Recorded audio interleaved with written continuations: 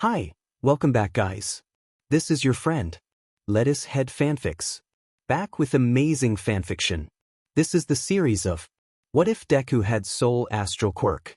Please give this video a like and subscribe to the channel if you want more videos like this. Now let's get into the fanfic. When Izuku was born, he screamed and continued screaming until the nurses had no other choice but to give him to his mother quickly, blood still soaking him, or else they were scared of any problems that might arise from the continued stress. Already the small child looked far too fragile, his screams the only strong thing about him as his small face contorted, looking almost purple in color.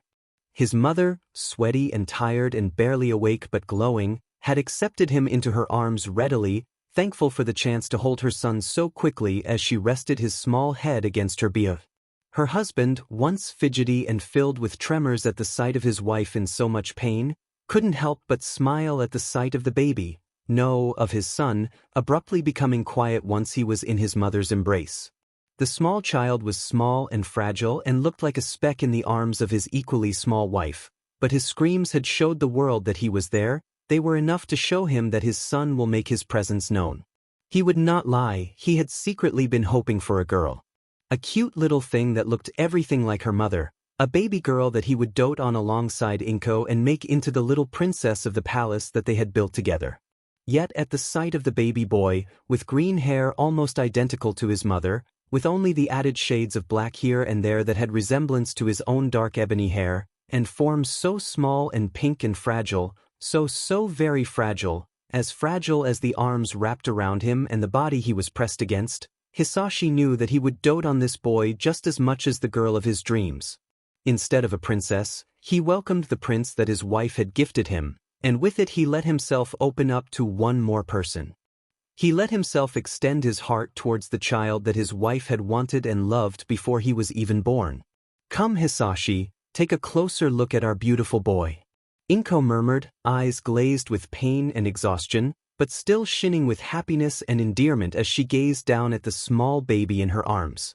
Her boy was so very small, she was almost afraid of squishing him by accident in her light embrace.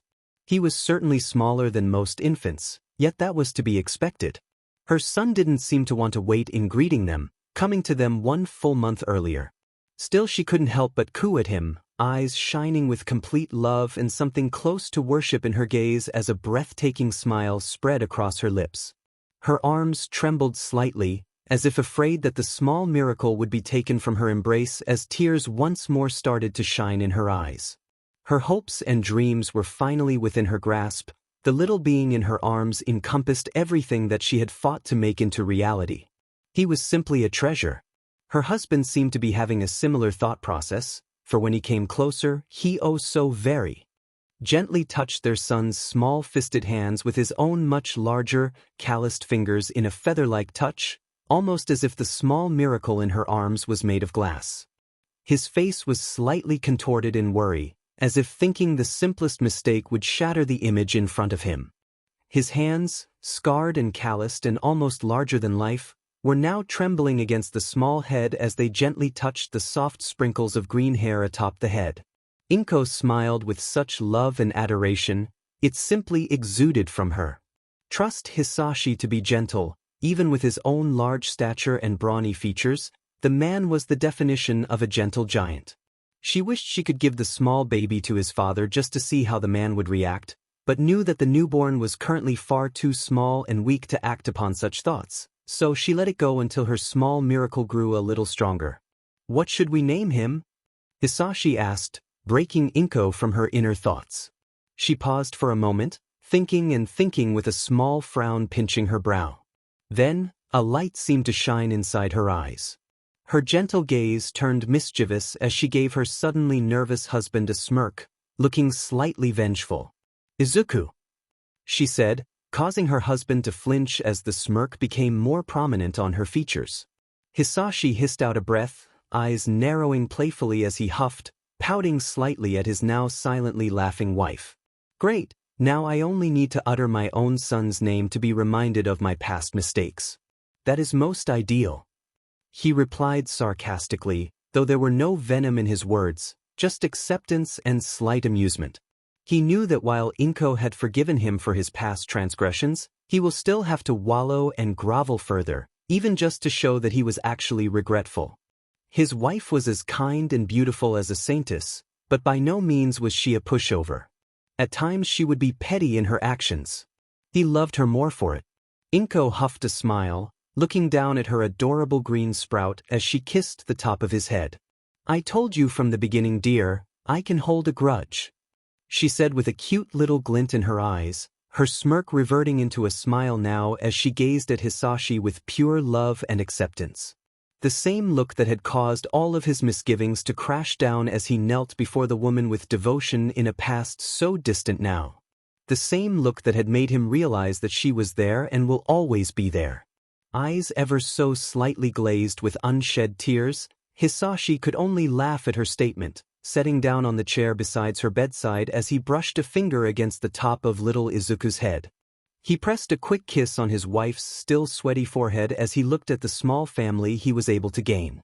The small paradise that once seemed impossible for him to ever achieve. "Well, since he is taking your last name along with me, he might as well have my kanji to make up for it." Before his wife could respond, the doctor returned. "I apologize for interrupting your conversation, Mr. and Mrs. Midoriya, but my staff and I must continue with the diagnosis that we had been unable to accomplish on your son. If you may please hand him to me, we will try to make sure your child is healthy and safe." Inko looked pained at the prospect of once more having her baby taken from her, but she knew that the medical staff was antsy about running further tests on Izuku. Her baby was born far too early, and all they wanted was to ensure that there will not be any dire consequences of this happening. Thinking this, she too wanted to make sure that Izuku was as healthy as needed for a newborn, more so if possible. The small baby in her arms was smaller, and while he had made a strong entrance with his screams, he now looked far more fragile while sleeping in her arms. She was almost afraid to see the small rise and fall of his chest stop at any moment. With that harrowing thought, she promptly handed her baby to the black-haired doctor, who smiled in thankfulness as he gently cradled the small infant in his larger arms. Making sure not to jostle him too much in the exchange, the doctor once more reassured them that he would make sure Izuku was well looked after. He then left with Izuku towards the other nurses. They quickly walked alongside him, hushed whispers too far away to make sense of them. Hisashi sighed, but before anything could be said, another nurse came in, a bright smile on her lips and a calmness exuding from her presence alone. "Hello, Mr. and Mrs. Midoriya, I am Nurse Nato. If you are not too tired, would you be willing to answer some questions for me?" Both husband and wife looked at each other, and they knew that this would be a long day. Still, the glow didn't leave the new parents as they smiled at the nurse, attentively answering every and all questions that she gave them. It was not an easy few weeks for the Midoriya couple. While the doctors assured them that Izuku would most likely not die as an infant, they were still concerned about his premature health and weight. Wanting to not take any chances, they promptly placed the small child in an inhibitor within 4 full of vitamins in order to stabilize Izuku's health as much as possible before his eventual departure from the hospital. While the Midoriya couple were horrified by the fact that they were barred from touching their one and only child, the doctors citing worry over the infant's lack of a stabilized immune system as to why contact should be restricted for now, they knew that if they wanted to give their child a fighting chance, they must remain resolute. So they remained strong, gazing at their poor child behind a glass windows as the doctors pumped him full of vitamins, and just as they felt their resolve start to wane, the doctors gave them the best news: Izuku was ready to go home. The couple were advised to give the boy slightly more food than usually necessary in order to promote his growth, and a special formula to take alongside his mother's milk. Inko had been adamant about breastfeeding her baby. Inko was startled at having to give what could be seen as medicine to her baby, Hisashi only just barely able to keep her from panicking too much at the idea that her child was in such unhealthy conditions. Still, they managed to persevere, and after a grueling 3 weeks, the newest addition of the Midoriya household finally came home. Their house was a quaint 2-story house, with a small but comfy interior and a backyard that was big enough to play in and maybe have a pet or two. Inko always wanted a large family, and now that Hisashi had experienced having Izuku around, he would be lying if he said he didn't feel the same way. The small baby was like a drop of sunlight, shining a bright light towards the couple's future as he looked forward at what is to come. He could already picture the time ahead, the sight of Izuku laughing as he ran with other faceless children, playing alongside his younger siblings as Inko stood to the side, smiling her brightest smile as she gazed lovingly at her children. At the happy family that she had created. Izuku had been everything yet nothing like he had expected him to be. The dark green hair with black qualities that managed to capture both his and Inko's coloration in a perfect combination, though he was surprised to see what looked to be the beginning of curling on the edges as what was once sprinkles of hair started to grow out. Inko had been over the moon at the sight, exclaiming she had hoped that their child would replicate Hisashi's fluffy curls instead of her straight locks. The once dull green eyes of an infant slowly started to shine brighter as the days passed, capturing Hisashi's heart the more he gazed at them because they were an exact replica of Inko's own emerald, shining with innocence that Hisashi wanted to protect by any means. Izuku was so small, so fragile and soft that Hisashi had been terrified the first time he held him in his large arms, hoping beyond hope that he wouldn't hurt the precious treasure by accident. Inko's twinkling giggles had bounced against the room's wall as he tried not to fumble with the small baby in his arms, his face stricken with panic as he tried not to shake more than he already was. Izuku, as if sensing his father was under enough stress, had remained silent and still, merely gazing at the panicked man with curious eyes before toothily smiling at him. Hisashi had fallen in love with him then and there. Inko was also happier now, the glow he had seen in the hospital still present now in her smiles and coos as she held their child against her, almost as if afraid to let him go. He always tried to make his most beloved happy, but he now saw that she had been missing the little life in her arms more than anything. He knew that nothing he could have ever done for her would bring her as much joy as the being that she held cradled in her embrace. He couldn't say that he blamed her. The days went by in a blur, and before they knew it Izuku had turned 1.5. Hisashi never knew his happiness would possibly be able to increase, but Izuku had a knack for creating miracles. With his birth he now had 2 reasons to look forward to the end of work rather than 1. He smiled in pure bliss as he unlocked the door, entering his paradise as he looked around, used to his wife greeting him in the entrance while embracing their son. Something about Izuku missing him through the day. Hisashi had laughed the first time she had done so, smirking at her and asking if it was only Izuku who had missed him. Times like those, he enjoyed the way he was able to evoke a reaction from his wife. Him and only him. Today was going against the slowly building tradition though, as neither his wife or child were there to greet him. He tried to push down the disappointment. It would do him no good to act childishly at his age. Walking towards the nursery, having a feeling that was where his 2 precious treasures were at, he was met with a smiling wife in front of the nursery door, but no infant in sight. The only thing keeping him from panicking was the knowledge that Inko would never leave Izuku unattended unless she knew for a fact that he was safe. He trusted her. "Hurry, he's waiting for you," Shai said teasingly, a loving expression on her face. Hisashi was confused to say the least, giving his wife a quick peck in the lips as he usually did when he came home. He then walked into the nursery. Making his way to the cradle, he was shocked by the sight in front of him. Izuku, his small little prince, laughed happily while clapping his hands, asking to be picked up with bright emerald eyes. The sight of the small mint green jumper he was wearing, with the words, "Best Big Brother," printed in dark black on the front, made a startled laugh escape him. He happily took his first son in his embrace, causing the small baby to chime in laughter as he turned to his wife with love and tenderness in his eyes, the same look being given towards him and their child in her eyes.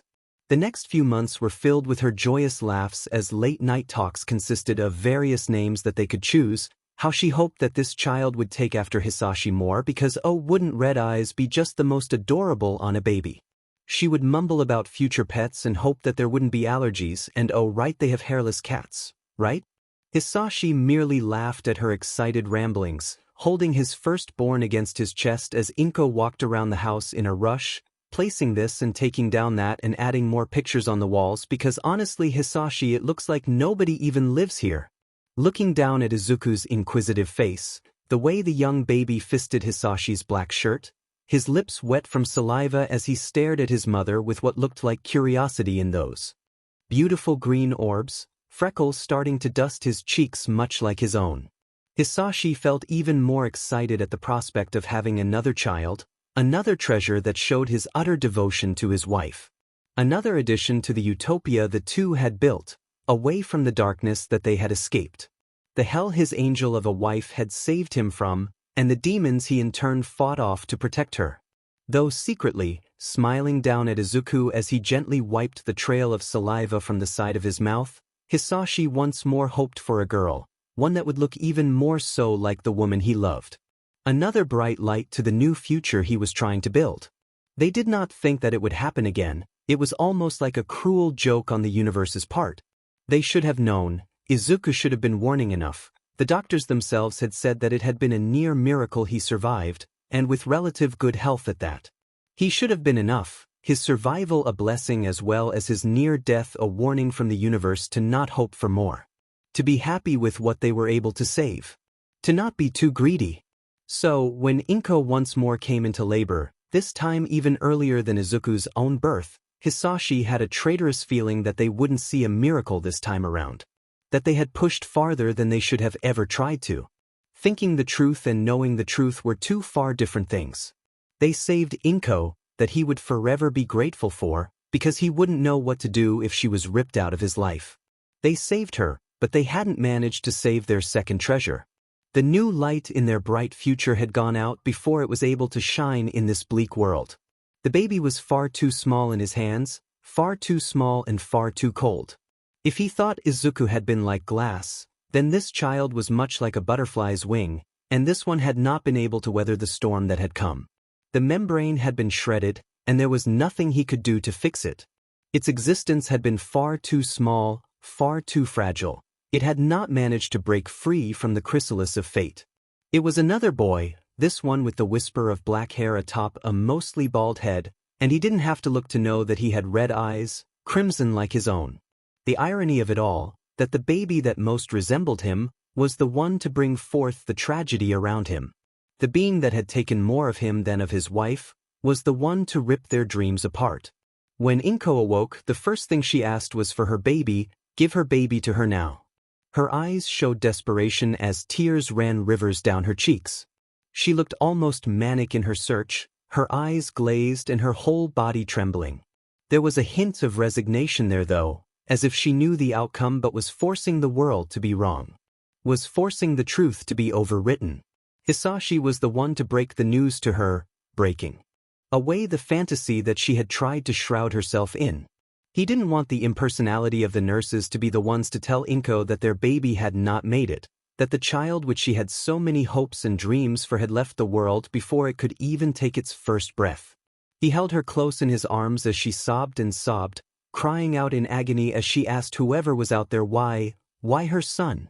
Why did tragedy never seem to leave them? It was only hours later when she asked to see the body, and the sight of her lifeless baby only caused her to break down in sobs again. She couldn't help but think, while holding him, if he would have screamed much like Izuku had, if things had been different. If he would have made as much of a strong entrance as their firstborn, sadly he wasn't able to break against the restraints of fate. She cried like never before, tears flowing in never-ending rivers down her eyes as she held the cold, still corpse against her chest. A part of her desperately wishing to feel the rise and fall of a small chest much like she had felt when Izuku was first given to her. She sobbed and sobbed, her crystal tears dropping against the pale corpse of the baby taken from them too early. Hisashi could do nothing but hold her against him, his own tears flowing down his cheeks as he stared at the peaceful baby held tightly against his wife's chest, its still features making it look almost ethereal. Mikomo. Inko suddenly whispered, her words washing over the small body as she brushed the small black hair with careful finger, black hair that now that Hisashi had a closer look to, was highlighted with dark green here and there. This made him want to laugh at the mockery. If he had been given the opportunity to live, Hisashi knew that there would be an almost uncanny similarity between Izuku, twins more so than brothers. It was almost as if Izuku had taken all that was Mikumo. There could not be a world with both of them it seems. And that was it, right? Mikumo, 3 clouds for the 4th one has left them behind. The small cloud that could have been had failed to form, leaving behind the 3 remaining ones in the otherwise empty sky. 3 clouds continue to travel forth, leaving behind the mirage of the would-be 4th edition. He held on to both this unformed cloud and his most precious being and hoped that this was all the wrong that would be done to them. This pain had to be enough. The universe seemed to not be done with their misgivings towards the Midoriya couple. After the doctors had been able to take the body, all that was left of Mikumo, they brought even more bad news to the couple. This time, it seems, the emissary had brought even more complications than could be resolved. In order to save Inko, and an effort to save the young baby that had ultimately been fruitless, they had removed her uterus. Due to the stress of the surgery, they had placed hormonal blockers and the procedure was irreversible. She would never be able to bear children again. The future once looked upon as utopia was fully and irreversibly shattered. Inko had been crushed, as this put her chance of having the large family that she had hoped for up in flames. She had cried once more, this time screaming for Izuku, bring her baby to her, don't take her baby away from her too. Don't take him away. Please leave him to her. Don't take any more, please she don't leave her alone. Due to her hysterics, the nurse had no other choice but to inject her with sedatives. Soon, his precious wife was asleep, and Hisashi could do nothing but cry at the pure distress that was visible in her features. Yet, even though this had caused her grief, he could not help but feel relief at the revelation that she would no longer be burdened with Prescence. He couldn't help the selfish part of him that was happy with the fact that he would no longer have to worry if the next time would be the last. He had almost lost her once in the pursuit of a miracle, he did not want to chance it again. They already had their one treasure, a treasure that looked almost identical to her. While he would now no longer be able to hope for the girl that he had long since wished for, he was happy. He was happy because he could keep what was truly precious with him. He could no longer be too greedy. Not again. The next time Inko had awoken, Hisashi had made sure to have Izuku with him. His wife had broken down once more at the sight of her one and only child, holding him in her arms as she cried and cried, showering his dark green curls with tears. Izuku had been startled, tears also forming in his own emerald orbs as soon he cried alongside his mother, small arms wrapping against her as he buried his head against her chest, scared because never once had his mother ever shown distress in front of him. The child was confused, not even a full 2 years old but already trying his best to comfort the woman who had given birth to him, to help his precious mother who was in distress in front of him. At the sight of his son trying so hard to comfort his beloved wife, Hisashi was even more sure that this was enough. It had to be enough. Hisashi sat down next to them, enveloping both in a hug against him as he buried his head on top of his wife's hair, her shaking form causing prickles of heartbreak to form inside of him. He promised himself that he would do anything to keep her from ever experiencing this pain again. He had promised her happiness the day they married. He was dead set on achieving this promise. He would not let her break, not while he was still there. The weeks that followed her entry, Inko would not leave Izuku out of her sight. The cradle that was once to be Mikumo's along with all the new baby clothes were promptly given to charity. Izuku's best big brother jumper was hidden away in a closet. In the same closet the blanket that had once wrapped around the still body was also hidden inside, wrapped around a picture of the LTS and Inko had taken. All the items were hidden away, but not discarded, creating a ghost of what could have been and what would never come to fruition. Izuku was rarely allowed to be away from his mother's arms. Any injuries that he caused himself while taking steps or crawling around the house were promptly taken care of and soon the floors were covered with fluffy carpets in order to keep him from hurting himself too badly. He was rarely allowed outside of his nursery, where Inko was more than secure in the fact that there was nothing that could hurt her precious baby. Hisashi knew that his wife was hurting. He also knew that this behavior was not healthy. She would not even sleep on a different bed than Izuku. The boy no longer slept in his cradle at night, but rather shared the bed with Hisashi and Inko as she held her precious child against her. She followed around the child as if afraid that he would disappear if he was out of her sight. He knew that this should not go on, but he would be lying if he said that he wanted to change it. He had seen the distress that his wife had gone through after Mikumo's death, and the funeral that had come after only served to further destitute her. Izuku, their precious treasure, had been the only thing that brought life back into her eyes. The doctors had told him to keep them together, but to also limit their interactions as mothers who miscarried tended to form unhealthy habits towards their surviving children. Some would become neglectful towards their surviving child, while others would become overly protective to an unhealthy degree.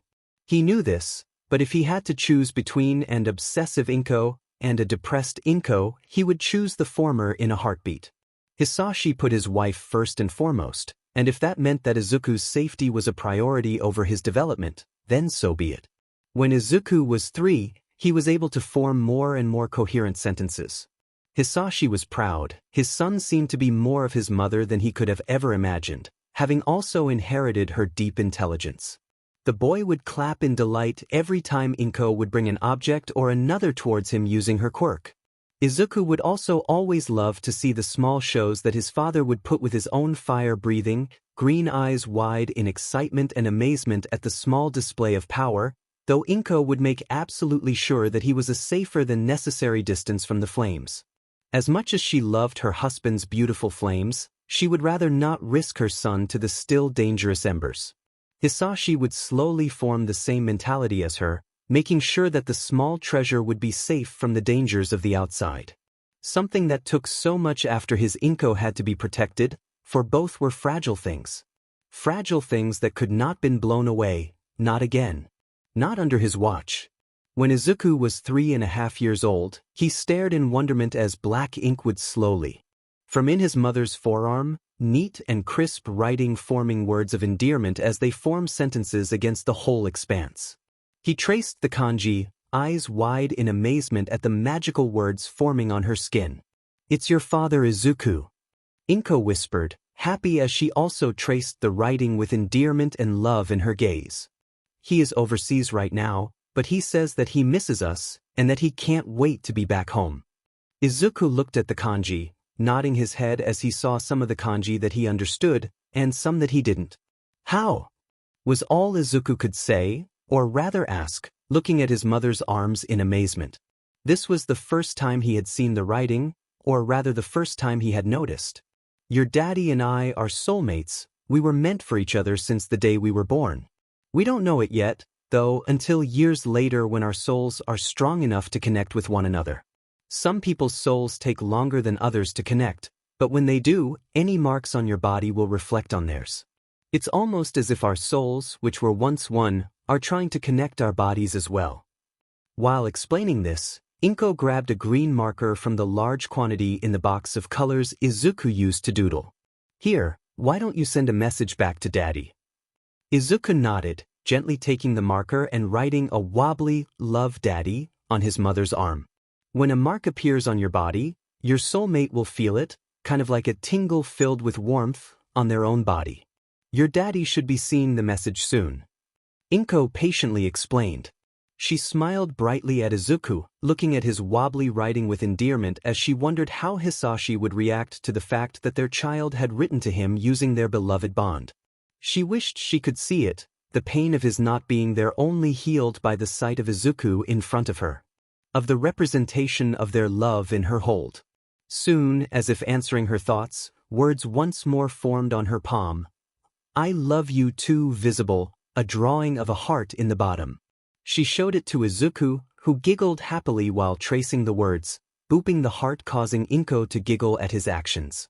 "I want a soulmate," Izuku exclaimed, eyes wide with excitement and happiness. "I be hero. You protect them." Inko's eyes misted slightly, though she forced a smile on her lips all the same. She did not wish for her child to pursue the hero career that he had for some reason taken a liking to a few months ago.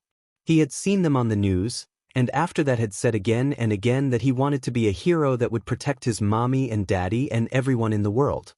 Inko dearly wished that this was merely a phase. The last thing she wanted was her precious treasure to be in constant danger all his life.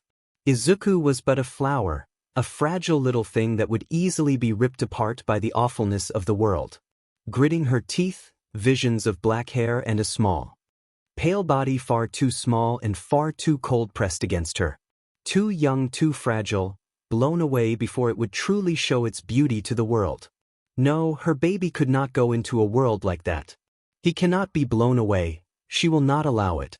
When Izuku turned 4 and was old enough to go to nursery school, Inko put her foot down and denied it. Izuku was too small, too fragile, he could not go out like this. What if the other boys did something? What if he got hurt? What if he got too cold and got sick? Due to being born so small, Izuku had a weak constitution, he would not survive the outside world. At first, Hisashi wanted to try and send Izuku to nursery school. His son needed to socialize, and most of all Inko needed a break from being a mother. Yet, the first and only time he managed to convince Inko to send their boy to nursery school, he had been hit with trauma. That day, as Izuku spent his time in nursery school, Inko had been destitute. She would do nothing more than look at the window near the kitchen in a blank state, almost as if her soul was out of her body. She would jump at the slightest of noises, her hands fidgeting together as her eyes looked unseeingly at the world around her. He tried to engage time with her, taking the day off work in order to try and watch movies with her, talk with her, even go to the park with her. Throughout this, she was barely responsive, it was almost as if he had taken the life out of her. As if her very reason for living was gone. It wasn't until this day that Hisashi saw just how much Izuku had truly come to mean to her, and with that revelation he did not hesitate to go to the nursery school and take Izuku out early. The young boy had been slightly confused at this, waving goodbye to the kids he had managed to meet as he ran into his father's embrace, carried home like always. When Inko saw her baby come back to her, she quickly got up from the sofa that she had been silently sitting on, sobbing as she looked over her precious treasure, tooting at the few scratches he managed to get from playing with the boys he had met and hugging him protectively against her.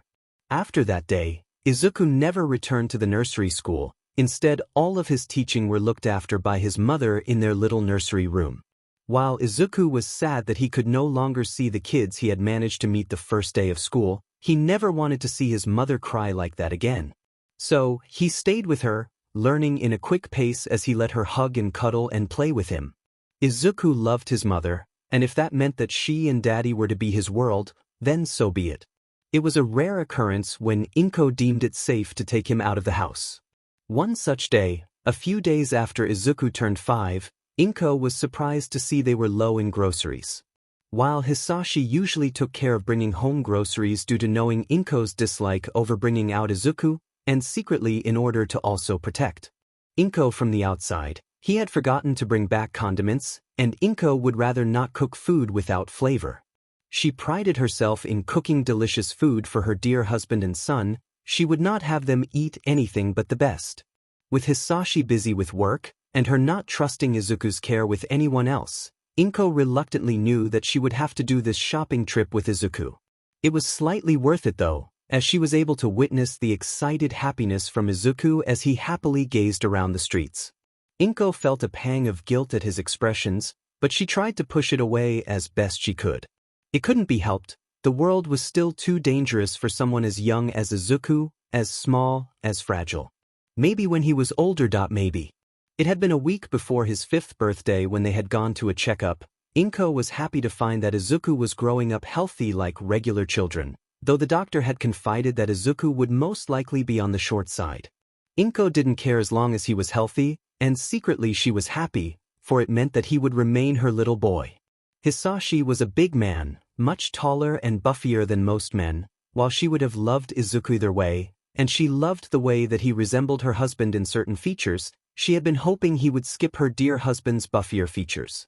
She knew Hisashi thought the same, having heard him mumble about how cute Izuku was and how much he hoped he would continue to resemble his mother and, please don't grow too fast. And he says she is too doting with their child, he should look at a mirror more often. While she had been a bit nervous at the fact that her child hadn't developed a quirk, thinking that it could lead to health complications. The doctor had reassured her that even if Izuku didn't manifest a quirk, he would still be healthy. It just meant that he didn't have the required gene mutation to manifest a quirk, nothing more. After hearing that, she was over the moon. For the past 2 years she had been agonizing over the fact that Izuku had wanted to become a hero, maybe if he didn't have a quirk. Shaking her head, Inko tried to banish her thoughts away. She had seen how distraught Izuku had been at the thought that he might not develop a quirk. It was heartless of her to be happy over such a distressing fact for her son. So, Izuku happily observed the world around him, taking note of all the new sights and smells that intrigued him. He had not been out of the house since the doctor's visit, and they hadn't had such a long stroll at that time.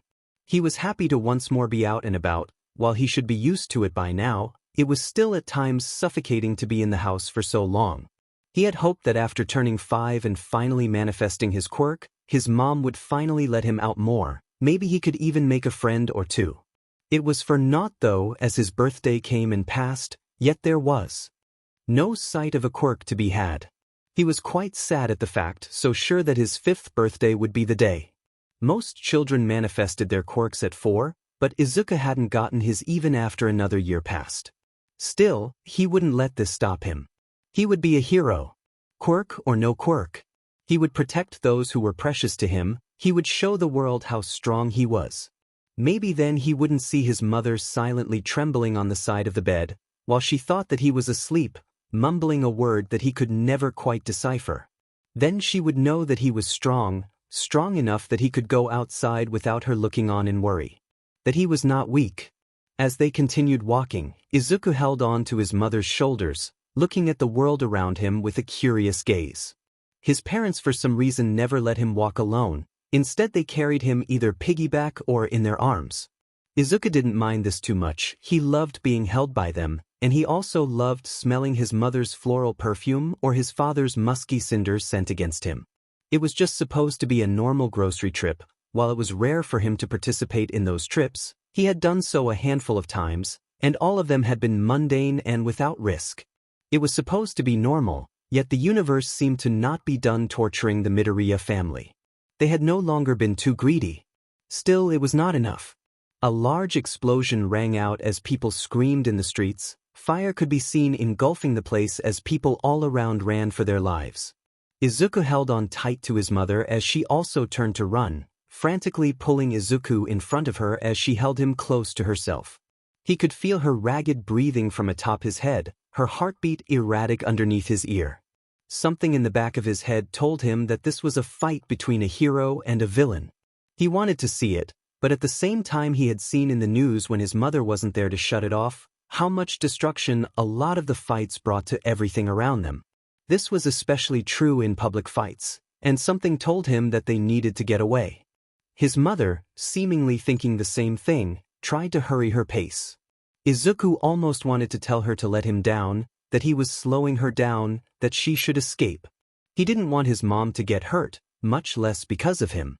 He needed to protect her, like his daddy had told him. Why couldn't he protect her? A huge explosion caused by a burst of hot fire made the world around him to shake as his mother fell, but before she did she threw him forward and away from her. Hitting his head from the fall, Izuku cried out as he hazily saw his mother being knocked down by pieces of falling building debris.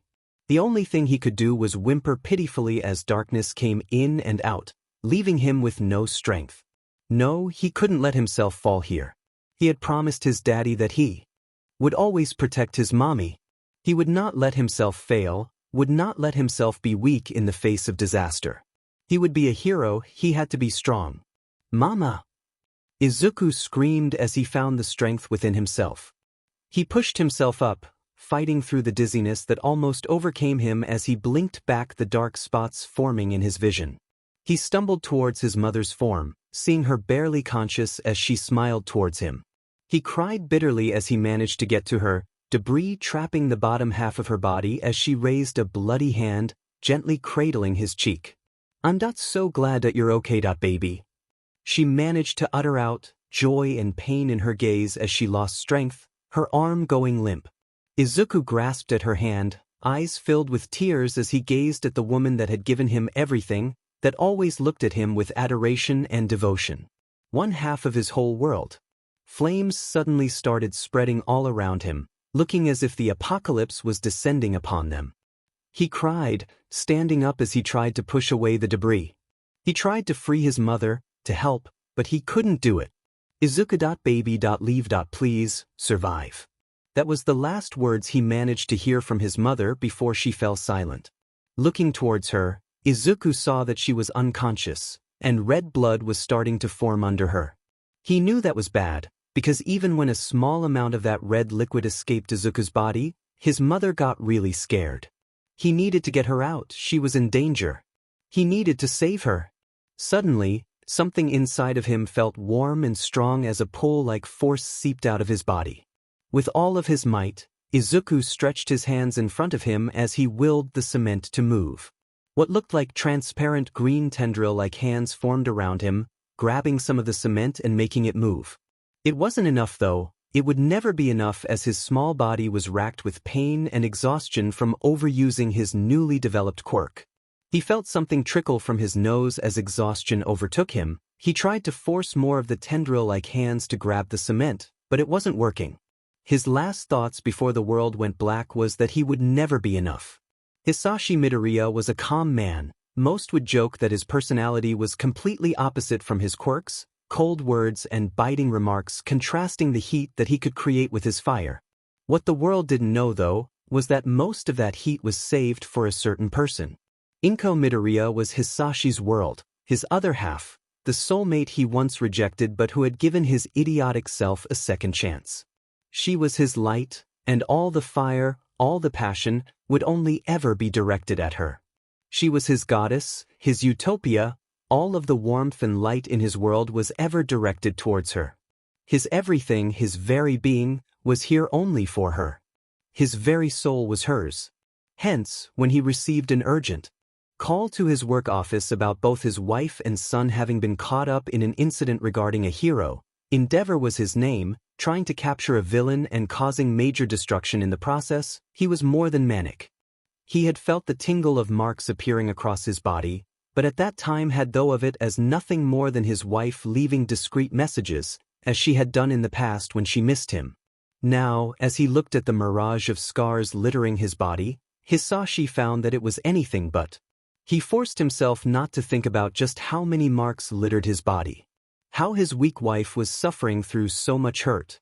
"Your wife is in critical condition," the person on the phone said. "She is currently undergoing intensive surgery," it went on. "Probability of pulling through is near minimal," it finished. Numbness started to overtake him as the temperature in the room suddenly rose, causing others to exclaim in surprise by the heat coming off of him in waves. Hisashi paid that no mind though, as the person on the phone continued to drone on, only hearing the direction of the hospital that his precious treasures were in before the phone snapped in his grip, cutting the call short as he stood up abruptly. The whole world seemed to crash down on him as he ran out of the office, not caring for the startled gazes he acquired as he ran to his car, quickly driving to the hospital's speeding limit med. It was a miracle he didn't get pulled over, and he hoped more than anything that more miracles would be accomplished today. He arrived in front of the emergency room after nearly screaming at the nurses to please tell him where his wife was for the love of everything good. He didn't want to waste any more time to be by her side but was quickly stopped by the doctors. He couldn't be at her side right now, they said. She was in too much risk at the moment. He needed to stay outside. He didn't understand. Why were they keeping him from his wife? Didn't they see that he needed to see her now? He couldn't breathe, the heat seeming to almost take over as the world continued to spin. Without his knowledge, smoke filled with lightly sprinkled embers started to escape his lips. But one word from the nurses that held him back brought him back to his senses. "Izuku." Numbness once more took over as he stared at the frantic nurse in front of him, not hearing everything she was saying. He cut her off with 3 words. "Where is he?" She looked glad at his question, quickly telling him the room number to his only son as Hisashi quickly walked over to his son's room, though not as frantic as he had done with his wife. Izuku needed to be okay as well. Izuku couldn't be hurt. Inko would become depressed when she got out of surgery. How could he forget? Izuku needed to be okay for his wife to be okay. The nurse had talked about something that sounded like overused quirk, but that didn't matter to him. All that mattered was that Izuku was okay, that he had survived. Inko would never leave their son alone. She would make it through. She had to.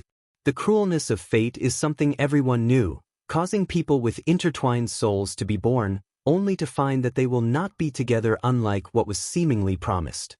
Forever wasn't an option, for nothing could ever last forever.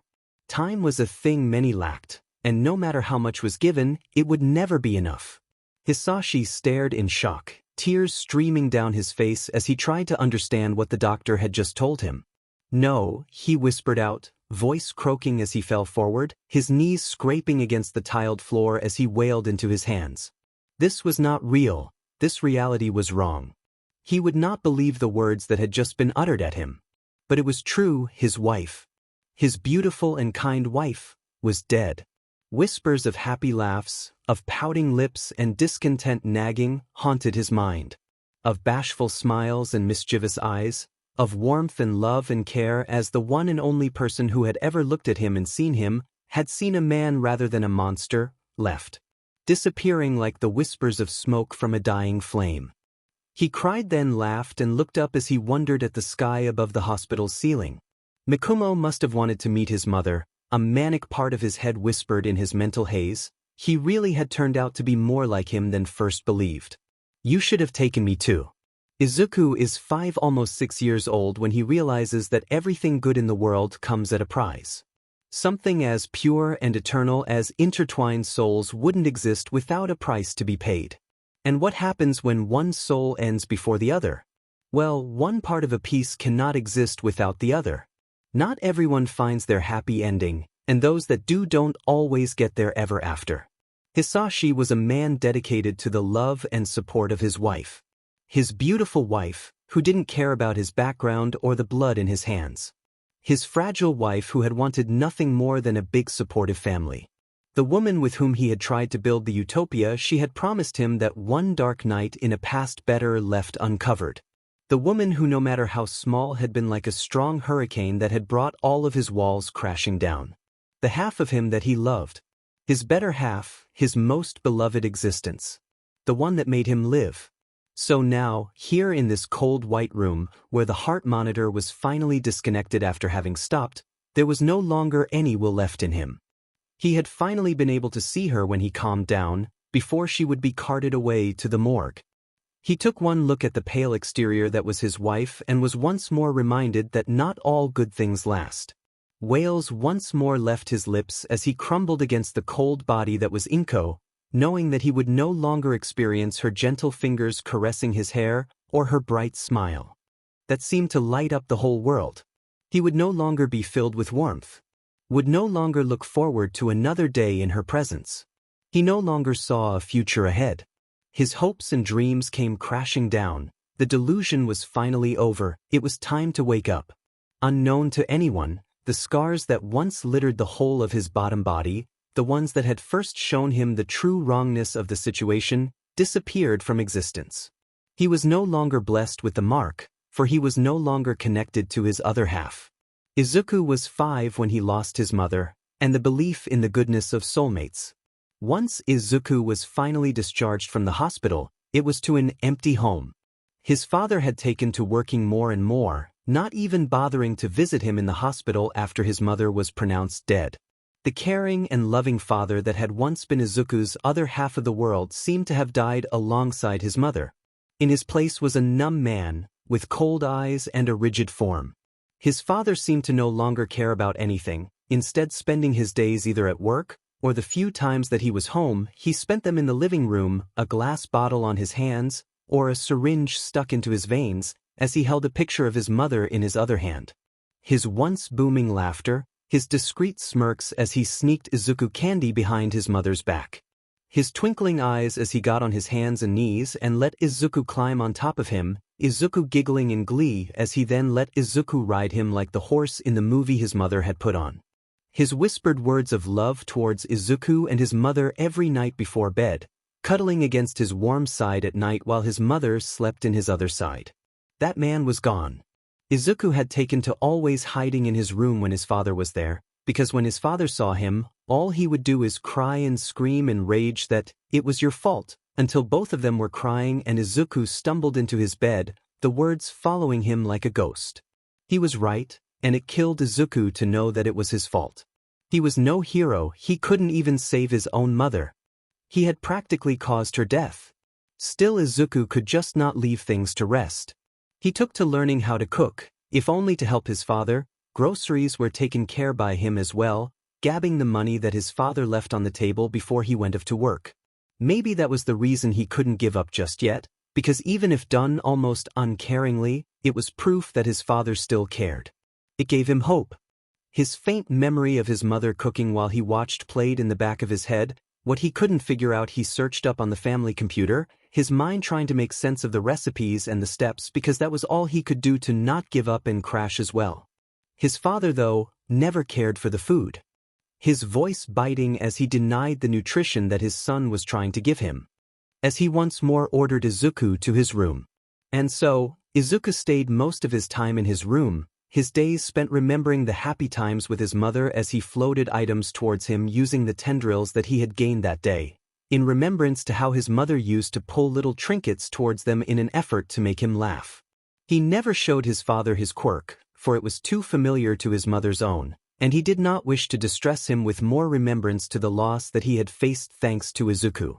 And so, Izuku continued to spend his days fruitfully alone, silent and concealed as he tried to make his existence unknown.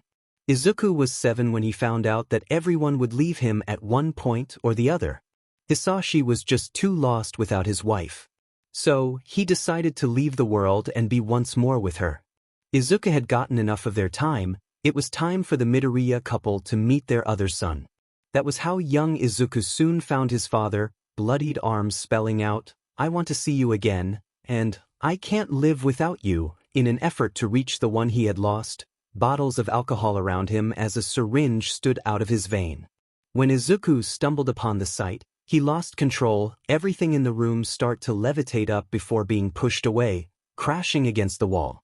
He screamed and screamed, his quirk going out of control as more of the things outside started to levitate everywhere, crashing here and there. As if a hurricane came through and caused everything to crash around him. Perturbed neighbors, not knowing the cause of the sudden mess, called in the authorities. What they found, the midst of the wreckage, was the dead body of one heartbroken Hisashi Midoriya, and the now unconscious body of Izuku Midoriya, his nose bleeding and his hands shaking. Izuku was 7 years old when he found out he will never be enough. Izuku was 7 years old when he felt his first tingle of his soulmate bond on the top left corner of his face. It felt foreign, but not completely off. It was warm and felt right, as if it was something he had been missing without knowing. When he looked in the mirror, he saw a burn mark splayed on his face, starting from the left top corner of his face and ending just below his eye. Then writing started to appear on his arm, and for the second time in his life he knew fate was a cruel mistress. "Shoto, are you okay?" "I'm fine, training accident." "Sho, tell me the truth." "Toshi, leave it alone." His soulmate, or rather soulmates, already know each other, though one of them seems to be in trouble. Izuku stared at his arm with a blank expression, not really knowing what to do. Seeing how easily they wrote on their skin and talked with one another, something in him told him that they had formed the soulmate bond a while ago. So then why did he only just come into the equation? He wished there was something he could do. The burn mark on his face did not look anything close to an accidental injury, but his hands were tied. A part of his head told him that he could take a marker and write, ask what was going on and try and help. But he couldn't take that step, couldn't let them know that he was there. He couldn't just barge into their already formed bond. Anyways, everyone always left him in the end. Izuku didn't think he could survive another heartbreak. A week later, Izuku sighs in relief at the news that he read on his skin. "We managed to leave him. I'm so happy. It's thanks to you and your dad's, Toshi. It was a good thing that your mom managed to get him to agree. It was either that or a court hearing. He didn't want this to ruin his career. I can't wait to see you again, Sho." "Me too, Toshi." Whatever they were talking about, it seemed that Shoto was out of the situation that he had been in. See, they didn't need him. Izuku smiled ever so slightly as he sat in his room. A small place with dust everywhere showing how little use it had. He was currently in his aunt's apartment, down in the seedier side of Masudafu. It had come as a surprise to find out that his mother had a sister. He had never met the woman, and his mother had never mentioned her. Actually, neither of his parents ever mentioned any family members. His mom and dad were the only people he had ever come in contact with, and at the time that had been enough. After the incident though, The police had managed to track down what he now knew was his last remaining family member. They had been hesitant over leaving him with her, what with her less than fit state. Still though, it was either her or the orphanage, and such institutions had long ago reached capacity. The rise in quirks also brought the rise of child abandonment, especially when a less than desirable quirks, usually quirks deemed villainous, were found in a child. So, once his aunt had for some reason agreed to take him in even without ever having met him, Izuku was promptly shipped to her front door with nothing more than a good luck from the social services employee. His first meeting with his aunt was not interesting to say the least. She was a skinny, dilapidated person, much like the apartment they lived in. What once was a beautiful face was now downcast and stretched almost as if there wasn't enough skin to fill her whole face. Her lips were always pursed in a slight frown and her skinny fingers were always taping on any surface they could find, almost as if she was waiting for something. She always wore baggy clothes, every inch of her covered, but Izuku would sometimes see her scratching at her arms, and see the scars littering the whole expanse of her arm. Scars that never seemed to heal. Or rather, she always made more before the old ones went away. The day Izuku had his new mark on his face, his aunt had frowned, emotion making itself known on her face for the first time since he had met her. A sneer then graced her lips as she grabbed Izuku roughly by his chin and tooted, "Seems like you weren't able to escape the curse either." She smiled then, a crooked, fragile thing as she grasped at Izuku's hair, tugging it up roughly to take a better look on the new mark that had been given to him. The mark that now showed he had more to lose. "Soulmates," she growled, "are like parasites. They take and feed off you until you are nothing more than a husk of what you once were, and when they are done, they discard you and find something better." She sneered, "Don't believe what others say about true love or happily ever after. There is only ever heartache and destitution." There were days where his aunt would ignore his very existence. Those days he would lock himself in his room like he had done before and breathed and wrote and read from books he had taken from the library because he needed something to keep the voices in his head silent, something to keep him from looking down at his body and seeing the proof that he wasn't needed. Then there were days where she decided to impart some knowledge onto him. Those days she would be holding a cup of strong-smelling alcohol, bottles strewed around the room as she beckoned him to sit down next to her. Her breath smelled rancid, yet Izuku said nothing as she chuckled and then laughed and then cried as she held him close, long nails clawing at him as if he were to disappear any minute. She held him like he was the last thing left in the world, and he almost saw a whisper of his mother in her. The very thought caused nausea to fill his stomach.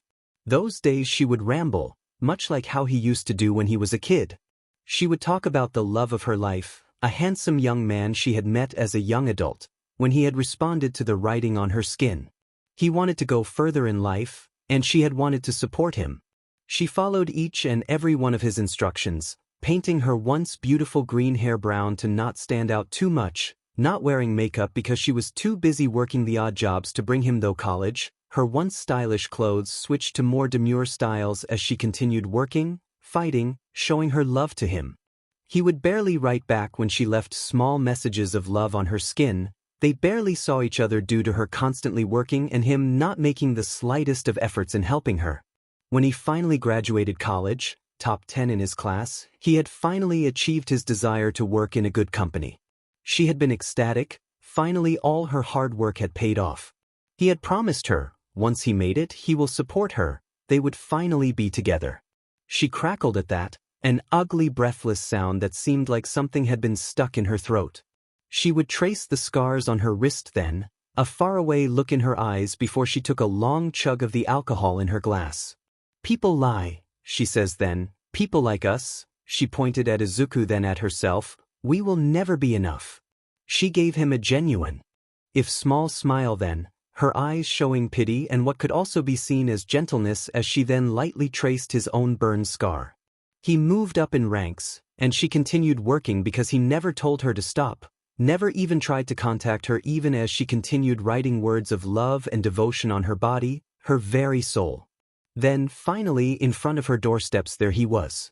The one for her, the one and only man that was meant for her. She had smiled, invited him in, love shining in her eyes as she made him his favorite passion fruit tea, sat down next to him and tried to keep her elated heart silent and calm.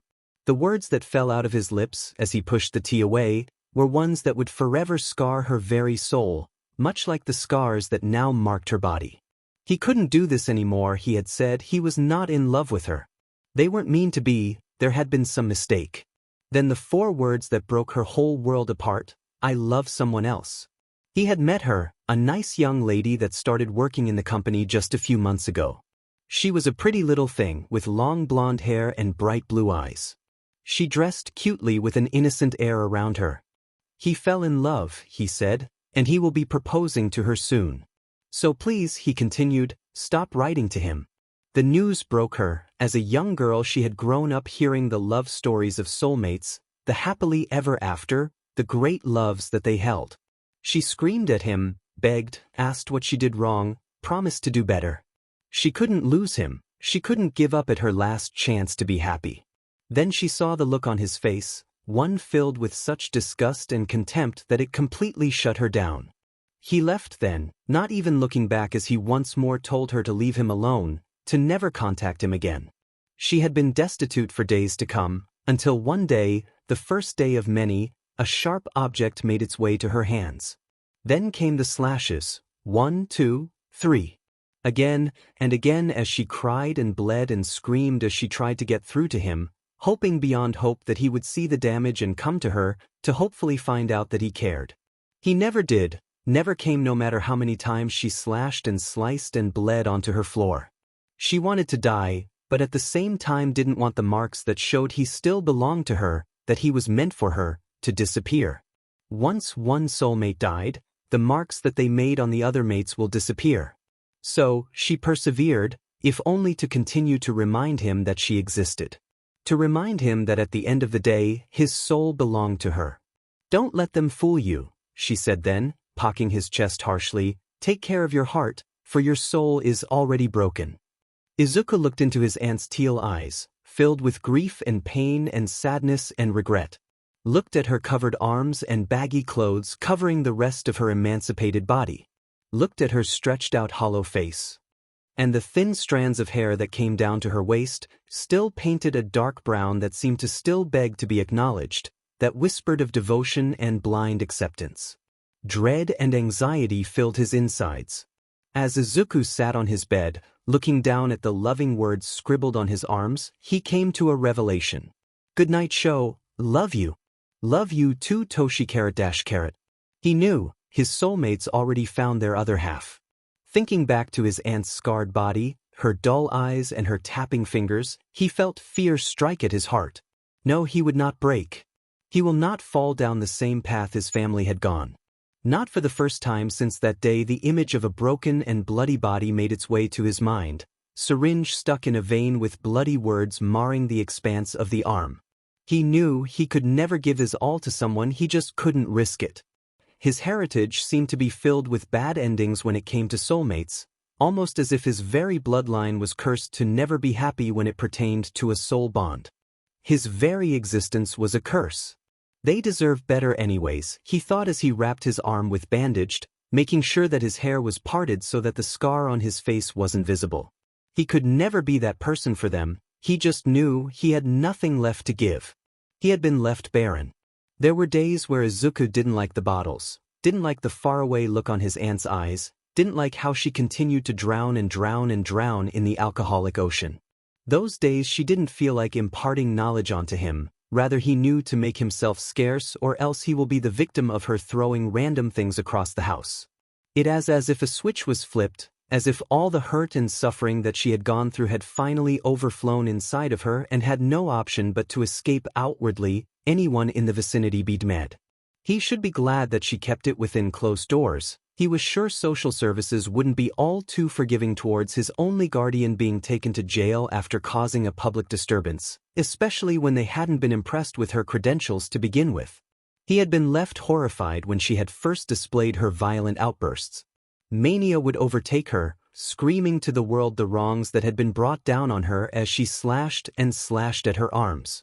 Blood dripping from her body as she laughed in pain, speaking words of woe as she begged he who would never come to see her pain to acknowledge her exodus, to not continue to deny the bond they so obviously held.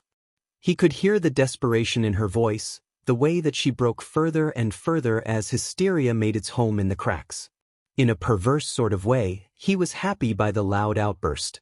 It showed life, it showed a will, it showed that she would not so easily succumb to the cracks. Unlike the silence, the voiceless crying, the quietness of giving up. The wordless goodbye as they faded away. It didn't mean that he always glad over such outburst, especially when he was unsuccessful in escaping from the danger. On one of those occasions, he had been hit on the head with a glass, leaving a huge bump across the side of his head, bleeding ever so slightly. He had hoped beyond hope that neither of his soulmates found out about him as he nursed the bleeding bump quietly after sneaking into his room, leaving his aunt to tire herself out until she finally stopped in a complete daze before falling asleep. He was just happy that the mark had been done on his scalp, hidden away and most likely not registered by his soulmate as it was not a visible mark. From that day forward, Izuku knew to make his existence unknown in the small apartment.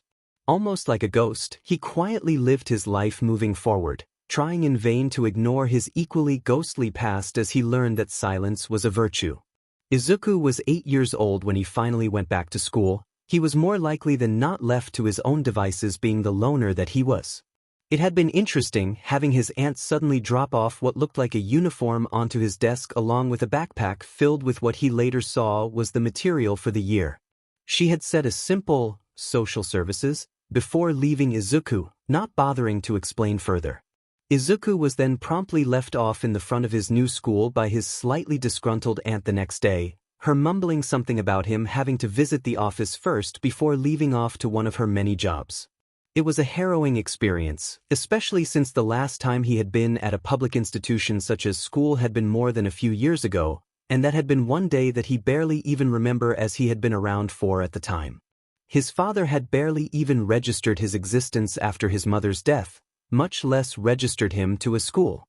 It looked like his aunt had done so because of a demand from social services in order to fulfill her guardianship, though as he looked at the run-down school with less than ideal school children and parents walking about, he was pretty sure they had merely done so due to propriety and not looked too into his actual living situation. Not that he minded, he rather preferred their continued oversight. The time spent with his father and then consequently his aunt left him a ghost of his former self.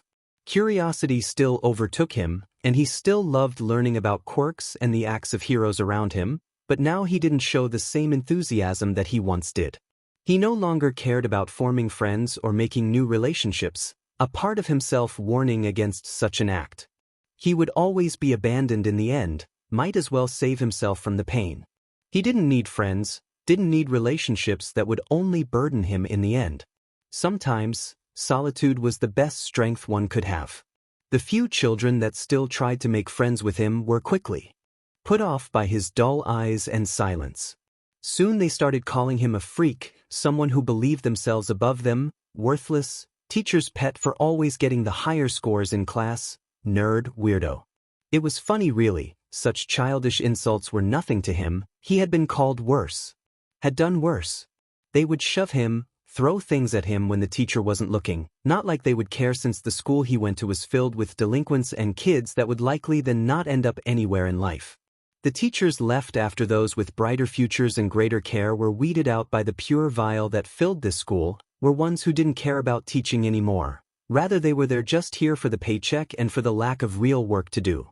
His classmates would try to goad him into using his mother's quirk, only for him to ignore them. He would not use his quirk for their pettiness' sake.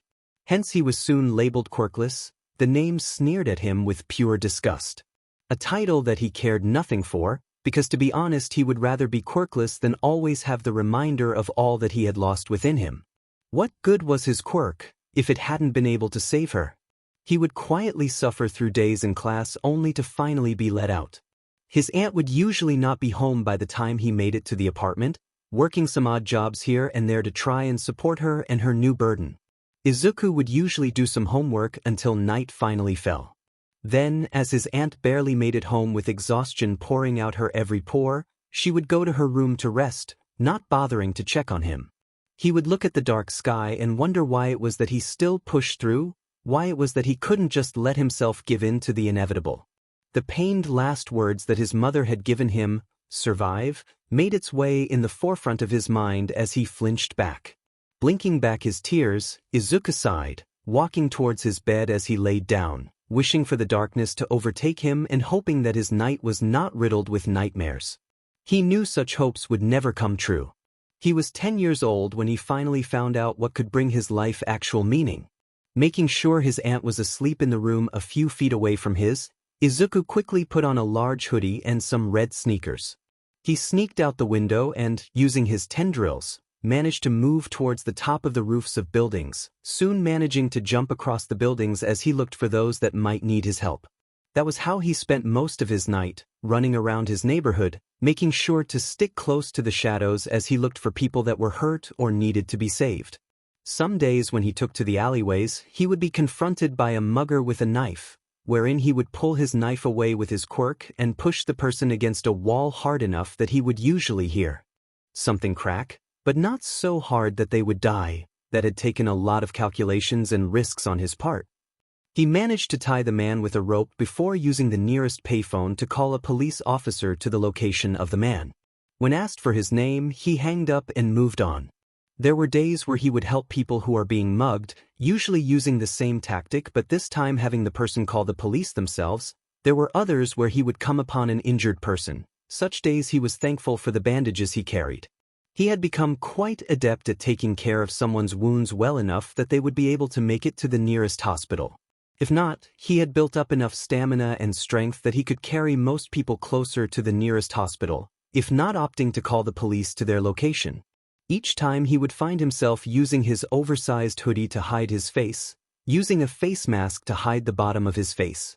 What he was doing wasn't exactly legal and he would rather not be found out. It didn't help that his height caused many to do a double take, though that didn't stop most of them from being thankful for his interference. After his patrols, Izuku would go home with a burning headache, blood practically dripping from his nose as he sighed. He would try to clean it up before falling unconscious on his bed, his head continuing to thump from the repercussions from overusing his quirk. You don't get something from nothing, that Izuku knew from the very bottom of his soul. The words of the doctor that had looked after him when he had woken up after that day started playing in his head. "That's a mighty strong quirk you have there, little guy, but you have to be wary. Quirks like those don't come without their weaknesses. We did a brain scan, and that quirk causes a lot of damage on your person if used too much. You are practically shaving years off your life. Listen closely, Midoriya Izuku, use caution, because this quirk might just cause irreversible side effects." Death was left unsaid, but even as young as he was, Izuku had already become accustomed to the term. He didn't deserve soulmates, he couldn't have them. He will not cause that type of pain to someone else. Because Izuku will help people, he will become a hero, he will use his quirk, he will fulfill his dream. Or die trying. Izuku was 11 years old when he stepped in front of a boy who was using his quirk to bully another in a playground. He was screaming something about a quirkless sheet as he laughed and laughed at the world, seeming to be unstoppable. In his place, Izuku saw his aunt, who laughed and laughed her pain away, but unlike her who took her pain out on herself, the boy instead took it out on others. Almost as if desperate to have people look at him, to have all attention on him. He needed to show them that he was above them, for that was the only way for his existence to be validated. Izuku knew then that the boy was screaming for help. Instead of laughing, he was crying. Izuku, though, didn't know anything about helping others emotionally. He only knew about helping them physically, and right now that boy was hurting another with such lack of empathy that it caused Izuku to do something he swore to himself that he wouldn't do. He got marked. He stepped between the victim and his aggressor and blocked the explosion heading towards the trembling boy. The blonde boy, who was the aggressor, widened his eyes in shock as the explosion hit Izuku squarely on the arm. Izuku had been ready for the pain to hit him, but for some reason his arm didn't burn. That was the day he found out about the second side of his quirk. Instead of being burned, Izuku felt the flames from the explosion being absorbed into his body, and the headache that had been throbbing since last night seemed to almost completely disappear. He felt refreshed, far more than he did even with a full night's sleep. Almost like his mental limit from his quirk had been reset. Izuku blinked in wonder as he looked down at his sweater, which now had the sleeve burned off, to see marked skin the color red, but no pain. It didn't even look like a burn mark, more like if he just painted red over his skin. The boy backed up a bit, his red eyes widening at the anger showing on Izuku's eyes as he seemed to radiate killing intent, but then he growled, snapping his teeth at him like some kind of animal. "What do you want, weirdo? What? Playing hero?" The boy yelled out, eyes frantic as he yelled towards Izuku. Something told him that the boy was not used to having something stand up against him, more than that someone being able to put off his attack without getting hurt. He must be used to lording over others with his powerful quirk. That wouldn't work on Izuku though. "You shouldn't use your quirk on others, you could get in trouble for it," Izuku said, sidestepping a swing from the boy. Izuku was a hero fanatic at his finest. He studied heroes and memorized and learned because that was all he could do to not think about anything else, so while he wasn't professionally trained, he was coordinated enough to not be beat by a kid who only cared about how powerful his quirk was. And now he could actually think instead of having his head constantly thumping from his usual headaches. He was used to dealing with muggers and small-time villains who used their quirks against him. A child had nothing on him. The boy tried to turn around quickly, but Izuku merely tripped him and caused him to fall to the ground. He thought about using his quirk, but he could already feel the headache from the effort. Instead, he hopped back a few steps, seeing that the victim had managed to escape in the time that Izuku gave him. If you don't want to find yourself in trouble for tormenting a kid with your quirk, take this opportunity to call it quits.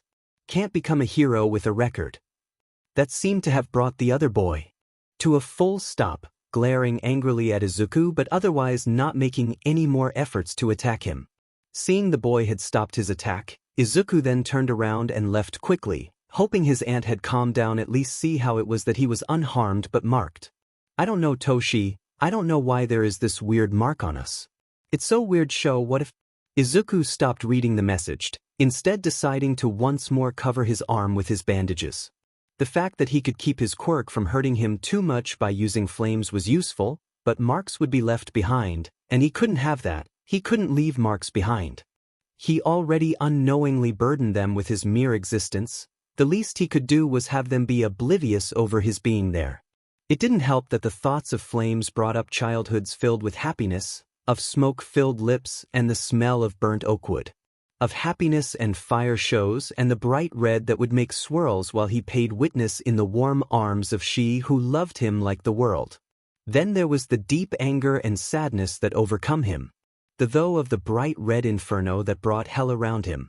The burning heat as the world around him came crashing down, as it burnt to ashes.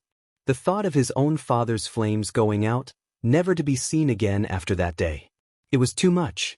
He couldn't be marked, couldn't be pushed back into a relationship that would only end in pain and regret. Izuku couldn't have them learning it was him. He just couldn't. Not even 3 months after, Izuku was once more marked. He should have seen this coming. It was a miracle it had taken a year for him to be marked in one of his patrols. He didn't know that the mobber that he was going against had a hidden partner, whose quirk seemed to be longer sharp nails. He managed to knock her out, but not without deep slashes on his side. He sighed, knowing his soulmates would see it, and decided to go home early after checking on the victim that he had managed to save. They looked quite worried over his bleeding side, but Izuku managed to calm them down enough for them to call the police, giving him time to leave, though only after making sure that the villains were fully incapacitated using some wires he found in the dump. When he went home, he ignored the tingled warmth in his arms, instead looking at the deep slash marks on his side. Sighing, Izuku knew that he couldn't go to a doctor, so instead he bit his lip and bandaged the cut, quietly opening his drawer. He was bleeding on from his nose, and his head spun so much he could barely tell left from right. He had gone on for longer in this patrol than he normally did, and the overusage of his quirk was coming back to bite him. He looked down at the lighter, but just as he was about to turn it on, when a deep fear and pain took hold of his chest. He looked away, placing the lighter back in his drawer. He wouldn't cause more marks than necessary, even as his head ached for release and his nose continued to lightly bleed from the effort. He laid down in bed. He needed to be careful. He couldn't fail this time. For 2 more years he gets more marks, And so he becomes adept at taking care of his own wounds because there is no one else to do so for him. Using his local library to check out books about first aid and using up most of his allowance to purchase said kits. His aunt, as always, never notices his actions as he slowly learns how to stitch himself back up and how to take care of any injuries he gets, with the added benefit of being able to also give first aid to any hurt victim he managed to save. In those years he never once uses that lighter, even as his head throbs and he ends up fainting for numerous days at times, he doesn't break. Even as red liquid spills from his nose and sometimes comes flooding up from his mouth. His resolution doesn't falter. His fear doesn't negate. His soulmates don't need any more marks from him than necessary. He became adept at ignoring the warm tingles of his soulmates writing on his body. Izuku is 13 when he saves this strange individual. He had blonde hair brighter than that of the boy who gave him his first mark. He was skinny and dilapidated much like his aunt was, but worse, with a sort of sickness that hangs over him. Izuku saved him from a low-leveled villain trying to get his wallet using what looked like hands transformed into guns. Must be his quirk. The hero-worshipping part of Izuku couldn't help but think it was such a waste of a good quirk. Images of a hero he knew was named Snipe made its way in his head, though he guessed human nature made it so that there would always be those who cared more about taking than giving. The man he managed to save stared transfixed at Izuku, his bright blue eyes wide as he exclaimed a whispered, "So young," when Izuku's oversized hoodie was blown off by one lucky bullet the villain had managed to shoot at him before being taken down. His face mask not doing much to hide his young-looking face. Izuku cursed, knowing this was the end of the line for him. Though that didn't stop him from worrying over the man when blood started spilling out of his mouth. Once he made sure the man was okay, he ignored his pleads to stay and ran away. He ran all the way to the house that was not home and through his window to his room. There he pulled out a bullet that had made a lucky hit on his right shoulder, a rag stuffed in his mouth to keep his screams of pain muffled. Panting and sweating from the pain, he managed to use his limited supply of off-the-market anesthesia. He would rather not think about where he got this little trinket, as he then sewed the skin back together, ignoring the tall warm tingles forming in parts of his body. He gave a silent apology to his underserving soulmates as he then wrapped the wound, absent-mindedly seeing that his stitching had gotten better. Onto his bed, groaning at the horrible night. He was found out. Izuku couldn't risk going out for the meantime. Instead he used the time to study and look up self-defense videos on the crappy but useful phone that his aunt had begrudgingly bought him. She had used a bit of what his family had left for him. He had been surprised to see that she never used that money for herself, something he knew to be true because she still worked almost every day and only ever seemed to go into the safe that held some of his inheritance when Izuku himself asked for something. She seemed to have noticed his mental question, a slightly amused smile forming on her lips as she tilted her head ever so slightly. "I wouldn't touch that money for myself if I was dying in a ditch." Something that looked like pain filled her eyes as she looked at Izuku, gazing into his emerald eyes before looking towards his dark but equally green hair. Something that looked like longing hinted into her eyes before being squashed by her usual delirious if sardonic gaze. "My sister was a effing angel, the light of our parents' lives. The only time that she went against them was to marry that good-for-nothing man. She never did let me see you." Here his aunt will laugh hysterically, looking at him with contempt. "Always worried that I would be a bad influence. I was always the messed up one. Even while being the oldest she was always better than me." She got her happily ever after with her soulmate, but look how far that took her. What more with a man like that? At that his aunt stopped. She would never go into too much detail about his father, but Izuku got the feeling that there was something about his father he wasn't aware of. A dark secret that he never knew. Still, hearing how his aunt talked about his mother made his chest sting and his throat constrict until it took all that he had not to scream back at her. He couldn't agitate her, not if he didn't want to end up in the streets or in those overcrowded orphanages. So Izuku stayed silent, glassy eyes showing no emotion as his aunt continued to crackle away. She then stared at Izuku's gloved hand, his covered arms and his parted hair that hid the burn scar his soulmate had first gifted him. Izuku sometimes even took to bandaging his whole face due to the fact that his soulmates had taken to writing on their own faces, things like, "Is anyone else there?" and, "Please if you can see this respond to us." His aunt had looked at him with something akin to pride, the look of twisted satisfaction.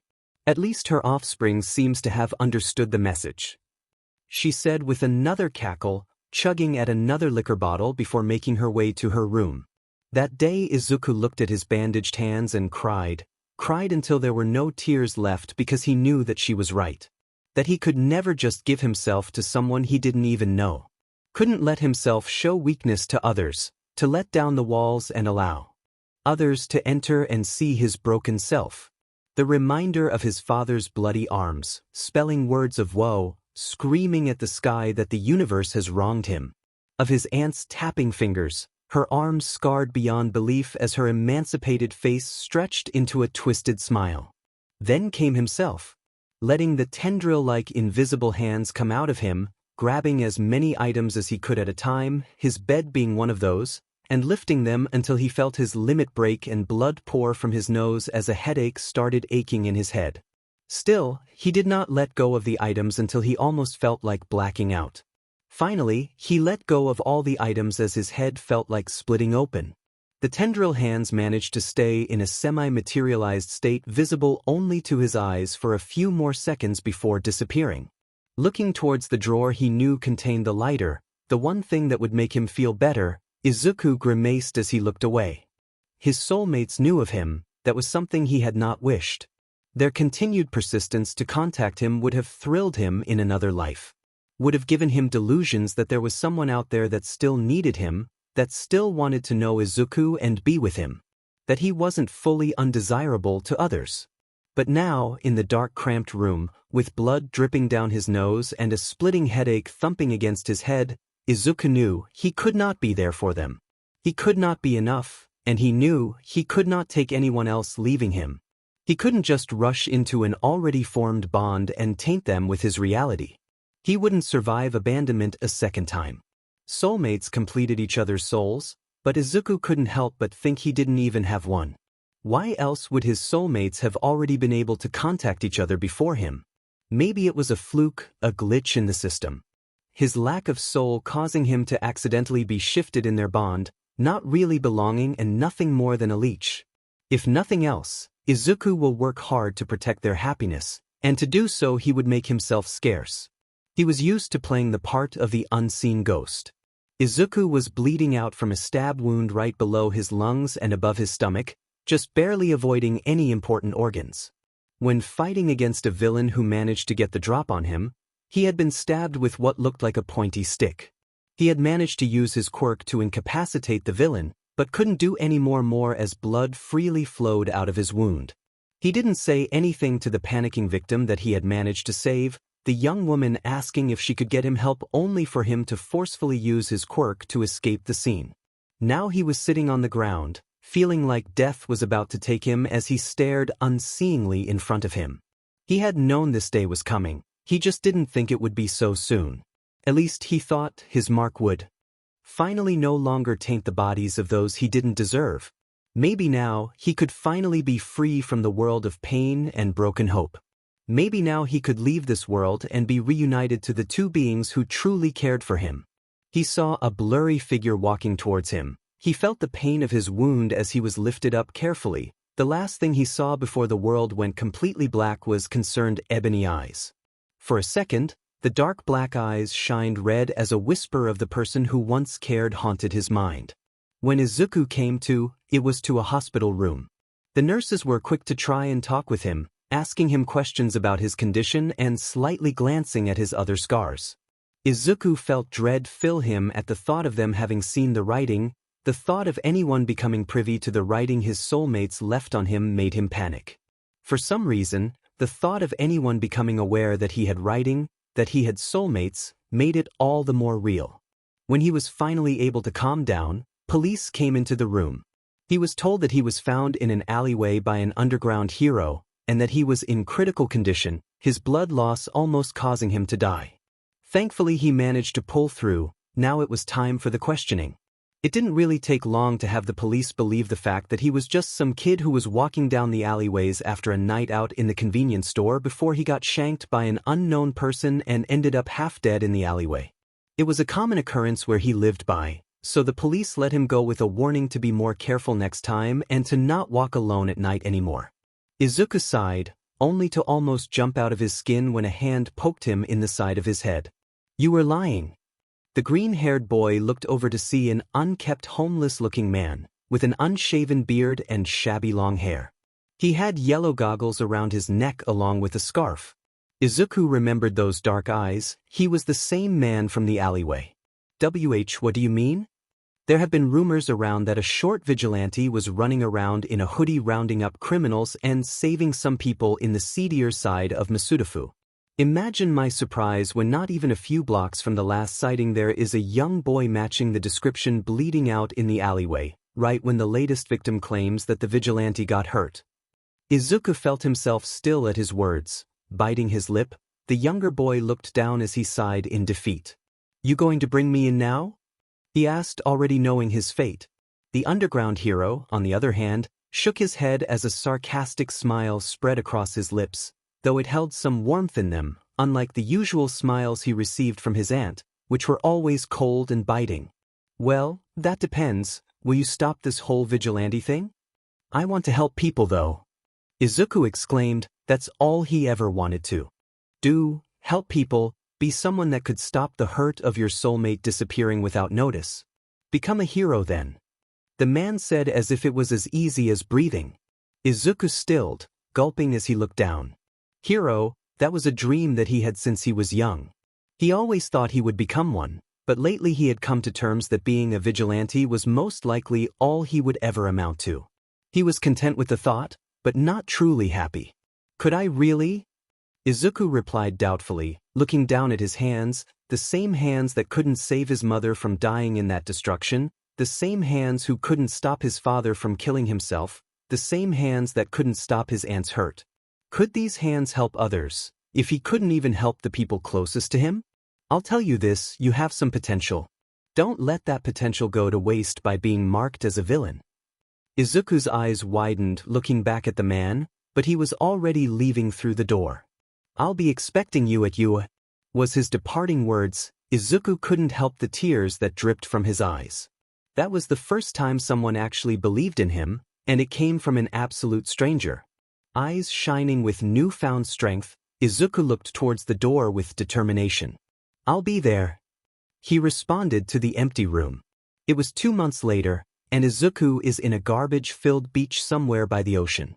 He had been looking for a remote but still accessible place where he could practice his quirk, and he was happy to see that there was a section of the beach that he could claim to not only practice his quirk, but maybe even help clean up a little.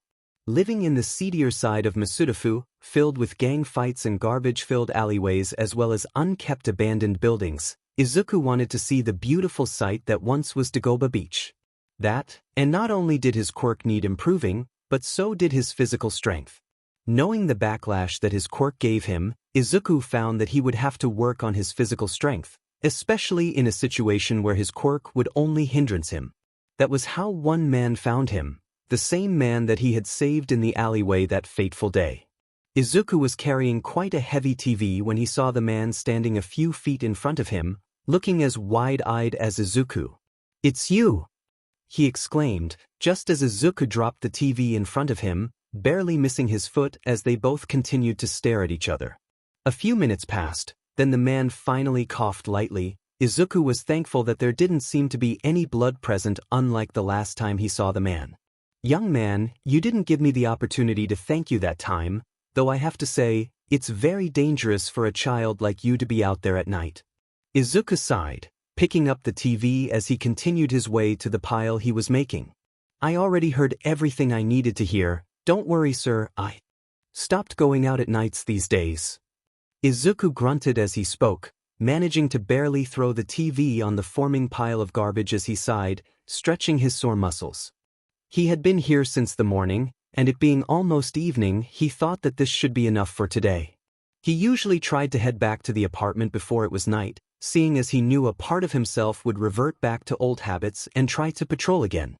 After leaving, Izuku read a note the hero that had rescued him had left on his hospital bedside. It said that he would be patrolling Izuku's regular spots more often now, and that Izuku didn't have to worry about any more victims, at least in that area.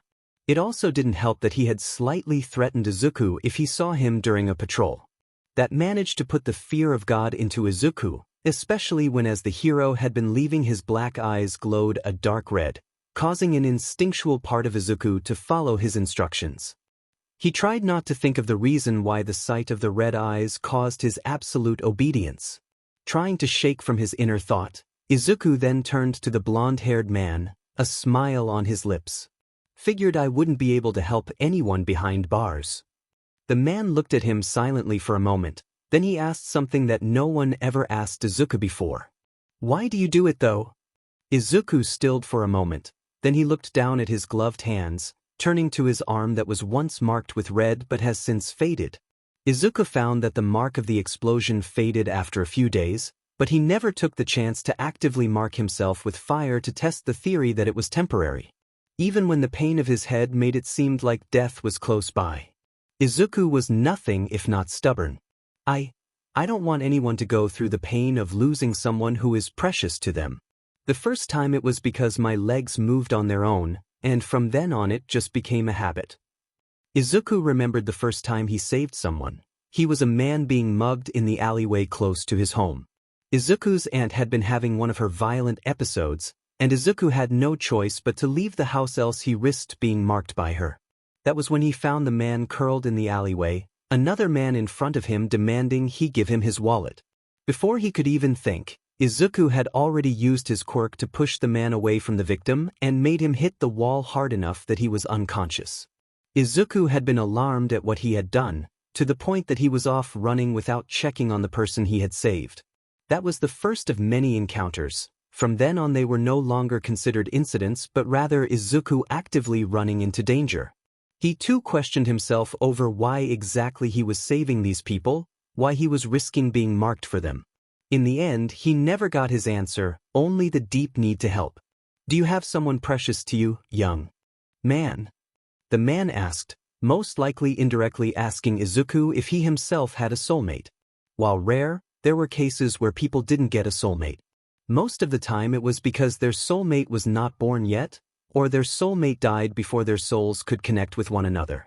While they weren't as discriminated as quirkless people, people who didn't yet get their soulmates were seen with a sort of sympathetic light.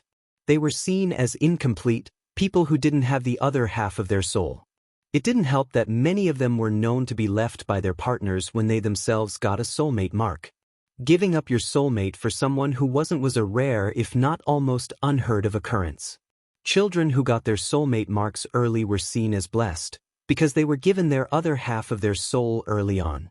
Having more than one soulmate was rare, but it did happen in occasions. Though there have never been cases like Izuku, who connected with his own soulmates while they had done so earlier. Usually, soulmates would connect all at once, further making Izuku think that his was more of a fluke than anything. On the other hand, older people who didn't have soulmates to boast about were seen in sympathy, treated like fragile glass. They were at times seen as ghosts, for in many cases they weren't long for death. Rarely did people think that they just never got the chance to connect with anyone. People who lost their soulmates through death usually followed behind them soon after. The image of Hisashi, dying slowly day by day until he finally couldn't take it anymore and left the world in pursuit of his other half, came into Izuku's mind. Izuku thought back to the scars littering his aunt's body, to the bloody words on his father's arms, left unanswered. He thought back to his own burn mark, hidden behind long bangs. Finally, Izuku smiled, looking at the man straight in the eye. No, sir, I don't have anyone like that. He saw it then, not the sympathetic gaze he was anticipating, but rather a sort of deep understanding Izuku never thought would be directed at him. For some reason, he felt that the man knew he was lying, but at the same time knew why he did so. I see, the man said, then he turned and left. The man comes back here and there, giving Izuku pointers about different exercises he could do in between cleaning the beach. Soon the cert turns into Yagi-san, which then turns into Tashinori-san. Tashinori gives Izuku proud looks and easy smiles when he manages to learn a fighting technique. He tutors Izuku in basic combat, though Izuku is adamant about never fighting against him. Tashinori, while holding quite a bit more strength than he looks, still had a sort of sickly frailty to him that it caused Izuku to never want to raise a hand against the man. His thoughts continued to be as such even when Tashinori made it clear that he could wipe the floor with Izuku on a bad day. Hence, Tashinori merely helped Izuku with his posture and his exercises. Soon Tashinori asked which high school Izuku was going to apply to. When he heard Izuku respond UA, he gave the younger boy a bright smile. Great choice, my boy. My boy, that was the first time, ever since his parents' death, that anyone had ever addressed him so gently, so intimately. Izuku cried that day. Tashinori, shocked by the boy's sudden show of fragility, panicked over Izuku's crying form, patting his back and asking desperately what was wrong. That was the first time in many years Izuku let out a bubbly laugh. He knew that he would hold that day precious for the rest of his life. Izuku was 14 years old and he was 10 months away from his UA admission test. He was walking through town, looking to see if any heroes were out and about fighting villains. He had taken to writing about the different ways heroes use their quirk to fight against villains. It helped with critical thinking so that if he ever met a villain who he had to defeat or a hero he had to support, he was well practiced in already analyzing their quirks to fight against or aid. It was a habit that turned slowly into an obsession as Izuku continued to write and write. Soon one notebook turned into while his aunt was none too pleased with the waste of money, she still used his parents' inheritance to give him a small allowance a week. He had been surprised at the fact, looking at the substantial pocket money as she gave him a dispassionate gaze. So that you don't have to bother me every time you need to buy something, but I won't give you more than this a week. He had a feeling that she had done so for his sake, helping him learn to manage his money while at the same time letting him buy what he needed. Not that she would ever tell him so. Times like those Izuku knew that his aunt wasn't truly a bad person, just a bit broken. After the introduction of an allowance, Izuku started taking care of the residents, making meals and cleaning the apartment when he came home, even going grocery shopping. Some days a whisper in the back of his head told him that this would have been his life. In an alternate time, if things had been different, he would have been tasked with the same in order to earn his pocket money. He fought to ignore such thoughts. When taking care of the chores, he always made sure that he was careful when cooking, especially around flames. He couldn't let himself be marked, not anymore. Not when it was unnecessary. His aunt never acknowledged what he did, but the fact that she ate his food was more than enough for him. Flashbacks to a time where his food was thrown at him, almost hitting his younger self as his father shouted and screamed at him to just leave him be, to disappear, made his aunt's easy acceptance of his efforts warm him inside. He found that if he cooked something she particularly liked, she would give him more pocket money than the previous weeks. He smiled at that. His aunt would still drink. She would still have those days where she just couldn't take the hurt inside of her, so she had to express it outwardly. Those days Izuku would see red as she slashed and slashed at her body, crying at the world to see her hurt as marks upon marks appeared. Those were the days Izuku would go out of the house, usually taking to going to the park, or if he saw the gangs by there, just walk the neighborhood, hoping that he could not be disturbed. He had even taken to going to Dagoba Beach, which had long since been cleaned. He tried not to let the part of him that wanted to once more walk the shadows, to look for those that needed help and screamed at him in disappointment over his lack of helping. Izuku had made a promise. If he didn't even have his word, what was left?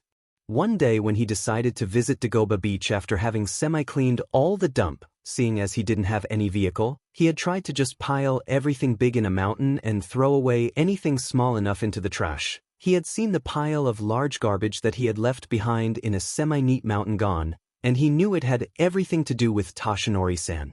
Hence, soon the beach became his usual hangout spot. Staring into the ocean, the sparkling white sand shining from the sun's dying rays, Izuku couldn't help but dream. Dream of another world, where a younger him would be splashing in the water, a happy green-haired woman smiling at his younger form while telling him to be careful with the waves. The boisterous laughter of his father on the bank, his dislike of water due to his quirk causing him to be none too eager to weather the ocean's currents. his mother teasing his father's cowardice in light amusement until he finally gave in to her and made his way towards them in the water. He dreamed and he stayed until the cold night air broke him out of his delusions and he knew that he had to leave. Had to wake up. He couldn't always escape his aunt's manic episodes at times, shown with the bruising he sometimes had on his body. The one and only time he had used his quirk in front of his aunt, she had laughed and cried as she slashed at him. He had accidentally activated one of his tendrils to catch a bottle that she had thrown in his direction, unable to drop the bottle fast enough as she noticed the floating item in front of him before it came crashing to the ground, breaking upon impact. He didn't have time to question the sudden silence before he saw her sprint towards him, the knife she used on herself previously now used to slash at him for the first time as he could do nothing more than try to protect himself by raising his arms up in defense. He bled from the deep slash mark traveling from elbow to wrist on his right arm, his blood dripping to the floor as she straddled him down, her skinny form showing strength that he never thought she had. After she slashed him, she had slammed her body against him, bringing him down to the ground as the shattered glass of the bottle his quirk had dropped dug into his back, causing pain to prickle all over his body as his aunt forced him to stay in a laying position on the ground. "So, you got it like mother like son, I see." That was the first time Izuku knew the real reason why his aunt was left behind by the love of her life. Why it was that her parents never really saw her as anything more than below her sister. Why she took her pain away with alcohol as she slashed at her body. You see, quirkless people are seen as disposable, as less than human. We are treated like the scum of the world, not even our soulmates love us. You boy are lucky. You gained the blessing that was denied to many others. She laughed hysterically then, tears dripping down on his own face as his hoodie became soaked not only by his own blood but by hers as well. She grabbed his hair then, pushing it away to show the burn mark on his left side. He had always wondered over the burn, what the cause could have been, but never had the guts to read his soulmate's messages to try and find out the cause. Though Izuku knew one thing, it had been done purposefully. There are people out there who see a powerful quirk and think their quirk can be advantageous. Don't be fooled by niceties, my dear nephew, you are nothing more than the power that you hold within. She looked at his bleeding nose then. He had been overworking his quirk since last night, and having used it now again, even on such a small item, had broken the dam once more. She sneered at him, touching their foreheads together as Izuku's eyes widened. Nobody would want a dysfunctional item like yourself. You will just be pushed and pushed until all that is left of you is a corpse. If you want to walk that path, be my guest. Here she grabbed a fistful of his hair, causing him to yelp in pain as she pulled his head to the side, pushing the bandages around his neck down as she saw something, most likely the writing of his soulmates if the tingling on his neck meant anything. He wanted to fight back then, wanted to push her away before she saw the writing that was left on his skin. He didn't want anyone to see the writing, anyone to see his vulnerability. He couldn't do it though. All he could do was whimper as she pulled the bandage down and made him bare before her, exposing him and all his pain and longing. She smiled then, chuckling with a cracked voice as she finally got up, grabbing a bottle of strong liquor. "Don't say I didn't warn you," she sang out, voice chipper than he had ever heard her as she walked back into her room, leaving him alone in the living room. Izuku stayed laying there for a moment, wounds still bleeding on the floor as tears escaped his eyes. He struggled not to make a sound as he cried and cried on the living room floor. Finally, once he was able to stabilize his emotions, he took care of the wounds now littering his body, having to stitch the slash mark his aunt had left him.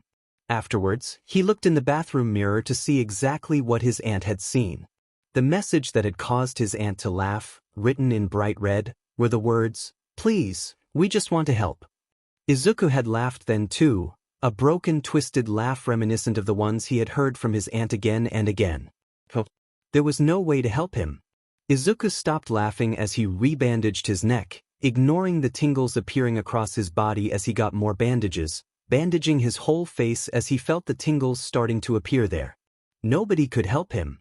When Izuku heard an explosion not so different from the explosion that had given him his first mark, he knew that he had to go there. So he ran quickly to the scene, only to see the same blonde boy who had irreversibly changed his life throwing explosions everywhere, a gooey substance surrounding him and keeping him captive. Heroes were all around him, but nobody could do anything to help as their quirks were ill-equipped to deal with the slime villain. Quirks aren't everything, Izuku thought to himself, looking around him and seeing only helplessness in their expressions. He looked back at the boy and knew that he couldn't hold on much longer. His explosions were weakening, and Izuku just knew that the slime villain had cut off his airways. When their eyes met, Izuku could see the scream for help inside them. Izuku did the one thing he told himself not to do again. He ran in.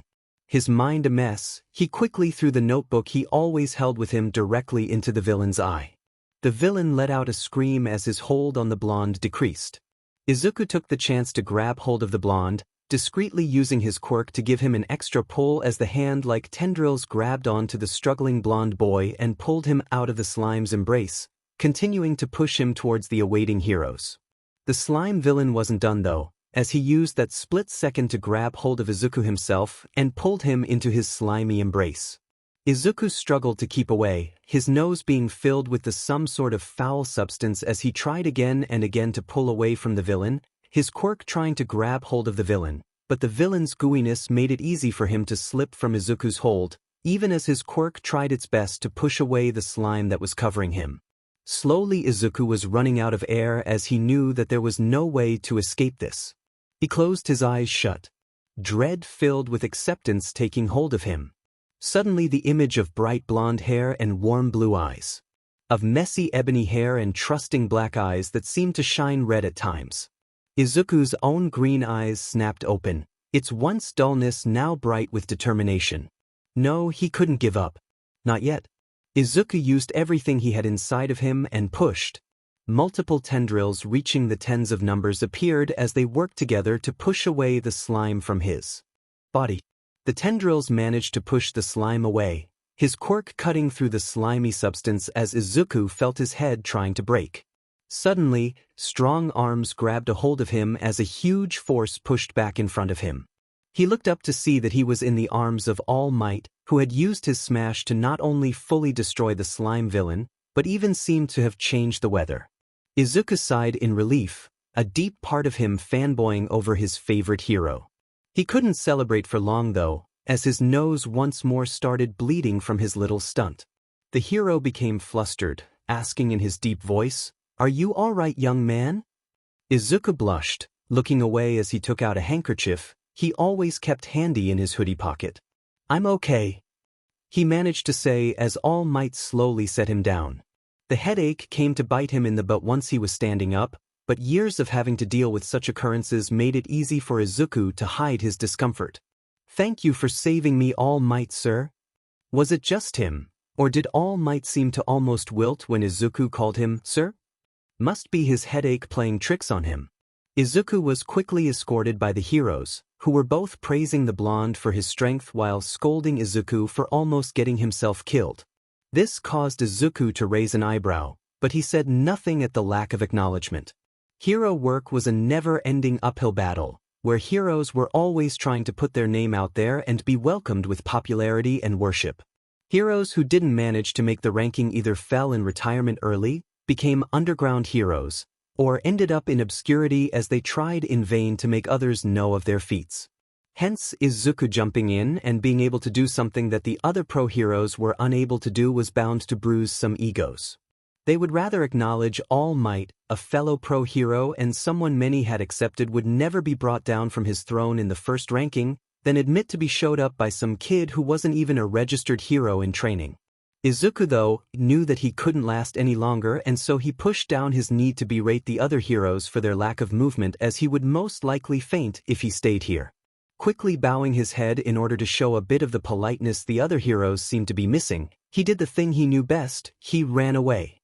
Heroes and news crews both yelled after him as Izuku deftly walked around civilians, expertly getting lost in the crowd as he made his way to an abandoned alleyway. Izuku felt more blood trickling from his nose as his vision started to get wobbly.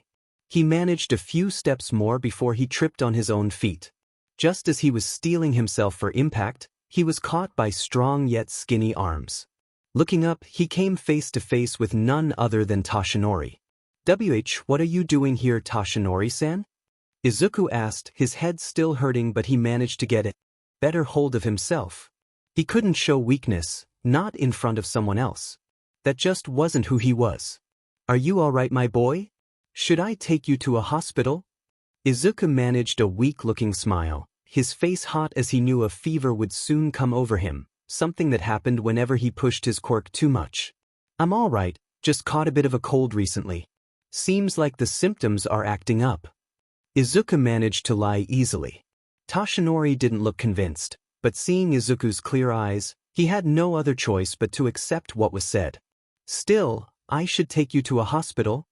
No. I just need to get home and rest. My aunt is more than equipped to help me.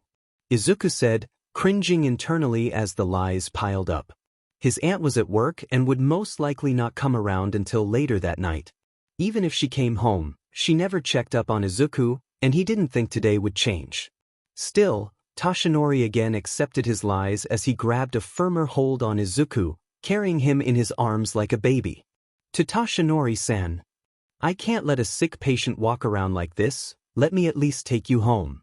Izuku sighed but accepted, his head hurting far too much to try and fight back. As Toshinori carried him to the address Izuku had told him, the young boy couldn't help but reminisce of days when he was carried much like this. Those days, his parents for some reason never let him walk, so both usually carried him everywhere he went, mostly his father more so than his mother. While he couldn't smell the same cinder scent that his father once had, or his mother's floral smell, he couldn't help but think that Toshinori, even while smelling a bit like blood, smelled like coming home again. Izuku didn't notice he had dozed off until Toshinori gently woke him up, telling him that they had arrived. Izuku managed to convince the taller man that he could make it to his apartment room by himself, but not until they had exchanged contact information and the older man made Izuku promise that he would text him once he was feeling better. With that, Toshinori walked off, and Izuku couldn't help the bit of longing that he felt. The wish that he could stay in the man's warm embrace and let the world leave him. He couldn't help but think the way that Toshinori had held him was every bit as warm as his own father's embrace. Catching his own thoughts, Izuku frowned as he shook his head, later regretting it as the action caused him to quickly become dizzy enough to want to throw up. He needed to get his sheet together, he couldn't possibly become a burden to Toshinori.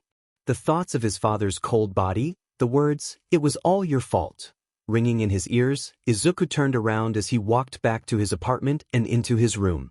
He couldn't cause anyone else pain, not again, not ever. When Izuku's fever finally receded, 2 days had passed, and he had received countless texts from Toshinori. Izuku, not wanting to ignore the man, sent a quick text saying that he was feeling better and that the man didn't have to worry about him. The following text was one that asked for him to meet again in Dagoba Beach. Izuku, feeling a bit hesitant, but not wanting to deny the man, accepted and got ready to go out. Over the years, even when never having made plans beforehand, the two sometimes caught sight of each other while in Dagoba Beach. Even when the encounters were minimal, Izuku had unconsciously made more constant trips to the beach, even when not needing to run from his aunt's outbursts.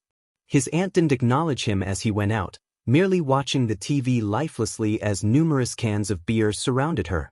Izuku quickly got his favorite red shoes on as he walked outside, making his way to the beach. Once he made it there, he was met with the sight of Toshinori, who looked at Izuku with a sort of deep contemplation on his face. "I'll be honest with you, my boy, I have no idea what to make of you."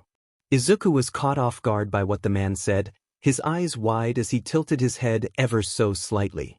What do you mean? The first time I met you, you stepped in front of me and a man with guns, you put yourself at risk for a complete stranger, and I can't help but think that wasn't the first time. Then, just as I was beginning to think you finally calmed down and learned to value yourself a bit more, you go and change places with another person, putting your life at risk to again help someone else. Wait, you were there? Izuku exclaimed. He hadn't seen Toshinori near the scene, though to be fair he hadn't really made it a point to look around before he sprang into action. That, and he should have known it was too much of a coincidence that Toshinori had found him in that alleyway when he was hurt from his quirk's backlash. Yes, I was, and once more I ask you, young Izuku, why? Izuku looked away, feeling the pressure from Tashinori's gaze beating down on him as he bit his lip. I just don't want anyone to feel what it's like to lose someone you love. Tashinori squinted, that answer again. Why did it feel like he was missing something? My boy, what about those that care about you? You need to value yourself a bit more. The smile that Izuku gave him was one filled with so much pain and hurt, of self-deprecation and loathing, that Tashinori feels dread fill his insides. The next words made something inside of him shatter. Don't worry about me, I don't have anyone like that. With those words, Izuku turns around and leaves, his back showing such a lonely and tormented figure. Tashinori couldn't help but see himself in the other boy, and that thought killed him. What's wrong, Yagi-san? Naomasa asked. It wasn't every day that Tashinori came into his office in civilian form. Most of the time the two would share a drink or his all-might persona, though rarely, would show up for some official matters. This was the first time, though, that Tashinori came to him outside of personal meetings. Tashinori quickly walked up to Naomasa's desk, looking like a man on a mission. I need you to look up someone for me, Midoriya Izuku. Anything relating to his past and his current living conditions, relatives, incidents, anything you can find. Please, Tsukachi. Naomasa was struck by how pleading Tashinori sounded. This person must mean a great deal to him. Why are you asking me this? You know I can't just invade someone's privacy like that. Naomasa was a stickler to the rules, and even if Tashinori was one of his most important friends, he couldn't just break the rules for him. Though the panicked voice that his friend talked about the other individual made him almost willing to go against his morals, if only to make sure the other was okay. I have come to know the kid for some months now, and I get the feeling that there is something terribly wrong. Please, Tsukachi, I need to know. It was a child. Further alarm filled the detective at the information. Looking at his friend's desperate form, Naomasa couldn't help but give in. He sighed as he looked at his longtime friend, nodding his head. I'll try to find as much information as I can. I hope your gut instinct is right on this one. At the same time, Naomasa wished desperately that his friend was wrong, that he wasn't about to uncover skeletons in a closet of a young boy. The following 3 days, Naomasa managed to find very little of Izuku's profile. Most of it was limited by how little the teen actually went out as a child, and later seemed to almost disappear from records once older, only coming up in a mugging incident that has since been looked over due to where the kid lived. What little he could find, though, made Naomasa sick to his stomach. Now he understood why Tashinori was so adamant about there being something wrong. The kid had been through a lot in the short life he had. When he gave the information to Tashinori, the blonde couldn't help the tears that appear in his eyes. He was only 7 years old when his father, he couldn't even finish the sentence. It wasn't uncommon for soulmates to commit suicide when the other died. Rather, it was usually what ended up happening due to the great amounts of suffering a soul bond being broken caused. Though, to have the parent of a young kid do such a thing made Tashinori's stomach twist. Yagi-sen, there is one last thing you need to know. Izuku's quirk. Naomasa stopped, hesitating over the information. The medical records he had in his hands were given by social services after the boy's father had died and his quirk was better investigated. Such records should not be made available to anyone but those who had the required clearance, causing him to wonder if it was really okay to reveal its contents even if his friend truly seemed to care for the young boy. What about his quirk? Tashinori asked, his eyes filled with worry over the young boy as he looked at Naomasa. The detective sighed, knowing he couldn't hide this from his friend, but at the same time knowing that he had violated the privacy of the child.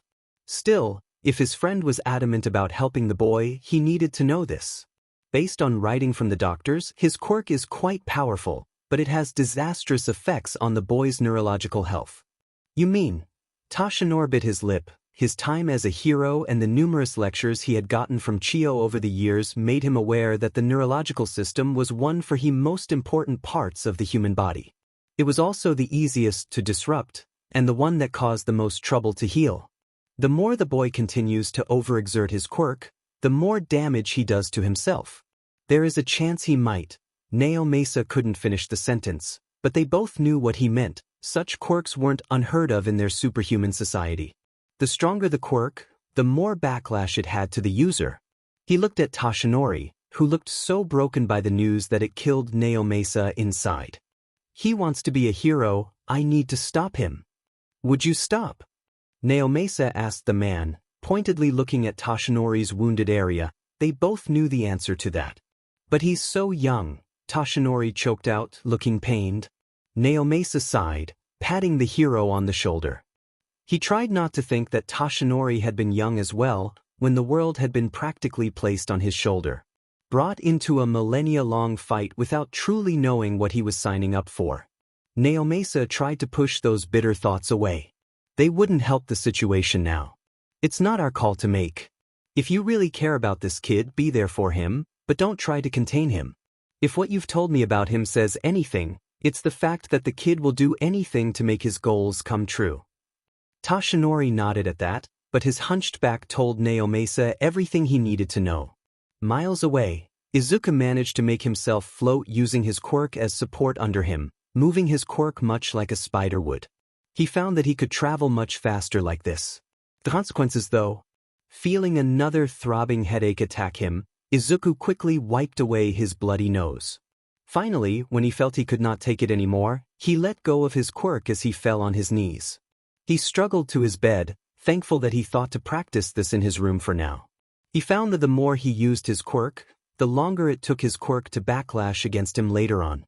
By now he could float around for around 6 minutes before he had to stop, else he fainted. That meant he took quite a bit of time to recuperate after every lesson, and there had been an instance where he ended up choking out blood rather than the usual bleeding from his nose. Seems like the doctor was wrong in one factor. His quirk didn't just affect his brain functions, but also other parts of his body if used for too long. Though to be fair, he wasn't really all that knowledgeable about anatomy, so maybe his neurons also affected his other body organs? Smiling at his morbid thoughts, Izuku decided that the facts didn't matter, even if his body slowly broke because of his actions. Izuku couldn't give up. Even when he ended up in a coma on his bed for days on end, and it took everything in him just to get up once he managed to regain consciousness. He persevered, because it was the only thing that kept him moving forward. The only thing that made living worth something. Izuku's 15th birthday passes without much fanfare. His aunt works like usual, then drinks herself to oblivion, though thankfully doesn't have a manic break. The only noteworthy thing was that Izuku had found a different part of his quirk, one that he had touched upon during the slime incident but has since looked more into. Throwing the empty juice container in the air, Izuku used his quirk to slice through the object. He did this with various pieces of garbage around the house, though he always made sure his aunt was out of sight and locked inside of her room when he tried this. He still shuddered at the first and last time he had used his quirk in her presence. Opening his notebook, Izuku started to write down more facts about his quirk to the details that he had already written. His quirk was sort of hand-like tendrils that came out of his body. They were invisible to anyone but him. They mostly came out from his back, and were quite strong and were able to grab hold of and carry objects. Recently he found out that they were also able to slice through objects. With some practice, he found that he could use the tendrils as extra sets of hands, being able to make more precise movement like writing or opening things, though this took much more concentration and he could only do so with a maximum of 2 tendrils. The coordination was also currently still wonky, with more precise work like writing ending up being more sloppy. He might have to work on that further in the future. Izuku quickly learned that the thicker the object he tried to slice, the more strain it put on him. That and the maximum number of tendrils that he could let out at the moment was the more he let out though, and the more strain it put on him, so he usually only let out 2 or 4. That time with the slime he hadn't thought of how many he had let out, but the number seemed around 13 or more. It quickly caused him to almost lose consciousness there and then, and made him have a fever right after, so he wouldn't be trying that around others again if he could help it. Right now, the maximum distance that his tendrils could go is around 5 meters, though that caused him to quickly become unwell due to the backlash. The more comfortable distance for him is around 2 meters. He had also discreetly practiced this at night, but he could also use his tendrils to push himself towards a location, moving almost as if he were flying. It put a great strain on him though, so he couldn't do it too many times. And the greater the force that he pushed himself, the more hurt he came out. Before he closed his notebook, Izuku suddenly thought for a moment. Sighing, he ended up writing it down. Fire recuperation? Shutting the notebook, Izuku decided that it was prime time to test his limits again. Steeling himself for the pounding headache he was about to subject himself to, Izuku walked towards the door and out in the night air. Soon, weeks passed by and it was the time for the entrance exam. Izuku tugged at his bandaged face, the bandages a discreet black instead of white in case he ended up with a nosebleed, which was more likely than not. He let a gap on his nose so he could wipe away any signs of blood and also so that he would be able to breathe and not be clogged by the building up of blood. Walking towards the UA exam entrance, Izuku suddenly found himself dodging as someone came at him in full force. Turning around quickly, Quirk at the ready, he didn't think he would come face to face with none other than the same blonde boy he had saved from the slime villain. Narrowing his eyes, Izuku quickly dodged an explosion as he decided not to use his quirk. This guy wasn't worth the headache. You do know we are in front of the UA entrance exam, you could be disqualified because of this stunt. Izuku said calmly, dodging another one of the guy's punches. This seemed to finally make him stop, as the blonde gritted his teeth. Don't think you are so high and mighty. That time I didn't need your help. The blonde screamed out, though it seemed he didn't intend on fighting him anymore. Sighing, Izuku nodded his head as he looked away. Okay, good to hear. The blonde was instantly angered by his show of indifference, though soon he could not say anything as a red-haired boy walked quickly towards them. Looking at the similar scar mark right above their right eye, Izuku guessed they must be soulmates. Katsuki. You need to calm down, bro. The red-haired guy said, looking exasperated as he then turned to Izuku, an easy grin on his face. Sorry about this guy, he has a bit of an explosive temper. You shut up, shitty hair. The blonde yelled back, though Izuku could see how he seemed to relax ever so slightly at the sight of the redhead. Yep, definitely soulmates. Anyways, my name's Kirishima Ijiro. It's nice to meet you? About to answer the question, Izuku was interrupted by the blonde-haired boy grabbing the redhead. Kirishima. You don't need to know this extra's name. Let's get inside already. Just like that, the duo left. Izuku breathed out a sigh of relief. He didn't want to be marked again by the same person twice. That and he wanted to save the headaches when he needed his quirk. Just as he thought this, he noticed a girl about trip and fall. Acting on instinct, Izuku let out one of his tendrils, grabbing hold of the girl and keeping her from falling. She let out a gasp of surprise, as Izuku quickly righted her and took his quirk back, not wanting to use it more than necessary. You okay? Izuku asked, walking towards the girl. She had brown bobbed hair and what looked like a permanent blush on her face. She was short and quite cute in a subjective sense. She smiled, wide and bright that Izuku almost wanted to close his eyes. That was you? Thank you so much. It's bad luck to fall on the first day, she said, eyes shining. Izuku merely nodded, seeing as she was okay. He turned around and walked towards the entrance. He needed to hurry if he didn't want to be late. The written exam was quite exhausting, for hours of non-stop exam taking. Izuku, who spent most of his days as a child and later teen reading non-stop just to take his mind off anything and everything, knew that while he wouldn't be considered a genius, did well enough on the exam to at least pass. 2 days later, it was time for the would-be hero students to take the physical exam. What's up, UA candidates? Thanks for tuning in. I'm your school DJ. Come on and let me hear ya. Present Mike yelled out. Izuku looked around as nobody said anything, though that was to be expected. Students were probably overwhelmed over having an actual pro hero monitoring their exam. Either that or they just wanted to act cool. At the silence, Present Mike merely continued his presentation, seemingly not bothered by the lack of input from the would-be students. Keeping it mellow, huh? Fine, I'll skip straight into the main show. With that, Present Mike started talking about the types of robots that they would soon face, counting from 1-pointer to 3-pointers. While listening, Izuku had taken to checking his stuff. UA let them bring items as long as they were approved first by the staff. Izuku brought extra bandages and a bottle of painkillers. While the painkillers didn't help too much, it did take the edge off from the backlash of his quirk. Excuse me, sir, but I have a question.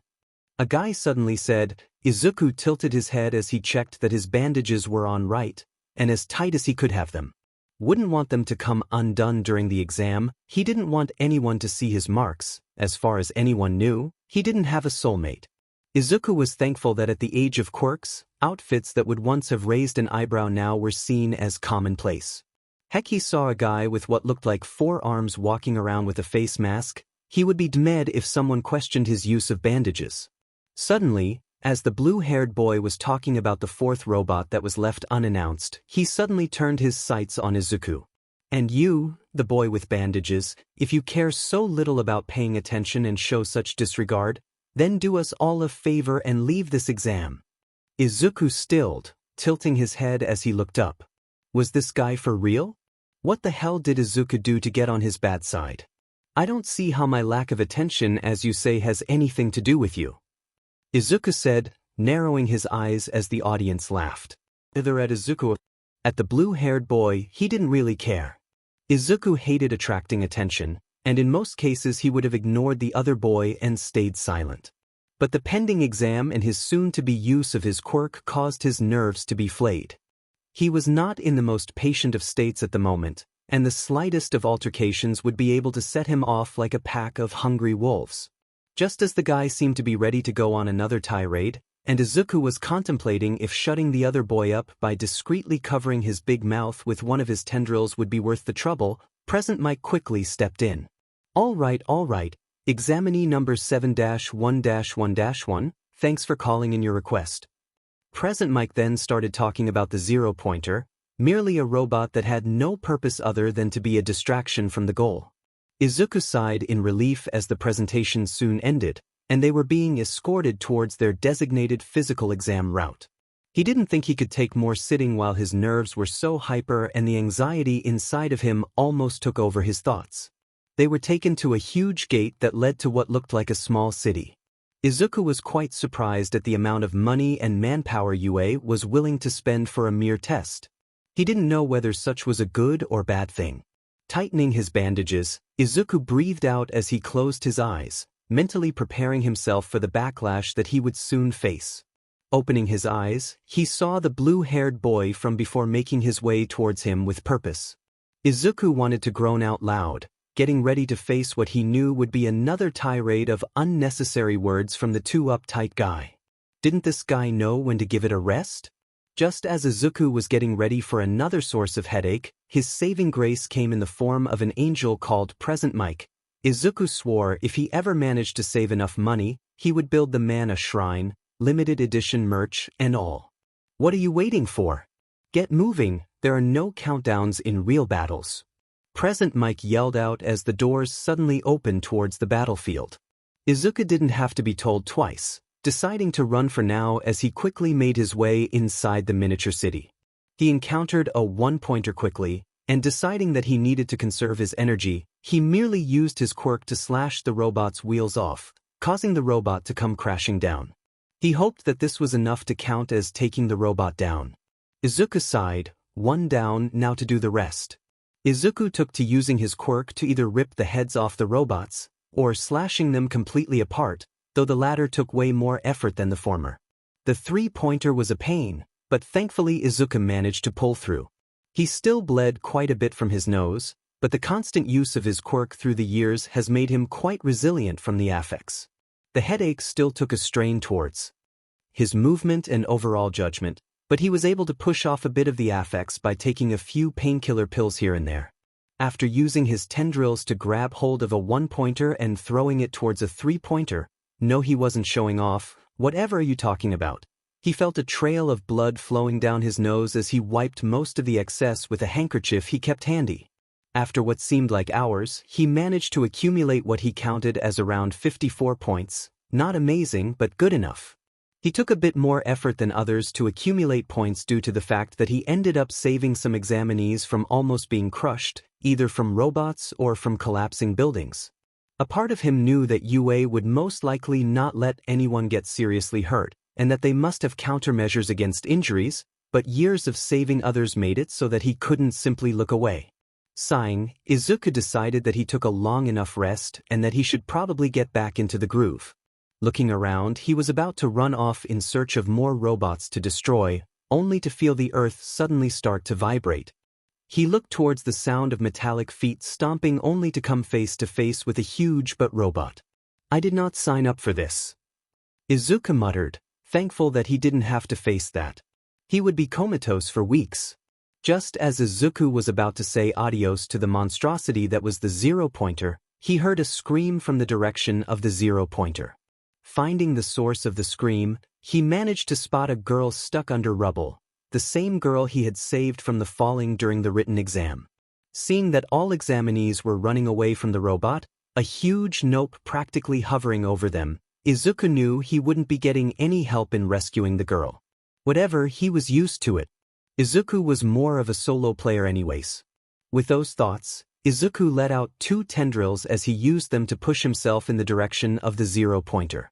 The girl was too close to the zero-pointer. By the time that he got to her and managed to pull her out, he would either be too overworked to move, or the zero-pointer would be on them before they could get away. With those thoughts in mind, Izuku put as much mental strength as he could in his tendrils, feeling them sharpen as he started spinning around, something that did not do wonders to his headache, while materializing 4 more tendrils as he rammed straight through the zero-pointer, slashing though its head and taking out most of its mainframe. The zero-pointer suddenly stopped, slowly shutting down as Izuku barely managed to grab a hold of its still body with 2 of his tendrils, sliding down, leaving behind what looked like a handmade dent on the side of the zero-pointer. Just as he was about to make it to the ground, Izuku felt his quirk flicker out of existence as the pain from his head got too much for him. That never happened before.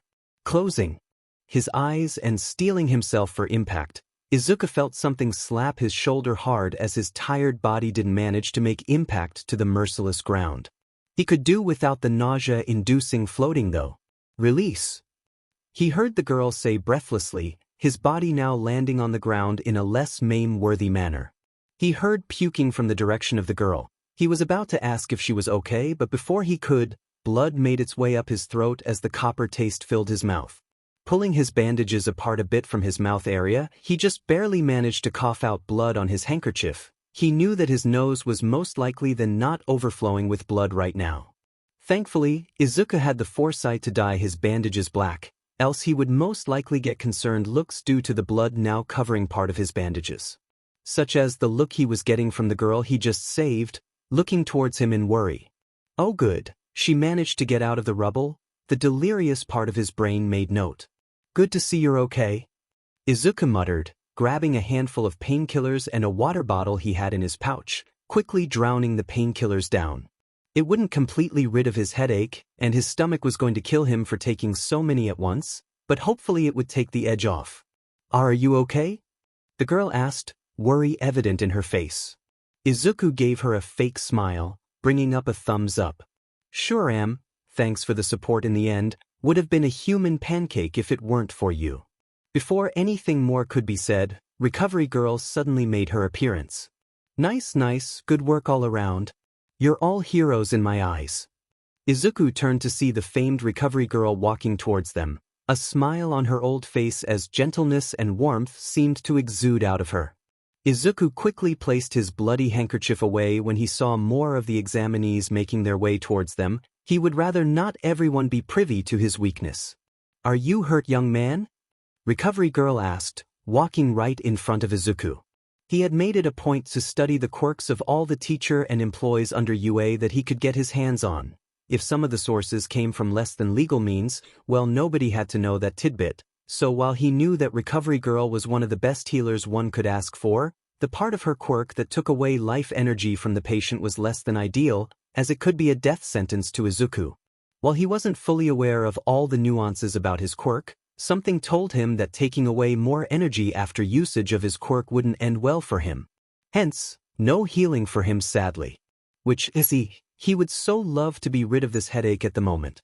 The greenette smiled a true smile for once though, he just couldn't help it. Recovery Girl was a hero that seemed to be enveloped by warmth and care. "No thank you Recovery Girl, I'm quite alright. The girl over there though, she seems to have either sprained or broken her ankle." Years of being a vigilante made it so that Izuku could see injuries from others, even when they tried to hide it.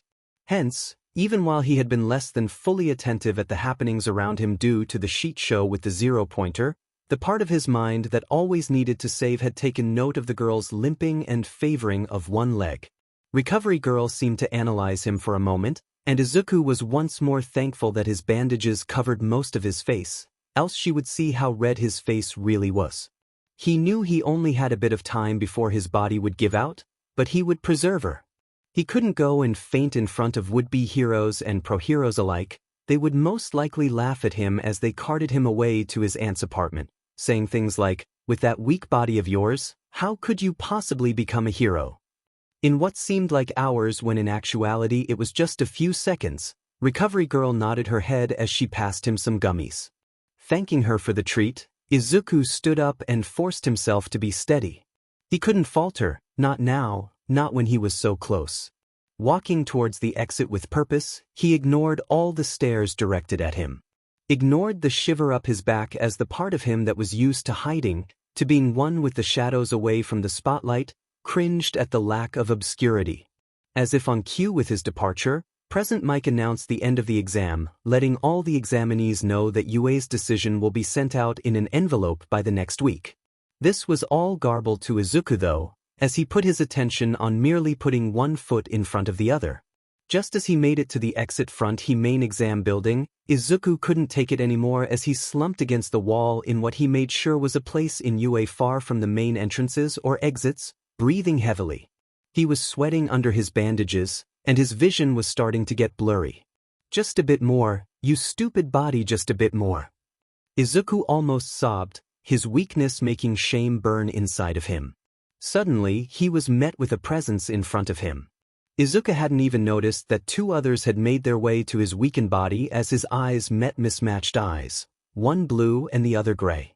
That wasn't the thing that made Izuku freeze though, rather it was the burn mark that was imprinted in the boy's left side of his face, exactly the same as Izuku's own. "Are you okay?" the heterochromia-eyed boy asked, though Izuku couldn't find his voice. Suddenly the mark on his own face started to burn. "What's wrong, Sho?" Another boy suddenly came right next to the boy who had walked up to Izuku's slumped form. He looked towards Izuku as concern flashed through his purple eyes. "Hey, you okay?" He echoed the other boy, his mark also a copy of the other boy's own mark. Of Izuku's own mark. Izuku felt something within him ache as if calling out to the boys.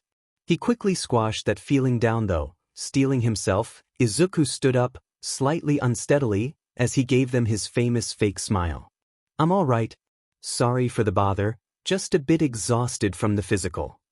Izuku then turned towards the exit, ignoring the part of him that wanted nothing more than to show both boys his own marks, to tell them that he was theirs. But he couldn't walk down that mental path. He couldn't break, not now, not ever. So Izuku continued walking, not looking back to his soulmates as he made his way to the train station. Just a few steps more, he told himself. A few more steps away from his destiny. It took a week of being comatose and the following week of constant headaches and sudden nausea episodes for Izuku to stop feeling like his head was about to break in half. He managed to go to school after the first week, but it was a lost cause to even pretend to pay attention. Thankfully, their teacher didn't really care for their education, so most of the time she merely gave out a few worksheets before letting them do what they pleased. It didn't help that every other hour he felt like puking his guts out. Seems he really did push his quirk over the limit this time. His nose would also start bleeding randomly, causing students to throw disgusted expressions towards him. Izuku ignored them though, merely wiping away the blood as he laid his head down, trying to pretend nobody else existed. He just barely managed to finish those worksheets, not his best work but it will have to do for now. He knew that he could just not do them, his grade enough that this was merely just busy work at this point. Still, the goody two-shoes part of him couldn't help but make him do these benign work. Once he did the useless worksheets though, he took the rest of the class as his personal sleep day, ignoring the rumbustious classmates all around him as he tried to get through the days in one piece. By the end of the second week after the exam, Izuku was met with an envelope from UA. He didn't tell his aunt about his decision for high school. All she had said when Izuku mentioned high school exams were, "That's your problem, not mine." Izuku worried a bit for the cost of schooling but decided that he would cross that bridge when he got there. UA was known for giving kids that extra bit of money they need through scholarships depending on their performance, Quirk, on the exams if the person came from a background that needed as such, if they were worth the trouble. The last thing Izuku wanted was to get a part-time job. UA was clear on their part-time job policies, prohibiting it. Consequences of violating these rules will be the termination of the student's enrollment. Look at him now. Thinking of all of this when he doesn't even know if he got in. Izuku sighed as he walked into his room, opening the envelope to see a device of sorts. Again Izuku wondered over the amount of money UA had laying around. The device suddenly powered up in a bright blue light, causing Izuku to almost drop it as he scrambled to hold the device steady. Suddenly a hologram popped up in front of him. Izuku's sweat dropped. You really did go plus ultra. I am here as a projection. Izuku winced at the loud voice, his head starting to throb as he rubbed his temple with one hand, the other still holding on to the projector. What the hell was All Might doing in the result video? You might be wondering why it is that I am being shown here, and no, this is not some advertisement schmick that UA asked me to do. I will be one of your many teaching staff this year. That explains it. Jesus, the #1 hero as a high school teacher? That's going to be a chaotic year. I congratulate you, young Midoriya, for passing both the written and the physical exam with flying colors. So he got in? A sort of relief swept over Izuku as he felt himself relax. That isn't all thought. Izuku widened his eyes as the projection changed from All Might, switching to see the girl from the exam. She was looking quite nervous as she bit her lip, walking up to present mic. Excuse me, I was wondering if there was any way for me to give some of my points to the bandaged boy who helped me the last time, the one with long green curly hair? I feel like I owe him, since he saved me and didn't even get anything in return. He even got hurt because of me, so please, even if he probably gathered enough points on his own, let me show him my gratitude. Izuku's eyes widened, feeling himself choke up a bit. He should be used to it by now, seeing as that many of the people that he saved in the alleyways showed him gratitude one way or the other. Never in his life, though, has anyone wanted to do something for him.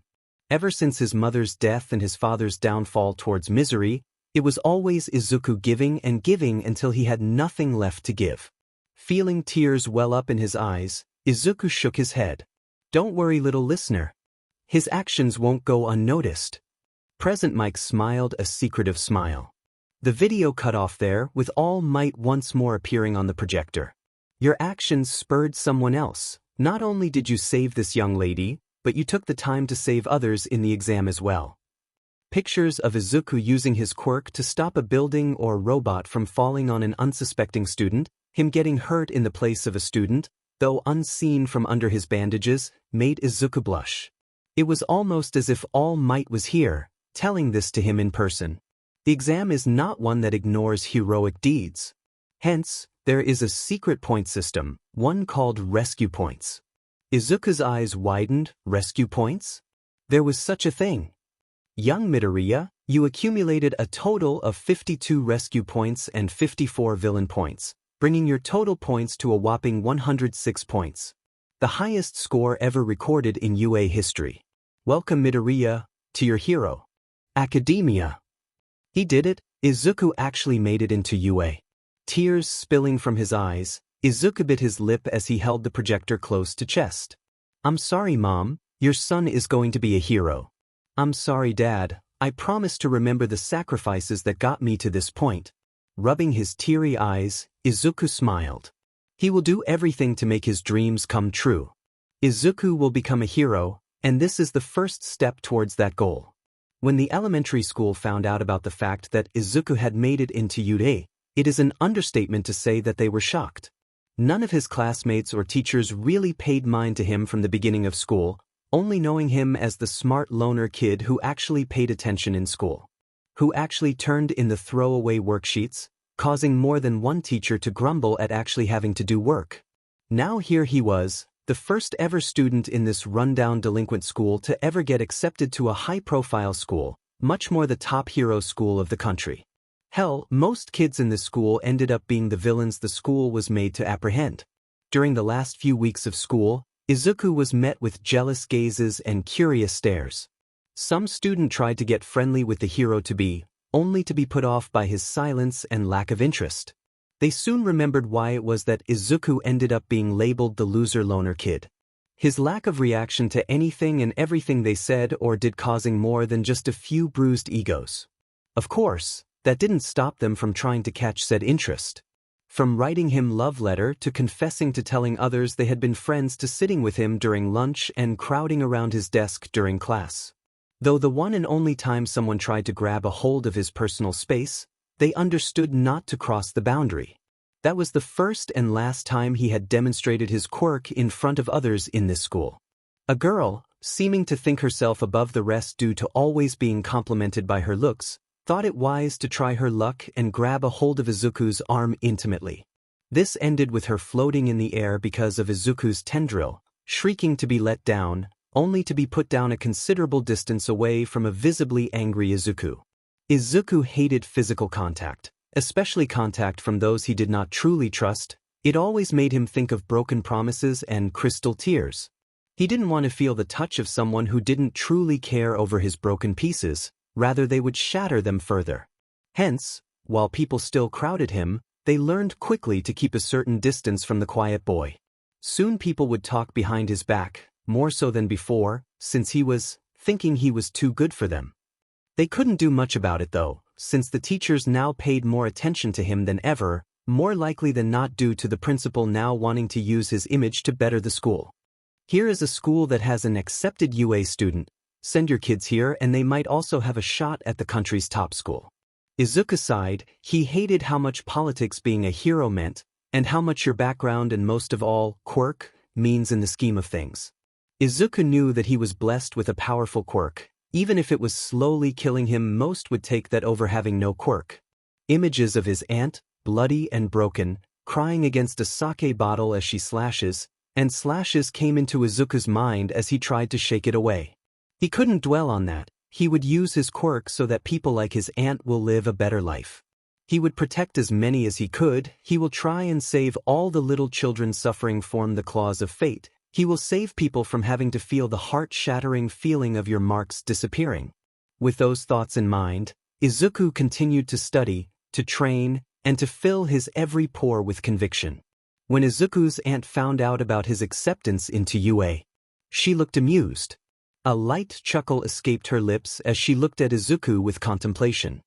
Hisashi must be rolling in his grave. She mumbled out with mirth dripping from her every word. Izuku was quite shocked by this reaction, a frown pulling at his eyebrows as he looked at his amused aunt. He had been ready for indifference, hell backlash against his choice even, but not the amused and almost, dare he say, content look that his aunt gave him, content that was directed towards himself. That wasn't all though. Before Izuku knew was happening, he felt a semi-gentle touch atop his head.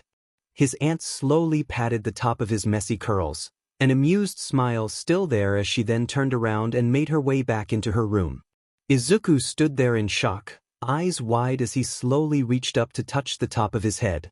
Soon, tears started pouring from his eyes as Izuku clutched at the top of his head, his other hand trying to muffle his soft sobs. That was the first time in years that the Midoriya household was filled with something akin to warmth. Finally, it was the first day of UA. Izuku made sure that all his bandages covered the rest of his body. He decided to come with his face covered by bandages. He had met his soulmates last time in the exam, and so he didn't want to take any chances of any marks showing up in case they ended up being accepted into UA. Hence, now he had to get used to wearing his bandages for a longer period of time. So here he was, standing before the unnecessarily big door that led to Class 1. Izuku took a deep breath in, calming his growing nerves as he bit his lip. Opening the door, Izuku walked in, only to be met with the sight of the two people he never wanted to meet again. The blue-haired boy who had spoken out against him for no reason on the day of the exam, and the blonde boy who had given him his first, now erased, mark. Well shit, this wasn't going to be as good of a year as he had. His thoughts of going in silently were thwarted as both boys turned to see who had opened the door. Izuku raised a bandaged hand, giving them a fake unseen smile as he nodded his head at them. Morning. Act cool, Izuku. Hopefully if he was distantly polite towards these two headaches they would ignore him? Izuku wasn't ready for the blue-haired boy to suddenly march up to him and gesturing wildly with his hand in front of Izuku's face. "My name is Ida Tenya from Somei Junior High." Izuku inched back a little, head pulling inwards like a turtle from the sudden positive energy the boy showed towards him. Well, he wasn't expecting that reaction. Midoriya. Wait, how in God's name did he know his name?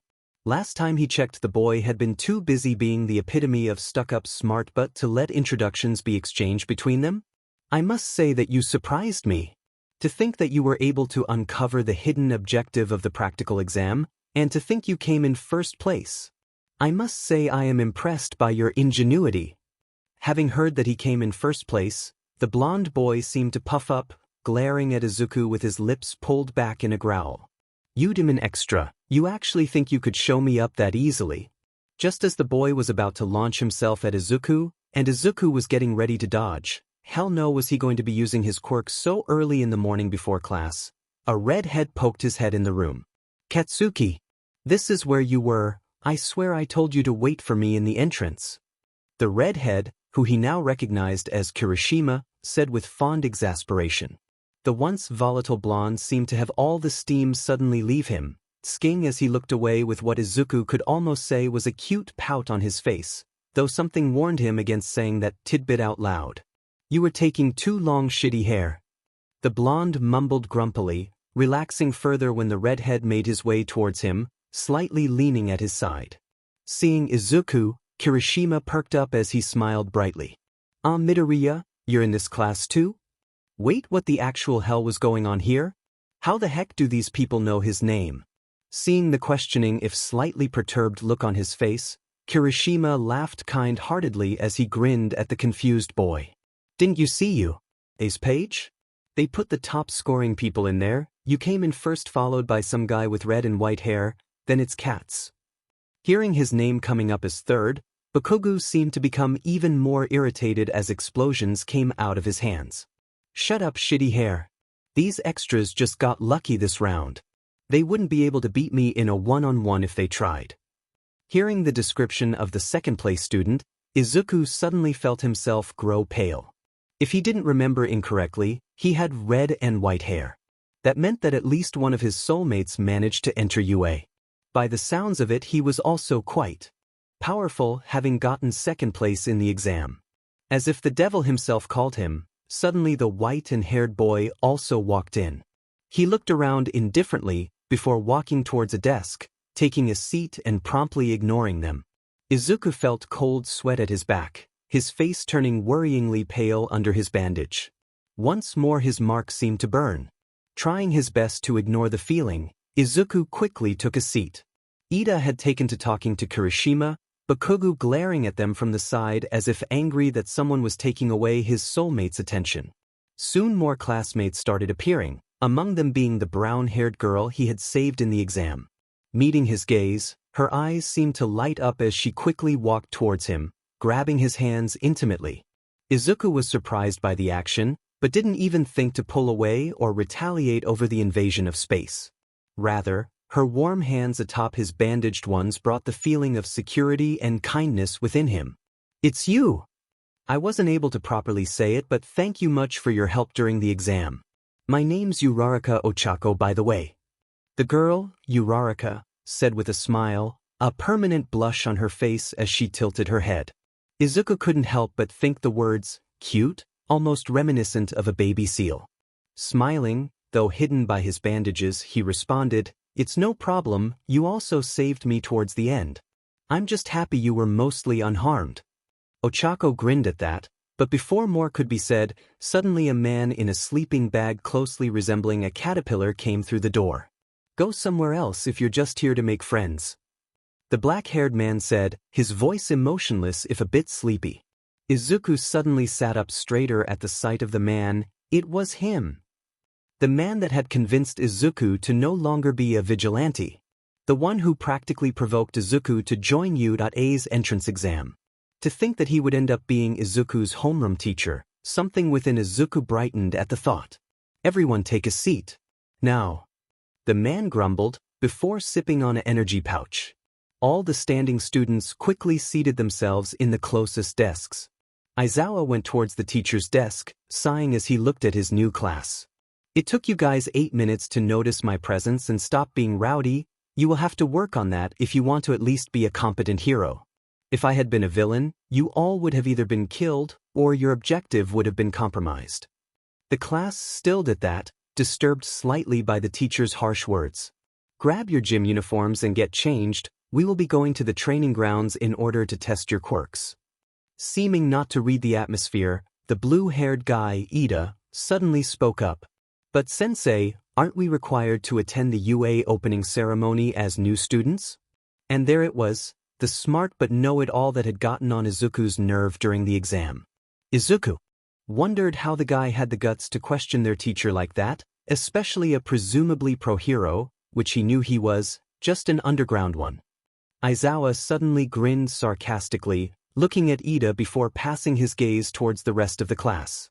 Something you should know about UA is that it gives teachers the ability to choose their own teaching styles in their class. The school rarely if at all get in the way of the teacher's own curriculum unless it's too dangerous or unfeasible.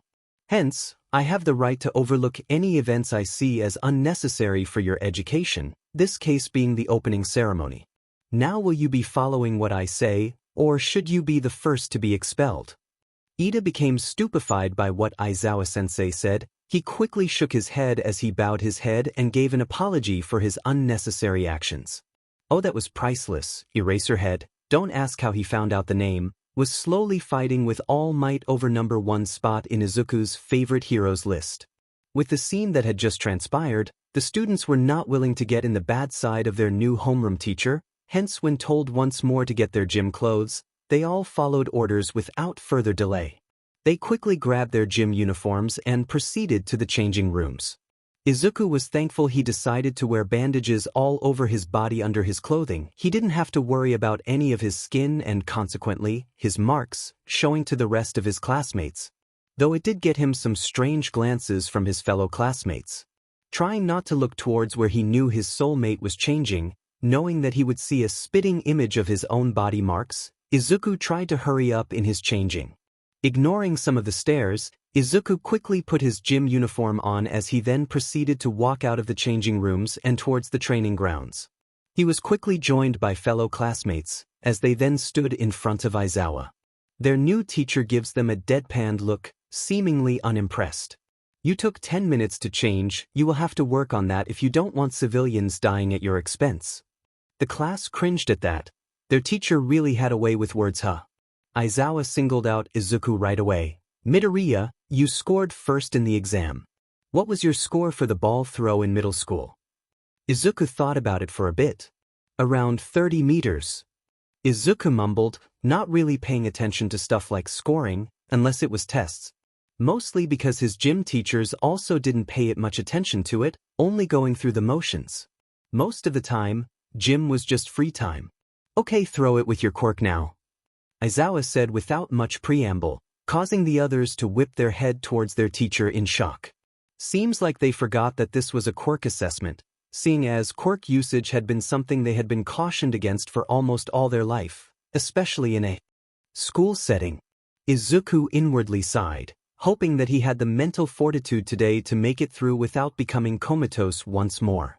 Taking a deep breath, Izuku threw the ball upwards, letting out one tendril. He pulled back as much as he could, before throwing the ball as far as he could with his tendril, putting as much mental strength behind that throw as he could without overworking his brain too early.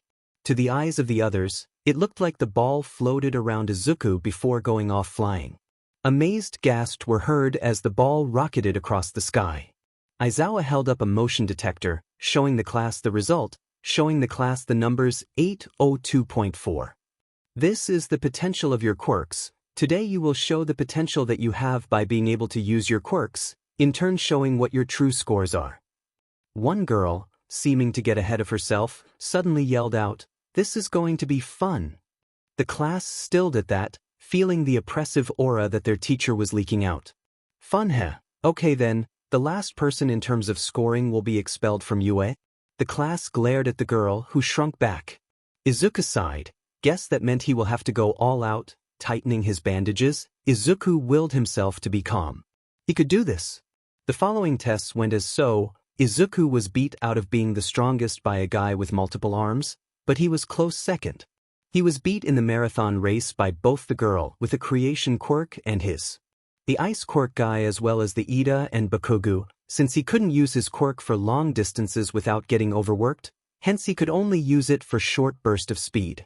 He won the short distance race, being able to fling himself to the other side of the racetrack in no time at all. He didn't do all that well in the side-by-side hop, again because he couldn't really use his Quirk for such a duration and hence had to do the exercise Quirkless. Same with the push-ups or squats. Thankfully he did decide to tone his body in order to ready for UA. He still only did average since he focused more on his Quirk than his body, something that he would have to work further on when he had the time. He topped the distance jump, once more using his Quirk to fling his body farther than anyone. The only one close to his score was the girl with the frog Quirk and again the create girl. Finally, it was the ball throw test. Since Izuku already did it, he didn't have to participate. This meant he could take a much-needed rest. Trying not to show how truly uncomfortable he was, Izuku discreetly nursed a migraine as he wiped away blood from his nose, trying to swallow back some blood. He had really pushed himself this time, though for him it was more than worth it. If only to show Aizawa and anyone looking at he deserved to be here, that he wasn't just a waste of resources, that he could help. Snapping out of his thinking, he saw Bakugu starting to curse loudly about not being able to beat that demon green-haired extra score. He smiled at the sight of Uraraka getting an infinity score. Her Quirk really was something else. By the end of the scoring, Izuku ended up getting third place, just behind Todoroki and before Bakugu. Instead of yelling out like he thought the blonde would do, Izuku was surprised by the usually loud blonde being serious and quiet for once. Still, he couldn't really focus on that. Izuku's vision was slowly starting to blur, and he just knew he had pushed the limit today. In the end, a purple-haired boy who had been creeping on the girls for some time now ended up being expelled. It seems like Aizawa hadn't been joking about this. Sweat dropping at how easily a student had been expelled, Izuku silently decided not to get in the bad side of his new teacher. Who knew if it will be him next? Soon, the class continued with the syllabus being passed around and the normal first-day routine before class was dismissed. Izuku ended up being the last one out of the school gate, since he had to take a breathe in the bathroom for a few minutes, trying his best not to faint while at the same time puking some of his much-needed blood out. Taking an iron pill as well as drinking some tomato juice, Izuku sighed as he wobbly walked his way towards the entrance, only to be stopped by none other than the blonde-haired boy who gave him his first mark. Now Izuku really wanted to cry. Why the hell of all days did he have to deal with the literal personification of narcissism at its finest? Wanting to ignore his now classmate, Izuku sidestepped him and proceeded to walk. I just want you to know I'll beat you. Not only you but that Creati Beach and Icy Hot. I'll beat all of you and show you that I am the true #1 hero. The blonde exclaimed, grabbing Izuku's arm and spinning him around forcefully. This did nothing good to Izuku's headache, as the sudden jarring caused his vision to go white for a moment as he instinctively grabbed hold of Bakugu with his Quirk, pushing him away from himself.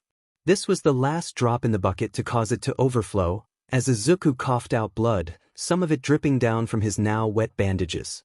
Bakugu was disturbed, looking at the teenager he saw as a rival, now seeming to cough out blood out of nowhere. Izuku sighed, grabbing a napkin as he wiped the excess blood, though there was nothing to be done for his now wet bandages. Seems like he will have to wait till he got home to change them. Looking at Bakugu with one last glance, Izuku crumpled the napkin as he then turned, walking away from the still blonde. All that could go through Bakugu's head at this moment was, what in the actual F-dashed? The next day of school, Izuku had been ready to receive ridicule from his classmates. He had been ready to have his teacher call him in front of the class and expel him for his weakness. This, though, didn't happen. Rather, when he walked into his classroom, thinking it would be the last time, he was met with the smiling face of Uraraka. He wasn't met with any disdain or worse, pity. Looking towards Bakugu's seat, Izuku's green eyes clashed with glaring red eyes. They locked eyes for a second, before Bakugu snorted and turned around, instead paying attention to what his soulmate was saying. It would be an understatement to say that Izuku was confused now. He was so sure that either today was going to be his last day in the school, or the rest of the school year would be hell from the judgmental gazes both teachers and classmates would send his way. While Izuku should have been used to it through his time in elementary school, something about this class made him not want to be isolated again. Izuku was tentatively thankful to Bakugo for not spitting out his condition to the rest of the school when he had the chance to, but he was still cautious against the blonde. Izuku didn't believe in kindness for no reason, and he was perturbed at the thought of Bakugo holding this over his head and using it as blackmail against Izuku. Hence, Izuku decided to hold caution, but not make a huge deal over the issue. He would wait and see what Bakugo did with Izuku's weakness. This caused a big part of Izuku to feel insecure. He hated having his weakness exposed to others, especially strangers he didn't trust. Sadly though, it looked like he didn't exactly have a choice in the matter. Are you excited to see All Might here? I can't believe he will be teaching us this year. Uraraka suddenly said, turning Izuku away from his inner thoughts and towards a conversation with her. He was inwardly thankful at the distraction, especially when the subject was one of his most favorite heroes. Smiling, though unseen under his bandages, Izuku couldn't help but nod energetically in agreement. Izuku was a hero fanatic at heart, and he practically worshipped a few of them, one of them being All Might. The man was the one thing that stayed consistent in Izuku's life, the hope for a better future, the drive to help those in need, the need to be better. All Might was everything Izuku wanted to become and more, so when Izuku found out his childhood hero was going to teach in this school, well, it was an understatement to say that he was ecstatic. It was true that at some point he had a bit of nervousness at the thought of such a high-class hero being their teacher, especially since it most likely meant further spotlight from others, but the fact that he would be in close proximity to All Might soon trumped all his misgivings. Before they could continue with their talk, suddenly Aizawa walked through the door. One look from the man had the class quickly running to their seat in less than a minute. The expulsion of the purple-haired boy form yesterday still fresh in their minds. Nodding in content at the fast response time if looking sadistically pleased with their outward show of fear, Aizawa took a sip from the pouch in his hand before roaming his eyes across the classroom. Today you guys will be starting your regular classes. Schedule for today is English, Math, Literature, Science, History, and by the end of the day Hero course. Any questions? To the surprise of nobody, Ida was the first one to raise his hand, posture straight with a confident expression on his face. Did this guy have the guts of a dragon? Or was he just dense? Aizawa seemed to close his eyes for a moment, as if willing himself to keep patient, as he then signaled to Ida to talk. Why would Hero course be last? Wouldn't students be tired by the end of the day, decreasing productivity in one of the core classes? This is a major oversight from UA administration. Again, Aizawa seemed to close his eyes in a silent prayer to whatever God would listen, before giving Ida a deadpanned look as he wondered to himself whether to take the question seriously. After some thought, Aizawa decided to humor the wise guy kid. Hero courses tend to cause the students to become injured due to the nature of the training, that or exhaustion from the overly physical activity. Due to this, UA found it better to have the students finish the school day with the training course, so that if the student becomes injured they may be able to go to Recovery Girl and rest without having to worry about missing a class. And if a student has a class after physically exhausting themselves, they tend to either not pay attention in class, or merely fall asleep. We have also come to the conclusion that doing hero training after a long day of classes would be further training, as most heroes have to spend most of their times in an office setting before being set out to do patrols or hero work. Now does that answer your question? Ida seemed to flush slightly, most likely not having thought of that. Which is much like him, but slowly Izuku was starting to find the guy a bit likable. There was something about his pure desire to learn and his straightforward if rigid mindset that made people want to try and push his buttons or protect his innocent look on the world. It was also funny to see how dense he could be at times, but he didn't seem malicious in his actions, unlike what Izuku had believed at first. Now if nobody has any more questions, we will start with roll call. Nobody even tried to raise their hands after that. Aizawa seemed to give off an aura that said any more stupid questions, and they would be meeting their maker. Yeah, not even Ida questioned him further after that look. The rest of the PRD went off without a hitch, which was good, with Ida thankfully not pushing any more of Aizawa's buttons. Izuku smirked at that. He wondered how the rest of the year would go with those two as student and homeroom teacher. One thing was for sure, it wasn't going to be a boring year. Now let's just hope Ida's action didn't come back and bite all of the class in the butt. Izuku spent the rest of the day writing as much notes as he could. While his memory was fairly good, having overworked his quirk yesterday caused him to still be nursing a slight headache, which in turn made it a little more troublesome to memorize things. It was as if the energy he needed to think was used instead to compensate the energy he used to fuel his quirk. He should probably do some tests on the weekend over this. After doing his homework, of course, the nerdy student living in his brain amended. Before Izuku could continue with this thought process, he was poked from the side with something. Looking down, he was met with the blunt end of a pencil. Looking towards where the pencil led to, he was met with the nervous look of Uraraka. Now that he was paying attention, he saw that all the class were looking at him with curious stares. He looked towards the front of the class, where he was met with present mixed questioning eyes. "Little listener, are you okay over there? I called you over 5 times now." Now one thing that should be noted, Present Mike was one of if not the loudest and most eye-catching of heroes, so he usually is able to get others' attention quickly. Izuku must have really been out of it if he hadn't heard the literal voice hero. Blushing behind his bandages, Izuku quickly stood up from his seat and bowed his head ever so slightly in a show of regret. "I apologize, Present Mike, I was too deep in thought just now." "That's okay, little listener, just don't make it a habit.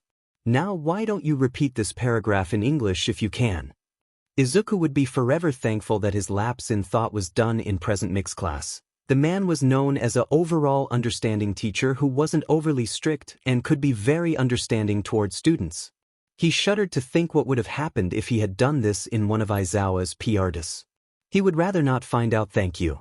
Shaking his head to purge any more thoughts from filling his head, Izuku looked down towards his text and was met with English writing. While it hurt Izuku to think about it, his father had been a businessman who would travel across the world for his work. One of the places he visited the most was America, along with England. Hence, Izuku managed to grasp a bit of English when his father was whole and later managed to learn a little more through reading books his father had left behind that he himself had used to better understand the language. This was done in an effort to feel closer towards his deceased father. So, while Izuku wasn't exactly fluent in the language, he was good enough to read a few passages with passable pronunciation. After reading the passage with minor mistakes here and there, Present Mike was happy with Izuku's show of skill. After giving out some compliments, along with some pointers here and there about how to pronounce certain words better, he continued with the rest of the class. Sighing slightly in relief that he wasn't punished for his lack of attention, Izuku focused his head on class and pushed back all other throughs inside his head. He could think about them when classes were finished, and he was once more locked inside his small room, where only his thoughts could fill the void like silence.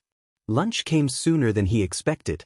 Izuku was prepared to spend his lunch alone, hidden in the corner of the cafeteria, or maybe seeking refuge outside in the plentiful of benches that UA had.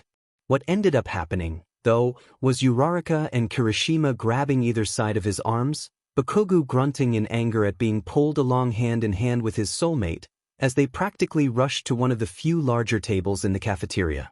This was how Izuku found himself sitting in the middle of Uraraka and Kirishima, with Bakugo sitting next to the redhead.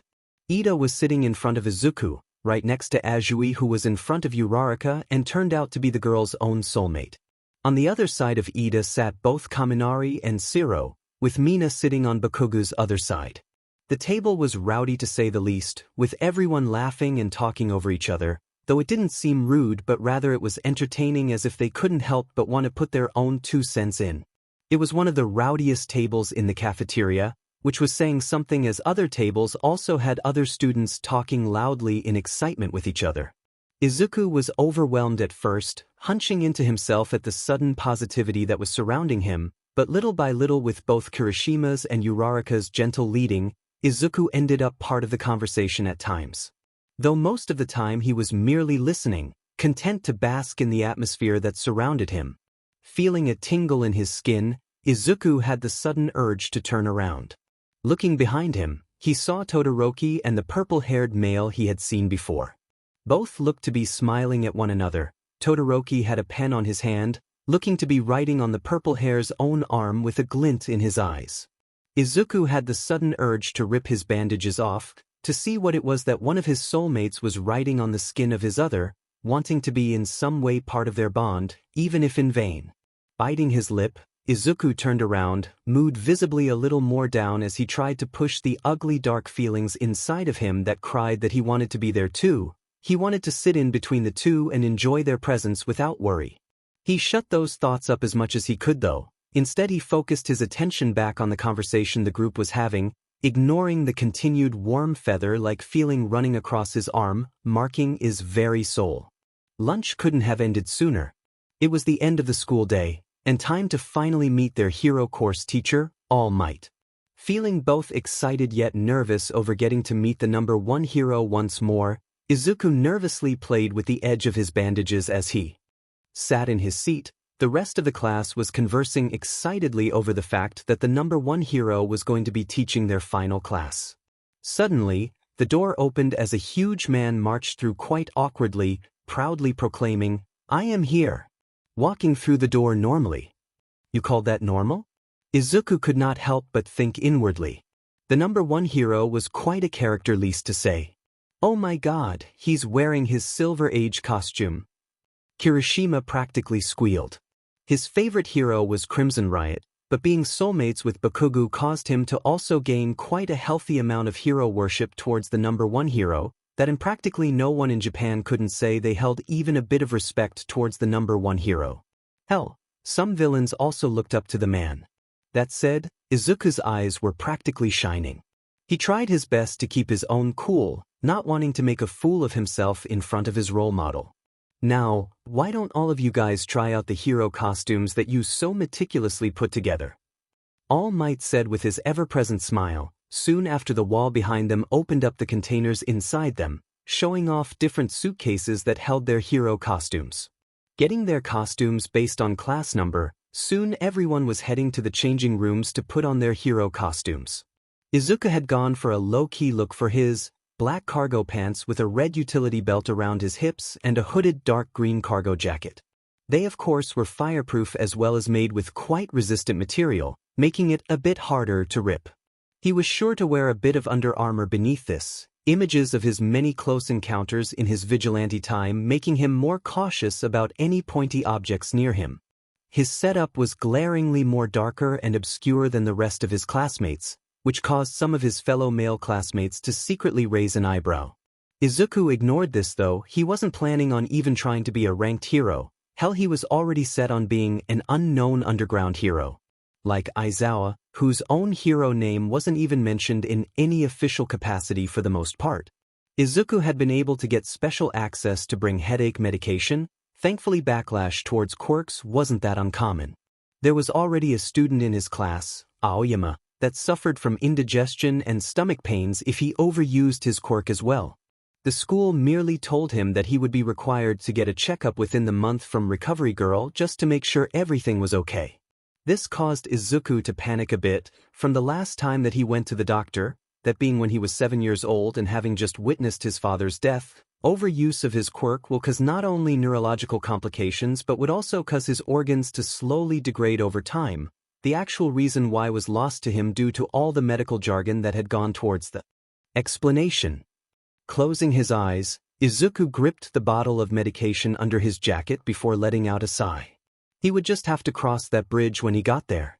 For now, Izuku merely made sure everything else was put on well before walking out with some of his other classmates. Arriving outside, he met up with a slightly less happy than usual Uraraka. She had on a pink space suit-like costume, which looked quite a bit too form-fitting and uncomfortable to wear. Izuku saw that she looked a bit nervous, fumbling with her fingers as Azui stood next to her, whispering something to her. Izuku contemplated waking towards them, but before he could make the decision, Uraraka saw him and grabbed Azui's hand, running towards him. "Midoriya, your costume looks nice." She beamed out, though he could still see that she was forcing it. "Your costume looks good too, I like the space theme." Izuku said awkwardly. Uraraka blushed in mortification, biting her lip as she huffed. I told them to make it a bit bulkier, but I guess with growing themes nowadays about female heroes, they took the design into their own hands. Azui gave her a comforting squeeze, looking down at her own form-fitting suite. Let's walk over to the support department tomorrow morning, Ribbit. They shouldn't be able to push through their own agenda against our wishes. The green-haired girl said blandly. Izuku couldn't help but think of Aizawa with her form of deadpan speaking. He liked her right away. He personally disliked those who spoke around in circles. Rather, he preferred to be spoken to in a more straightforward way. He could care less for fake niceties. Before more could be said, All Might made his presence known in front of the now gathered class. Okay then, today we will be forming groups of twos. One group will be the hero group, the other will be the villains. The heroes must infiltrate the villains' lair and safely extract a bomb that the villains have placed in the hideout. The villain's job will be to hide the bomb in one of the floors and protect it from the heroes until the bomb detonates. If the heroes either manage to capture both villains, or safely touch the bomb, they will be the winners. If the villains are able to keep the heroes from capturing them and coming in contact with the bomb when the time limit ends, they will be the winners. Any questions? To no one's surprise, it was Ida who was the first to raise his hand. All Might smiled his hero smile as he nodded his head at Ida. Yes, young Ida? How will we be able to go into teams of two if there is an odd number of people in the class? You have a point there, young Ida. There will be one hero that goes against two villains. All Might responded, seeming to have already thought of the solution, merely waiting for the class to point the fact of uneven amount of students out. But that isn't fair. Mina said in mortification, seeming to forget their teacher's identity in her. Something you have to understand, Yumbayos, is that the hero world is anything but fair. Trust me when I say that as a hero, there will be times that you will be faced with difficult missions. You may even have to fight a group of villains many times more powerful than yourself. In times like those, you have to understand, you will have to put your life on the line for the lives of innocents. All Might was still smiling, but his smile eerily reminded them of Aizawa's own smile. Even though it didn't show any sarcasm, it was still more tense and pressuring than his usual smiles which he showed to the public. It was like it had a force in on itself, bringing a physical pressure down towards the class. This certainly shut any further discontent up, not having thought that the number one hero would be so strict. One fact they must have overlooked though, and the thought that came into Izuku's head at that moment, was that the man in front of them had more than 3 decades worth of experience as a hero. Much more, he was one of the longest-standing number one hero in all of history. Hell, he was practically the reason the ranking became so popular, being the main pillar in Japan's hero society. One wouldn't be able to reach such a position without having met with disaster and difficulties. This brought Izuku's mind back to the very first video he saw of All Might, his back carrying the weight of numerous hurt civilians, a smile ever present on his face as soot covered his whole being. Don't worry, because I am here. For the first time in his life, Izuku felt that he had gotten closer to understanding just exactly what those words stood for. Now then, choose your roles. Form these papers I have prepared beforehand. All Might suddenly interrupted the class's tense atmosphere, bringing out a box out of nowhere with what looked like torn pieces of folded paper inside. Izuku suddenly had a sense of a kindergarten teacher holding a random raffle in front of their young students. The thought was humorous enough that the pressure from before completely disappeared. Everyone relaxed ever so slightly after that announcement, as they all formed a line in front of All Might like the good little students they were and put their hand in the box, picking up a single folded paper from inside. Soon, everyone was finished with choosing, and All Might proceeded to smile as he announced the groups that would be fighting against each other. After 3 or so groups being called, Izuku felt dread fill his stomach at the announcement of his own grouping. Villain Team, Bakugo Katsuki and Todoroki Shoto vs. Hero Team, Midoriya Izuku. Now Izuku knew, fate really had a fed-up way of showing him who was boss. Millions of thoughts filtered through Izuku's mind as he looked at the man he had idolized his whole life. All Might looked as if he had bitten a sour lemon, face pinched and eyes wide as he seemed to reread the paper. The face of his new teacher made Izuku's own. Face pinch and worry, Why was his response like that? The hero had been so confident and self-assured earlier. Now though, he looked to the world as if he wished to swallow back the words that he had uttered. Izuku shook his head. His mind was frayed right now at the thought of facing not only the guy that knew his deepest secret, but also the soulmate that he had been trying to avoid since he met him. Izuku knew that he didn't have the best of luck, his childhood could attest to that, but right now he was really contemplating a third part of his quirk, one that made his luck truly bad. There was no way in hell that the mystic forces or whatever were so keen to get him otherwise, either that or he killed freaking God in his past life. He was taken out of his inner monologue by Ida. Bless the boy, he was really growing on him now, as he cleared his throat, looking at the still frozen hero. I apologize for sounding presumptuous, All Might Sensei, but are you okay? The number one hero seemed to come out of whatever daze he had been in. He opened his mouth, looking like he wanted to say something, but then shut it close with an audible click. Contemplating something, he nodded to himself before showing the class his usual brilliant smile. Quite all right, young Ida. I was just thinking about the safety procedures needed for these three's quirks. Now the next competitors will be. The class didn't even question the man, they had all seen the destructive capabilities of said three competitors. It wasn't even a question over the fact that those three had the most volatile of quirks out of everyone in the class, and hence they could understand the teacher's worry over how a battle between the three powerhouses would be like, especially in terms of the pure chaotic destruction that would follow. They automatically grimaced at the thought of Izuku who, in their opinion, had the weakest of the quirks. While they had all been impressed by the ball throw, they had also witnessed the true destructive capabilities of the other two. Hell, one had literal explosions coming out of his palms. The other could form actual icebergs with his quirk. Yeah, their green-haired classmate was done for. Those were the thoughts of the majority of the class. That was, of course, apart from both Ida and Uraraka.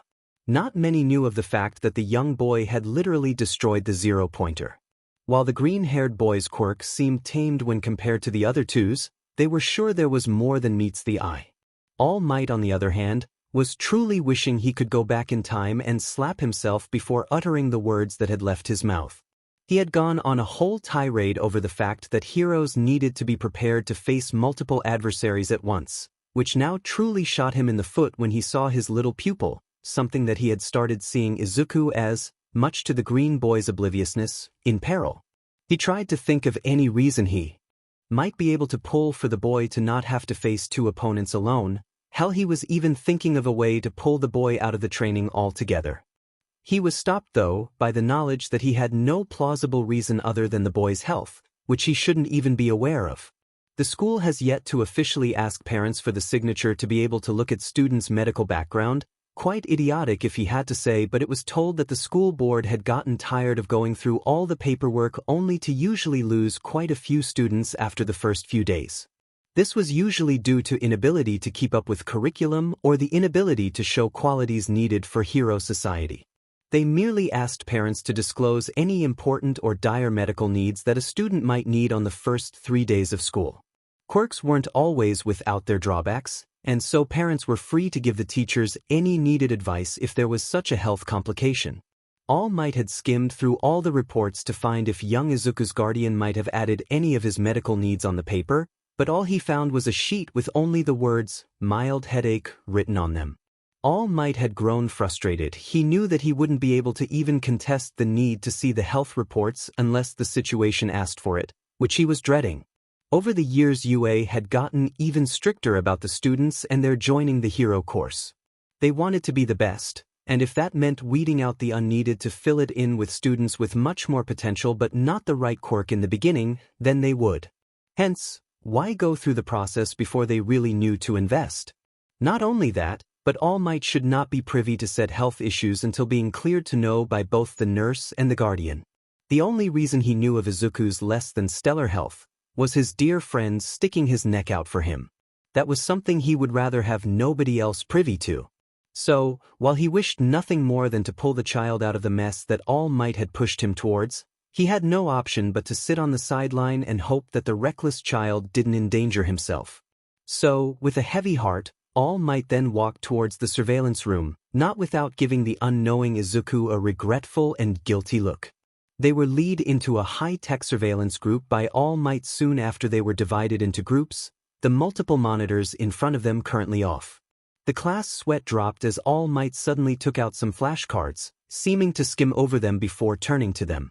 The building that we will be using for practice is covered in cameras. We will be using this surveillance room in order to judge the teamwork and attack power as well as defense of the teams that will be going against each other. It is common for heroes to be randomly paired with others in a mission, hence it is an important quality to be able to. Again he looked back at the card, slightly killing the somber mood that was starting to build. Izuku couldn't keep the soft smile from his face at the hero's effort to be a good lecturer. He knew of the saying that not all experts were great teachers. Just because someone was good at a skill, that didn't mean they would easily be able to teach said skill to someone else. There was a reason why a lot of the heroes teaching in UA were not all that well known. Build on each other's weaknesses and analyze the quirks of not only your adversaries but also your allies. Shaking his head, All Might promptly put away the cards as he looked over at them. I will be grading you not only on your use of quirk, but also on how you are able to use your environment and your opponent's weakness to win. Now let's begin. The first group was Ida and Uraraka, hero, against Ashido and Shuji, villains. Ashido was able to stop Ida from getting too close thanks to covering the floor around them with her acid, Shuji providing great support with not only his ability to know their location using his quirk, but also providing brunt power. Still, Ida and Uraraka managed to work together in order to come out triumphant. Uraraka made many of the items in the rooms float using her quirk, not only causing them to fall in intervals towards their opponents, but also hitting them towards the other team, causing them to have to dodge the flying projectiles. While she was distracting them using the random items as airborne weapons, something that he was secretly geeking out about due to her genius use of her quirk, they didn't notice that she had also made Ida float, then promptly threw him towards the bomb. He heard his class snicker over that move. Ida looked similar to a flying robot from the older pre-Quirk movies with his outfit. By the time the opposing team found out their plan, it was too late and Ida had sailed directly into the bomb, hugging it while looking incredibly sick. Note to self, never have Uraraka do that to him if he had overused his quirk beforehand. He would never recover. Izuku shivered at the thought of the one and only time Uraraka had used her quirk on him. While he had been mostly floating stationary, the backlash had caused enough nausea that he had firmly placed it in the avoid if at all possible category. The next fight was Yaoyorozu and Ajuru, villains, against Kuda and Aoyama, hero. It was an overwhelming victory for Yaoyorozu and Ajuru, with both working together with Yaoyorozu using her quirk to make traps keeping the team from attaining the bomb, and Ajuru finishing them off with his martial arts attacks and agility letting him dodge any attack directed towards him. Before he knew it, it was his turn. Izuku breathed in, the restlessness giving way to calm waters as his mind stilled, pushing away all of his anxieties to make way for analytical thinking. This, Izuku was familiar with, the use of pushing his disquieted mind aside in order to focus on the bigger picture. From the quirk tests that they had on the first day thanks to Aizawa, Izuku knew that Todoroki had a sort of ice quirk that let him make creations of ice, usually in way of the floor covered in ice so that he could skate on it or large glaciers of ice. His quirk was controlled. While filled with power, it looked like he had complete control over his creations, every piece of ice placed exactly where he wanted. On the other hand, Bakugo had an explosion quirk. One that commanded some type of secreted liquid that allowed him to explode it using innate fire from within. It seems he could only use the explosions from his palms, as Izuku hadn't seen him make explosions from anywhere else in his body, like say his feet. His quirk, unlike Todoroki's, was more willful and seemed much wilder in comparison. It was an explosive fire that he created but had no control over, merely giving it a nudge to the general direction that he wanted it to go towards. Now this seems like the worst combination anyone could possibly come up with. While both were powerhouses in their own right, their quirks were so opposing that it seemed almost impossible to see them work well together. At least that would be most people's assessments. Izuku rather threw that their combination would be almost perfect. They would be able to cover for the other's weakness, controlled ice that would be able to hold the enemy down with uncontrolled fire that would finish them off. Or the other was around with fire bringing the enemy down enough for the ice to overcome them. They were the perfect powerhouse team, using brute force to bring any villain down while they begged for mercy. The enemy would be overwhelmed with the show of both forces going against them. The fire would be quelled by the ice and given a better path, while the fire would be able to keep the ice from taking over and giving it more finesse. This, though, would be all for naught if the two heroes themselves were unwilling to cooperate. The quirks were opposites enough, so if the people themselves were of equal contradiction, then the thought of working together in harmony was merely a fever dream. Such seemed to be the case for this team, as both Bakugo and Todoroki moved away from each other, not even sparing the other a glance as they went inside the building in order to hide the bomb. Izuku sighed, slightly mourning the team that could have been, but at the same time extremely thankful that they would be unable to use their quirks together.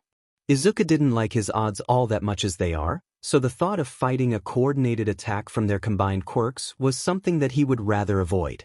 This brought him to the knowledge that he would have to find a way not only to thwart Bakugo's attacks, but also to do so in a way that would leave him unmarked. His soulmate was literally here. Izuku knew that if he even got slightly marked, the gig would be up. His soulmate would know it was him and they would try to talk to him, and then they would understand how truly effed up Izuku was and not want anything to do with him, only proving everything that Izuku knew inside right and kill the last bit of hope that he had that his soulmates might actually love him. Wait, no, stop. He had no time to have such fanciful thoughts. Breathing in through his nose, Izuku sighed as he stretched his body, taking mental note of the things he had in his disposal. He had a bottle of painkillers, some bandages, and a bit of steel wire. Groaning, Izuku wanted to cry at the thought of the limit that had been placed on them when they were allowed to choose their hero costumes and support items. Something about a trial PRD and there being limited supplies for newbies. At least his outfit was fire-resistant. Now here is to hoping that it can take a certain volatile blonde's angry tantrums. He was still not feeling 100% after yesterday's use of his quirk, but if Izuku was really planning on a life being a hero, he had to get used to pushing through his quirk setbacks. One little headache shouldn't cause him to become useless. Now plan. Try to keep off the floor. Ice is a perfect capture weapon. If anything, thankfully his quirk could slice and break things. With Bakugo, he had the perfect plan for him. Hiding a smirk, Izuku was soon taken out of his inner thoughts by All Might's voice. Time to set up is over. Hero Team Izuku Midoriya, you are authorized to infiltrate the villain's hideout and obtain the bomb without setting the bomb off. If possible, try to detain the villains, but the main objective is securing the bomb within the time limit. Now begin. Izuku gave himself one final moment to breathe in slowly before running towards the building. It wasn't even 2 seconds of him going through the door when ice covered the whole floor from underneath him. Wrong move. 2 tendrils came out as he used them to break apart the ice, keeping him from being frozen over as he used them to keep him above ground, the ice trying in vain to grab hold of him. Izuku smirked slightly as the ice stopped moving. Thankfully his jacket kept him a bit warm in this weather. Letting himself fall back on the ground, else he would overwhelm himself too early, Izuku let his tendrils stay semi-formed. If he didn't put too much thought in them forming, he wouldn't use as much mental energy. They only caused him more strain when they had a physical form. If they stay in its metaphysical form where they phases through things, they don't cause him as much mental stress. Trying to push the thought of his quirk slightly behind his mental walls, Izuku closed his eyes as he tried to listen to the world around him. He heard a loud curse as 2 sets of footprints came up to him. Quickly activating his quirk's physical form, he managed to use 1 tendril in order to move away quickly from the blonde who threw himself at him, using his other tendril to push Bakugo against the wall. Hearing a set of curses followed by a groan, Izuku didn't get to celebrate his temporary victory. Ice formed around him, but it gave way to his quirk quickly breaking through it, only managing to freeze parts of his pants and hands. Izuku tried to close the distance between him and the multicolored-haired teen in front of him, oh the irony, but Todoroki just threw more ice towards him. Okay, this was starting to get old. It seems like Bakugo agreed to this, as he threw himself back into the fight, explosions going off towards Izuku. Izuku couldn't keep the satisfied smile from his face. His explosions were noticeably weaker, almost the size of crackers rather than his usually larger explosions. Looks like his theory of the quirk being activated through a secretion, most likely sweat, was correct. It also looks like because of the ice causing the temperatures to drop, Bakugu's quirk was rendered almost useless. Grabbing Bakugu with his quirk, Izuku quickly threw him towards Todoroki before the weight became too much for him. Now here's the thing. Izuku knew that they didn't work well together. Hell, he knew that they were the worst two people to put in a team ever. That, though, didn't prepare him for what happened next. Izuku actually choked on a laugh as Todoroki instinctively used his ice on the object that Izuku threw in his direction. Said object being Bakugu. The blonde was encased in a block of ice that covered his whole body, leaving only his neck and head exposed. Izuku secretly hoped that the fire within the blonde would keep him from catching hyperthermia. Todoroki blinked in surprise, seeming to just catch up to what he did. Izuku swore he could hear the rest of his class laughing from this. Bakugu, though, was not as amused by this, screaming to be let out, struggling against his ice encasing. Since the whole bottom side of his body, including his palms, were frozen, he couldn't activate his quirk, stopping him from freeing himself. Izuku knew that Todoroki would be getting an earful from the teen when this was over. Todoroki quickly went to try and release Bakugu from his accidental hostage position, but before he could get too close, Izuku used his quirk to push himself towards the colorful teen, using his tendril to protect him from the continued onslaught of ice.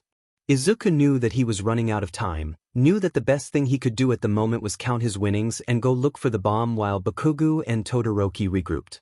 But he couldn't. This was the closest he has ever gotten to his soulmate. His soulmate was actually interacting with him. He was seeing him. For some reason Izuku couldn't give this feeling up. They continued with their game of evade and attack, slowly getting away from Bakugu and his screaming as they danced around each other. Izuku slowly felt blood start to drip down his nose. That was his cue. He needed to end this now. Pushing his quirk towards Todoroki, Izuku pushed past limited distance as he tried to grab hold of Todoroki's left side. Just as he grabbed a hold of Todoroki using his quirk, Todoroki's eyes widened. That was the only warning Izuku got before the world burst in red. Without even thinking, Izuku used his quirk to push himself away from Todoroki as far as he could, away from the sudden burst of flames.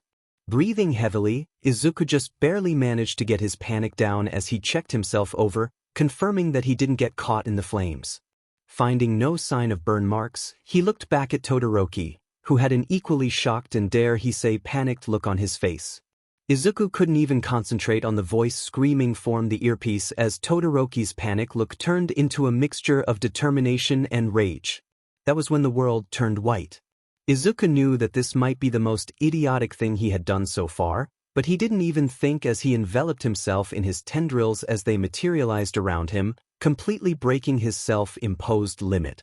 Letting the ice encase him as his tendrils kept a tight circular globe around him.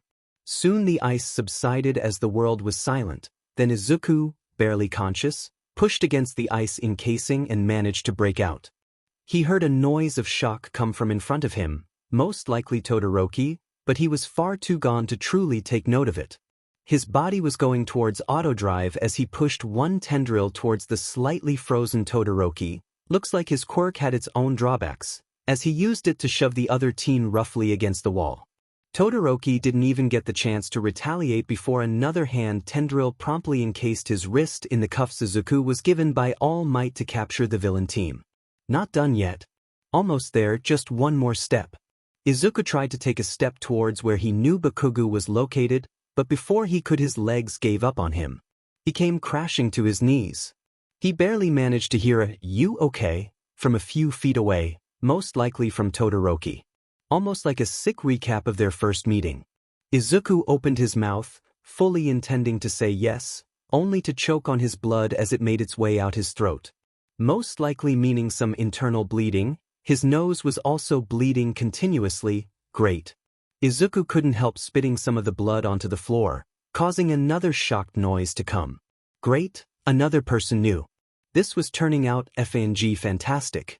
Deciding to do what he did best, ignoring his problems, Izuku instead managed to get to his feet as he walked towards Bakugu. Using his quirk, he was really pushing it today, to break through the ice holding the blonde's hands, He didn't even talk to the irate teen as he cuffed his hands together. It was then that he finally caught what was being said on his earpiece. If no one responds in the next 5 seconds, I will be forced to intervene.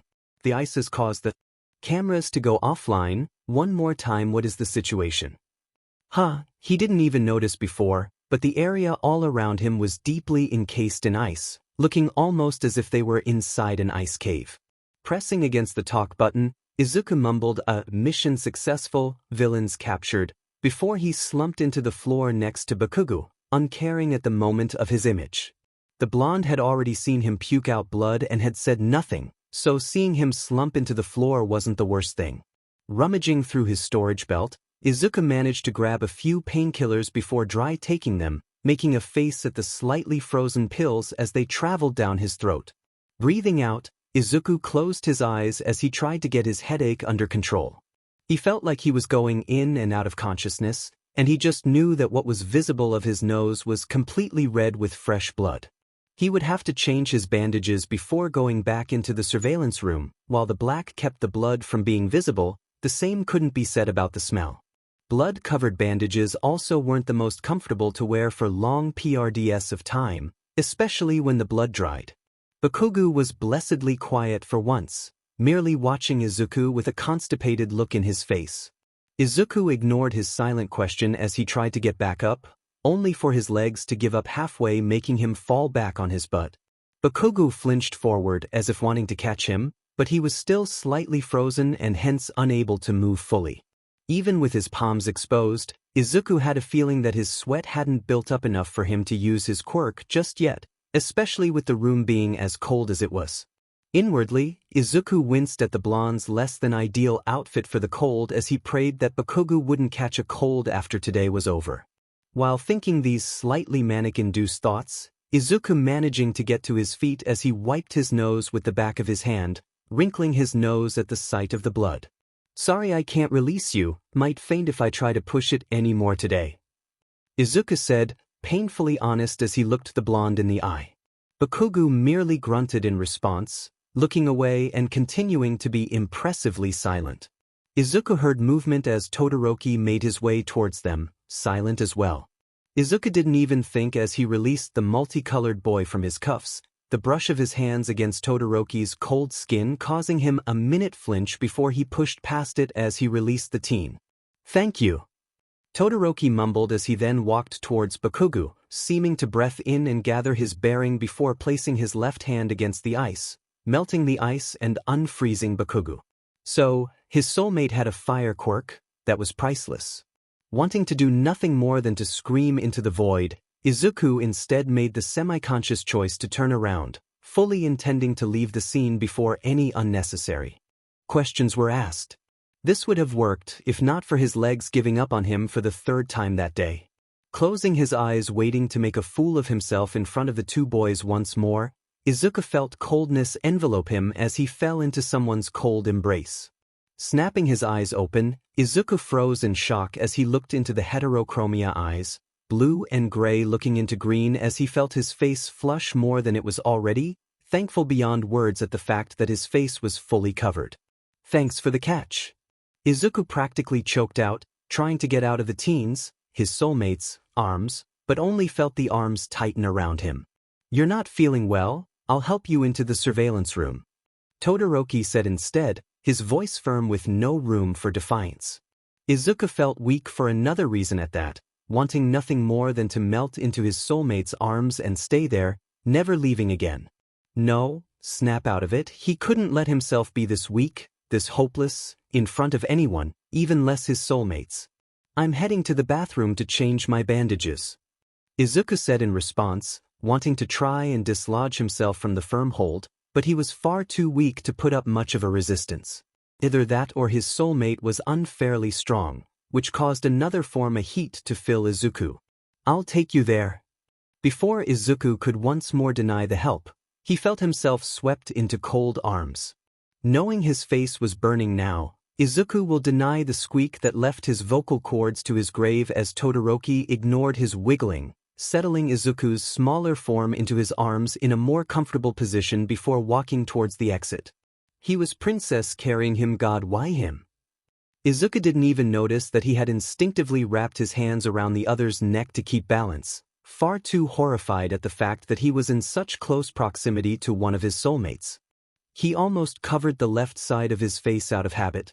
Burying his face into the cold shoulder in mortification at the event that was happening, Izuku will forever deny the sigh of relief at the comforting coolness that radiated out of Todoroki, cooling down his overheated body. And if this was the most comforted he had ever felt in years, well, nobody but Izuku had to know. Izuku didn't notice he had fallen asleep in one of his soulmate's arms until he was awoken to the feeling of being placed on a fluffy surface. He didn't notice the wine that escaped his mouth until he snapped his eyes open, catching Shoto's blushing face and Recovery's girl's amused smile. Wanting to do nothing more than bury his face in the pillow he was laying on and try to suffocate himself from sheer embarrassment, Izuku tried to clear his throat to cut the silent awkwardness. Instead, due to his dry throat, he ended up with a coughing fit. Grabbing the glass of water that was quickly presented to him, Izuku pulled down his bandages slightly in order to drink the water. Unknown to him, blood covered the skin around his mouth, hence it was quite a shocking sight to see for both Shoto and Recovery Girl. Due to his black bandages, the true extent of bleeding was kept quite low-key, so seeing his blood-covered mouth really unsettled the two, to say the least. Tutang slightly, Recovery Girl gently pushed Todoroki aside to get a better look at Izuku. Not knowing any better, Izuku turned to look at her, a questioning look on his face as he tilted his head slightly. He was a bit out of it at the moment, his whole body was heated up to the max and a horrible headache was throbbing on his head. He wanted nothing more than to cry and snuggle back into the cold embrace that had been covering him beforehand, but years of pushing back his discomfort had him able to act seemingly normally. Recovery Girl, though, was quite used to idiot teenagers trying to seem perfectly healthy but were actually in deep pain. Well, teenagers and childish adults, she amended. The mental image of two certain individuals, both being teachers here, made it into her head. Wanting to grumble at the pure stubbornness that she was subjected to in an almost daily occurrence, Recovery Girl tried to place her palm against Izuku's forehead. Almost on pure instinct, Izuku flinched back from the contact, dodging Recovery Girl's hand. This surprised both of them, though Recovery Girl seemed to silently understand something as she turned to Todoroki.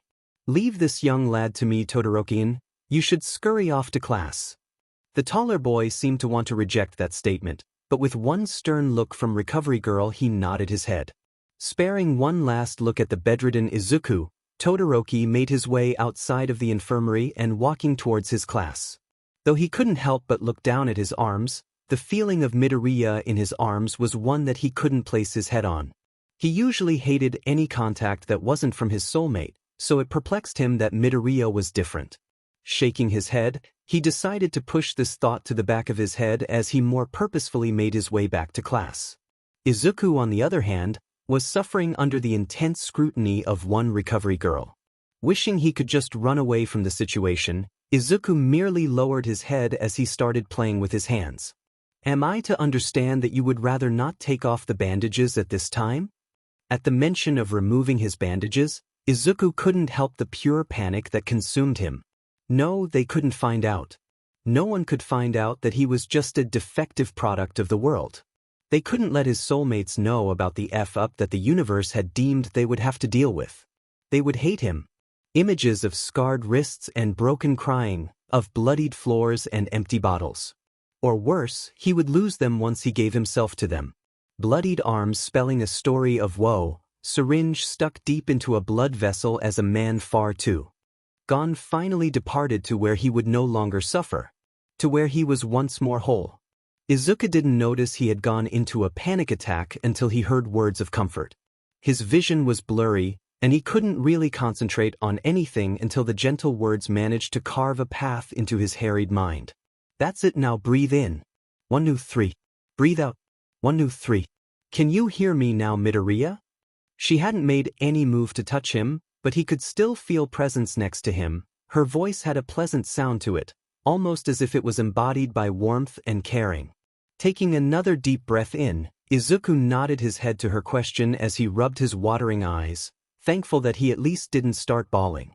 Recovery Girl gave him a small but soft smile, nodding her head as she placed her hand next to him in bed, but again not fully touching him. He tentatively placed his hand next to hers, making slight contact, as if to tell her that her touch was accepted. He usually hated contact with others, but the older woman before him exuded comfortability and safety. He didn't mind her touch as much as he did others with more polluted intentions.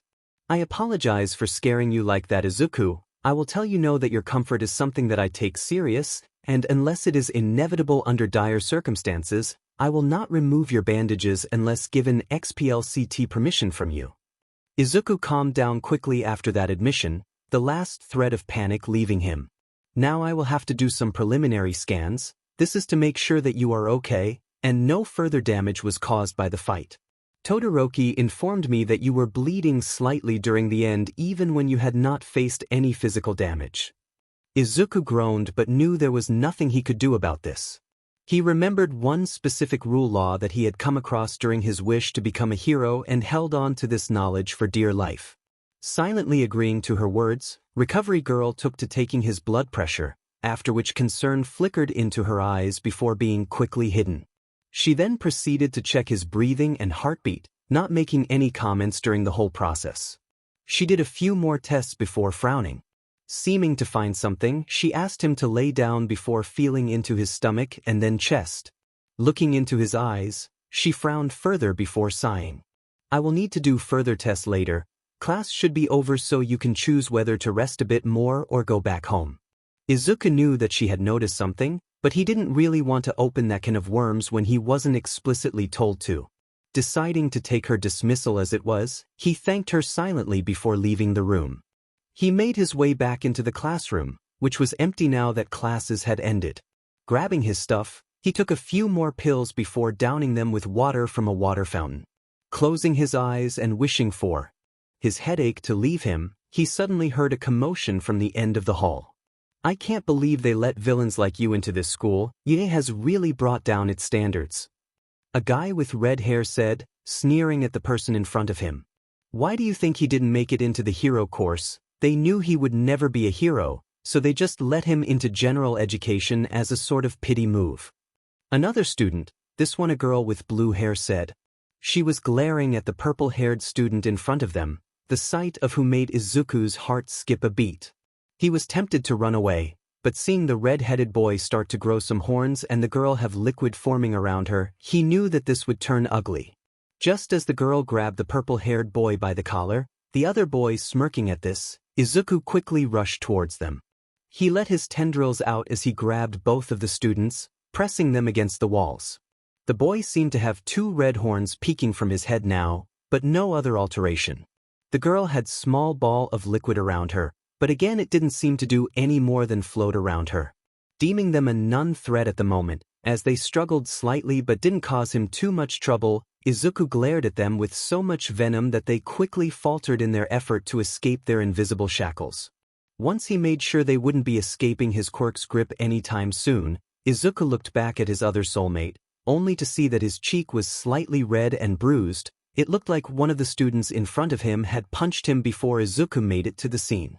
This caused Izuku's emotions to skyrocket as the tendrils pressed harder against the students, making hand-like red mark appear on their exposed skin. "I distinctly remember bullying to be an expulsion-worthy offense in UA, so now pray tell why I find two students cornering another in the middle of the hallway, stupidly harassing them even though UA has a high-tech security system stationed throughout the school."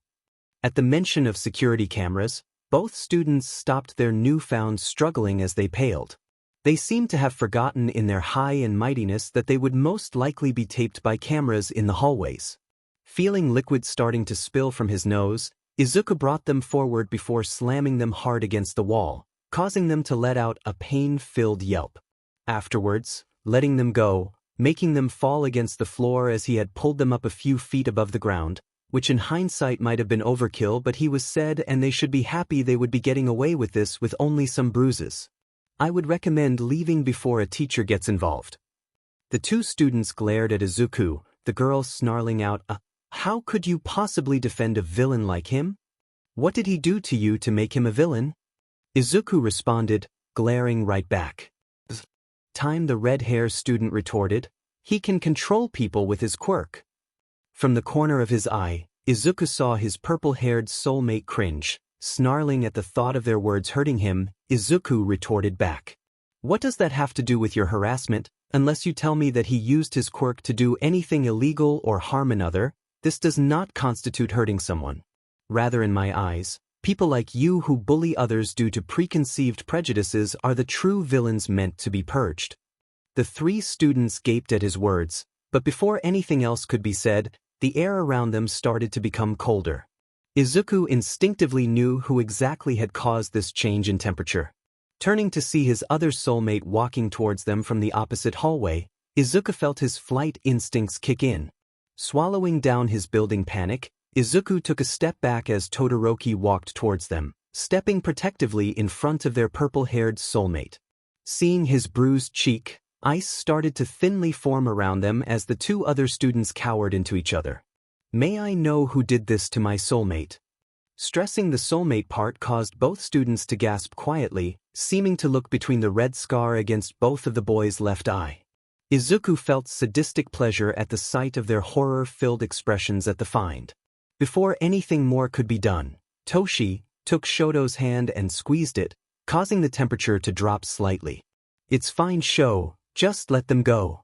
The two other students took this as the cue to run away, tripping over their feet as they ran towards the exit. Izuku was about to also run as well, wanting to be as far away from this interaction as he could possibly get, but was stopped by the soulmate he had just saved walking up to him. Thank you for standing up for me, and for your words. Blushing under his bandages, Izuku felt his throat constrict, not allowing him to construct a reply. Nodding in acknowledgement, Izuku gave both boys a tense wave before walking towards the exit. All he wanted to do after today was lay in bed and forget the day had even occurred. Those thoughts didn't stop the butterflies that seemed to be making chaos inside of his stomach, or the newfound warmth inside of his chest. All Might had been bombarded after class by a few students, asking him questions about certain high-profile fights and other questions and comments. It wasn't until he felt his internal time limit start to reach its end that he told the class, as well as a few other students that have made their way towards him after their own classes, that he was needed elsewhere, and promptly ran towards an unoccupied staff-only bathroom. There he proceeded to pop like a balloon back to his sickly-looking self, sighing as blood clogged his throat, trickling down his mouth. He was horrified at the thought of what could have happened to Izuku after his fight, the only thing keeping him from canceling the rest of class and running towards the young teen was the thought of unexplained questions that would most likely plague him.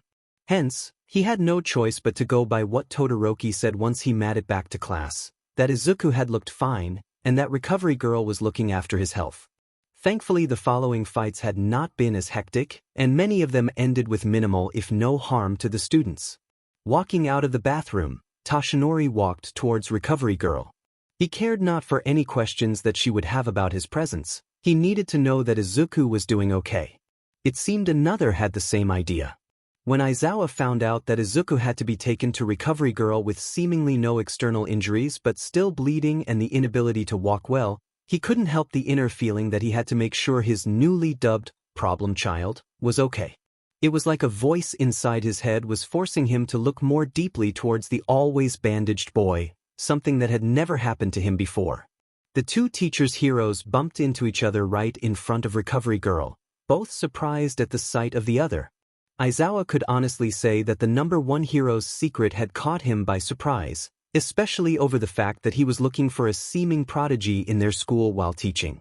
He had mixed feelings over the fact, especially since his teaching methods were anything but sound.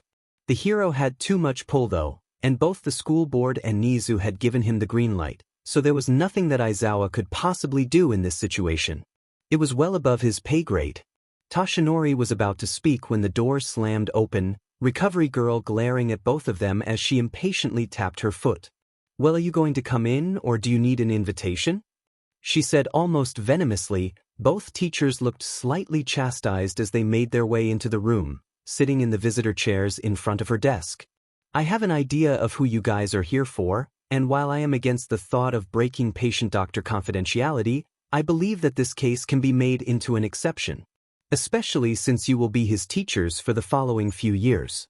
Tashinori cringed at her wording while Aizawa looked completely perturbed if confused at the speech.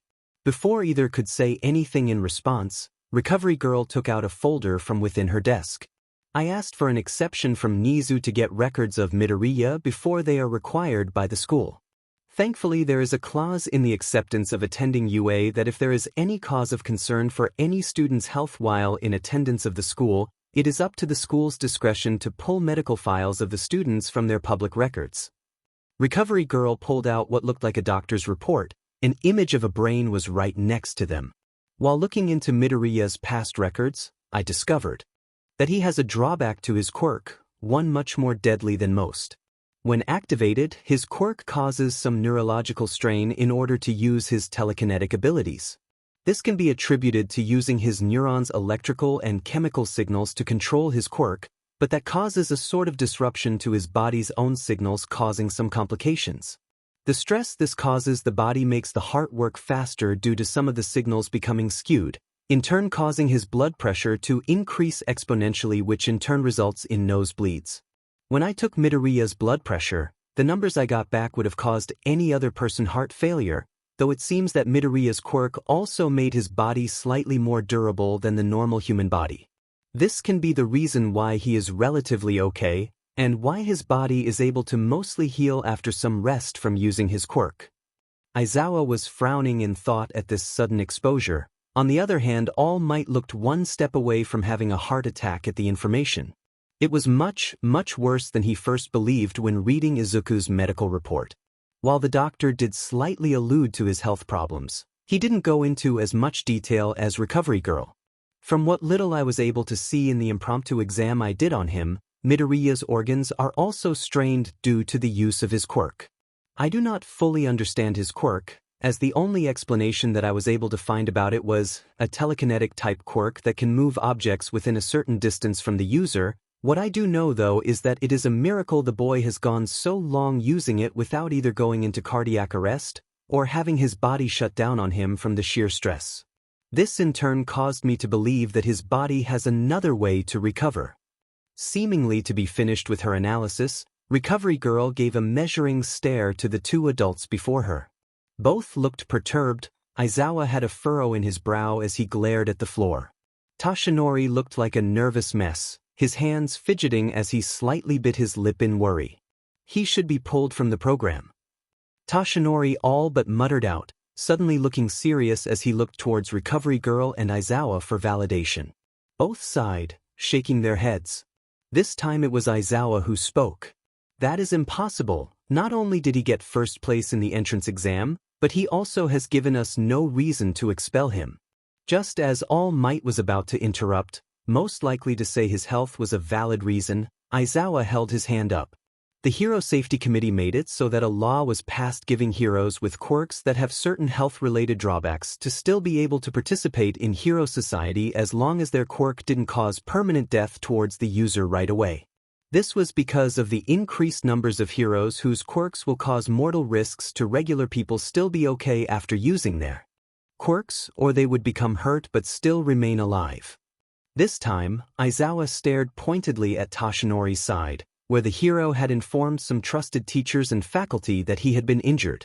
Without this law, heroes with quirks that could transfer injuries towards themselves, quirks that cause them bodily or mental harm, or heroes with health concerns from fights, would be unable to continue with their careers. The same law that had kept All Might able to continue with his hero work is also the reason that Izuku could continue his studies into being a hero without worrying about being kicked out of the school due to his drawback. The reason he could continue with his path down self-destruction without worry of being forcefully stopped. Seeing the defeat in All Might's face, Recovery Girl sighed as she walked towards him, patting him on the shoulder.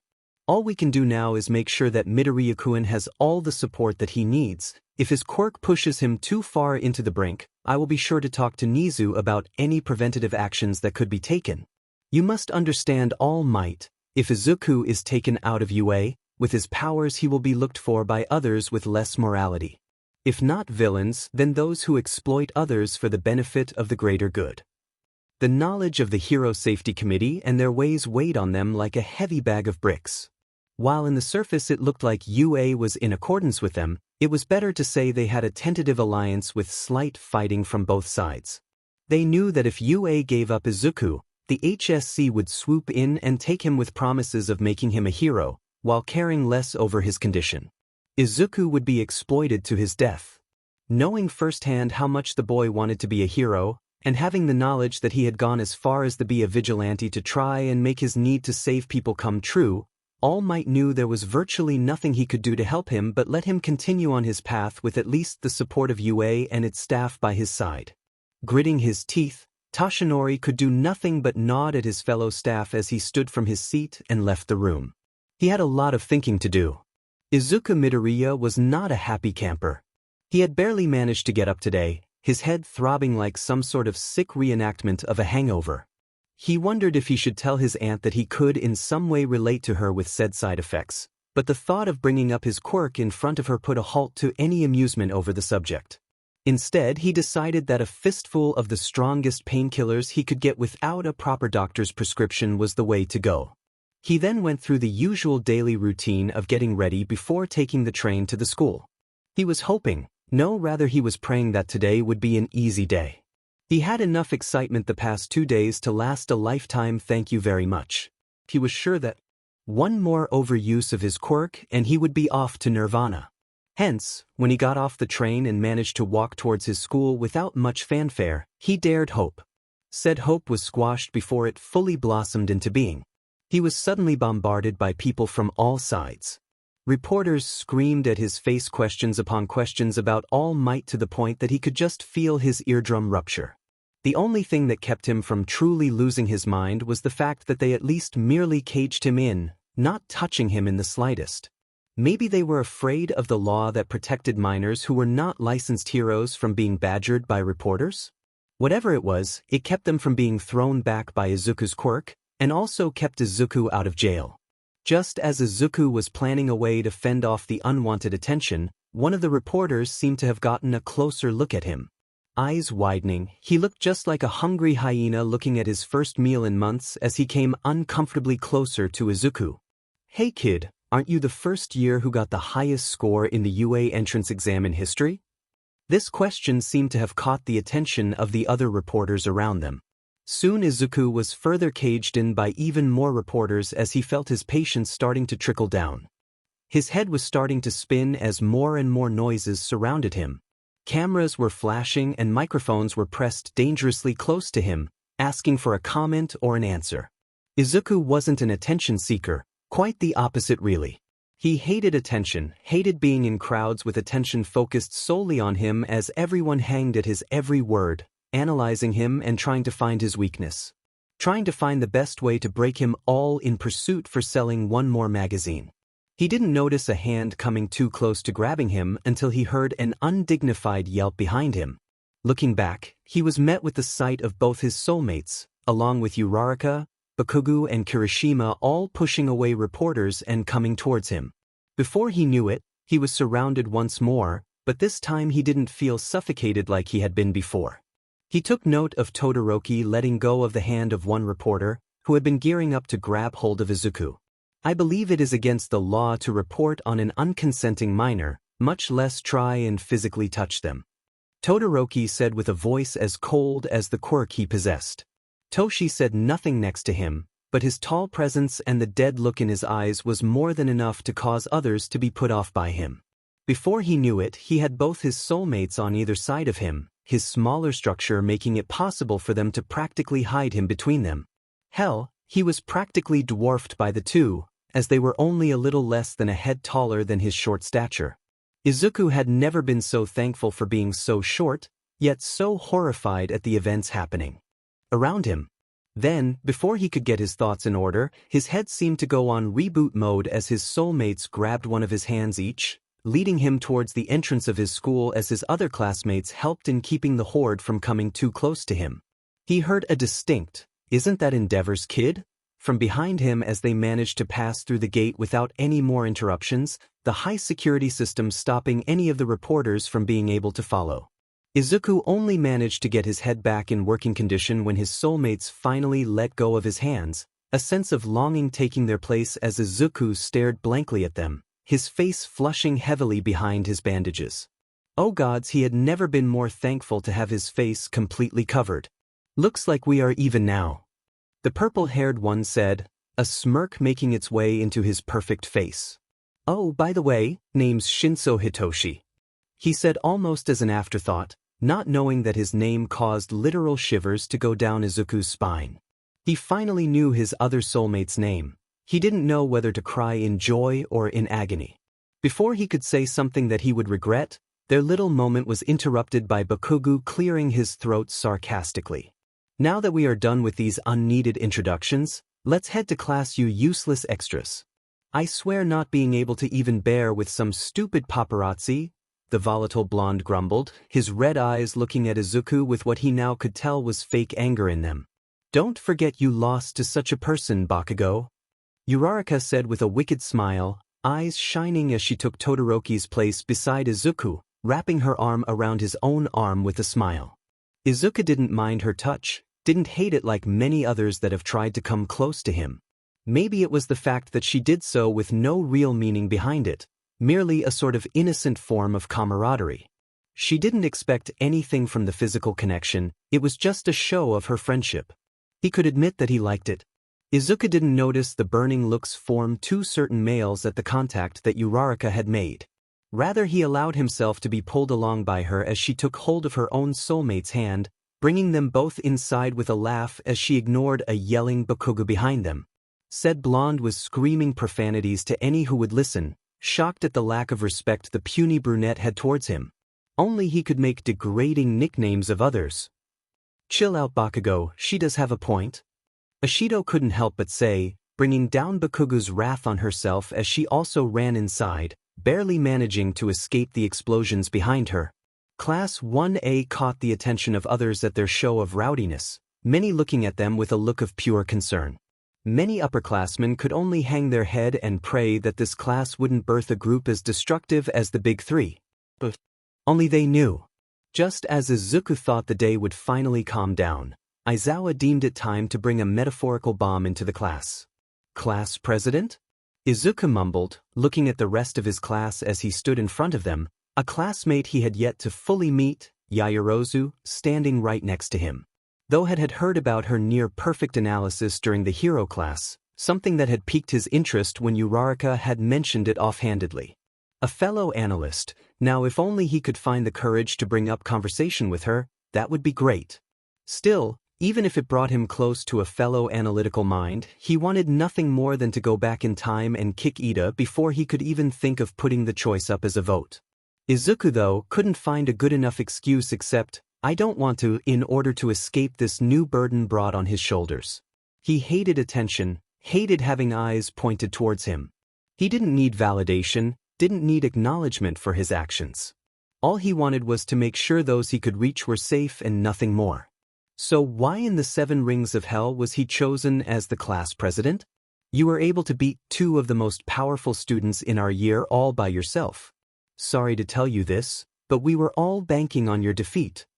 Ashido Kalmina said, a smile on her pink lips as her gold eyes surrounded by black stared excitingly at Izuku. She's right, you know, even Yaoyorozu thought that you were a goner. Kaminari just Kalmidenki added in, both answering Izuku when he questioned the group over the decision when lunch came around. I was sure you were dead when the cameras were frozen over. Siro elaborated further, grinning at his other 2 soulmates. When Izuku found out they were trade soulmate bond, it was not wrong to say he felt a pang of jealousy. They were perfect together, seeming to just belong with one another. He wondered if things that been different. Pushing the train of thought away, Izuku huffed as he pushed his food around. That doesn't prove anything. He couldn't help but mutter, causing Yaoyorozu to perk up from her place beside Jiro. How they really did have a lot of soulmates gathered in this class. He wondered if it was in some way done on purpose. That's wrong. Sorry if it comes off rude, but by putting down your accomplishment, you are also looking down on the power of both of your classmates. Humbleness isn't just a slight against yourself, it's also a slight against those that gave it their all against you. This caused Bakugo to perk up, looking at Izuku with burning red eyes. This admonishment caused Izuku to take note that almost half the class was gathered around him. Not only that, but they had to put together 2 tables in order to make room for all of them. What the actual hell? It takes a lot of planning, both before and during the fight, to have brought forth your victory. While I will agree that Bakugo and Todoroki don't make the best of teams, not many of us in this class can confidently say they would be able to take even one of them in a fight, much less both together. Ida further put his 2 cents in, giving Izuku a side-eye as he then took a bite of the meat in front of him. Izuku wanted to do nothing more than groan, thankful that his soulmates had gone off to who knows where together rather than stick around and hear this mess, even if the fact that they weren't here with him did cause a sharp sting of pain to hit his heart. Okay, I get it. It wasn't as great as you all say. I did end up having to go to the infirmary, you know. Sheet, Izuku needed to really keep his big mouth shut. The rest of the group seemed to be still at this as they all turned their eyes at him, inquisitive stares penetrating him. Why did you need to go to the infirmary anyway? I can never tell if you got hurt with all those bandages. Denki voice, causing Mina and Siro to both slap him in the back of his head for his lack of tact. It didn't help though that most of his classmates had been thinking the same thing. Even before Todoroki had frozen the cameras, Izuku had not gotten hurt even once in his confrontation between him and the 2 others. He also didn't seem to have more bandages other than the ones that he usually wore. It was hard to tell if he had even gotten hurt physically. Don't go trying to get into other people's business, Pikachu. It doesn't FING concern you. Bakugo suddenly yelled, angry eyes staring down Denki as the blonde slightly yelped and hid behind his 2 soulmates. Izuku felt gratitude towards Bakugo as he sent him a thankful look, which caused the temperamental boy to snort pointedly. Seeming to catch on that said question was off limits, Uraraka managed to take the conversation in more friendly territory, making Izuku further cement the idea that she was secretly an angel, most specifically his guardian angel. Sighing, Izuku let the lull of the conversation take his mind away from any more troublesome thoughts as he looked around at the students in the cafeteria. That was until the world exploded around him. Sirens started blaring as alarm took hold of everyone around them. Students panicked as people started running around the place, hitting and pushing one another in an effort to escape. Just as Izuku was thinking of leaving and finding out what was causing such a mess, he was grabbed by Ida. Midoriya, I need a favor from you. I can't find Uraraka, so I need you to use your quirk to levitate me above everyone. That way I can get everyone's attention and stop this commotion. Wait a moment, 4 eyes he dash. Okay. Izuku interrupted Bakugo, who was standing right next to him along with Kirishima. The blonde looked at him with shocked eyes as Izuku nodded his head in determination. It was true that it would be far more dangerous to go and try to find out the situation outside. More so, it looked like Ida already had a plan. Idiot, what are you thinking? Bakugo screamed out, outrage in his features as he grabbed Izuku's shoulder angrily. The blonde was really smart, seeming to have figured out that overuse of his quirk caused him to become hurt. Kirishima looked confused towards the 2, wondering what the problem could be as Izuku sighed. Grabbing hold of Bakugo's hand, which was a painful grip on his shoulder, offhandedly hoping that the grip didn't leave a mark from habit alone, Izuku smirked behind his bandages as he forcefully pushed his hand off. It'll take more than this. The other 2 had no idea what this meant, but Bakugo understood as he merely growled at Izuku, his glare venomous. Taking a deep breath in, Izuku looked towards Ida with determination as he nodded. Try to not move too much, I'll try to get you as high as I can. Before Ida could respond, Izuku steeled himself as he manifested his quirk, 2 tendrils coming around him and grabbing hold of either side of the blue-haired classmate before him. Pushing more mental strength towards the tendrils, Izuku pushed away the pain in his head as he pulled Ida upwards, making him float above them. Knowing this was a bad idea, but being a master at choosing bad ideas, Izuku then pushed past his limit as he made Ida levitate above where most of the students were causing a commotion. Everyone! This is a false alarm. The security was triggered by reporters. Everyone calm down and remain in your place. His yelling and the fact that he was levitating above their heads caused most of the students to stop at their tracks. So Ida had found out what had set off the alarms, Izuku was thankful that he had listened to Ida rather than ran off in vain by himself. As future heroes, hold yourself with better dignity. Now everyone go back to your seats and await further instruction from our teachers. As if magically manifested, the door was slammed open as Aizawa took one look at the floating Ida before sighing, looking to the world as if he was counting his last remains of sanity. This was a false alarm. The reporters managed to get into the school. Go back to your lunch. With that dispassionate speech, Aizawa shot one last look at Ida, seeming to contemplate something, before shaking his head as if saying, I don't want to deal with it, instead turning around and leaving. The students all calmed down at that. Many were dumbfounded at the news and more were feeling embarrassed at their overreaction. Just as Izuku could feel his mind starting to go blank for the overexertion, Ida waved at him to finally let him down. Trying his best to place Ida down as fast but as gently as he could, Izuku just barely let Ida's feet touch the floor before his quirk could no longer hold its form. Tendrils going back to intangible forms, Izuku turned and walked away with as much steadiness as he could away from the group. He didn't know that just as others were going to follow after him in concern, Bakugo pushed them back and told them to leave him be. It was only later that he knew and would forever be thankful for the blonde's continued help. Instead, he walked further away, a destination not in mind other than to get as far away from the general populace as he could. He didn't know how he was still standing, didn't know how his mind had still not gone black. All he knew was he had to keep walking, had to go farther away before they found out. Suddenly he heard a gasp. Looking up, he was met with the sight of his two soulmates standing in front of him in an empty clearing, what looked like a picnic blanket filled with an assortment of food behind them. Oh, they were having a picnic. How he wished he could join them. That was the last thought that passed through his head before the whole world finally went black. Shoto could admit to himself that he wasn't the best at expressing his emotions.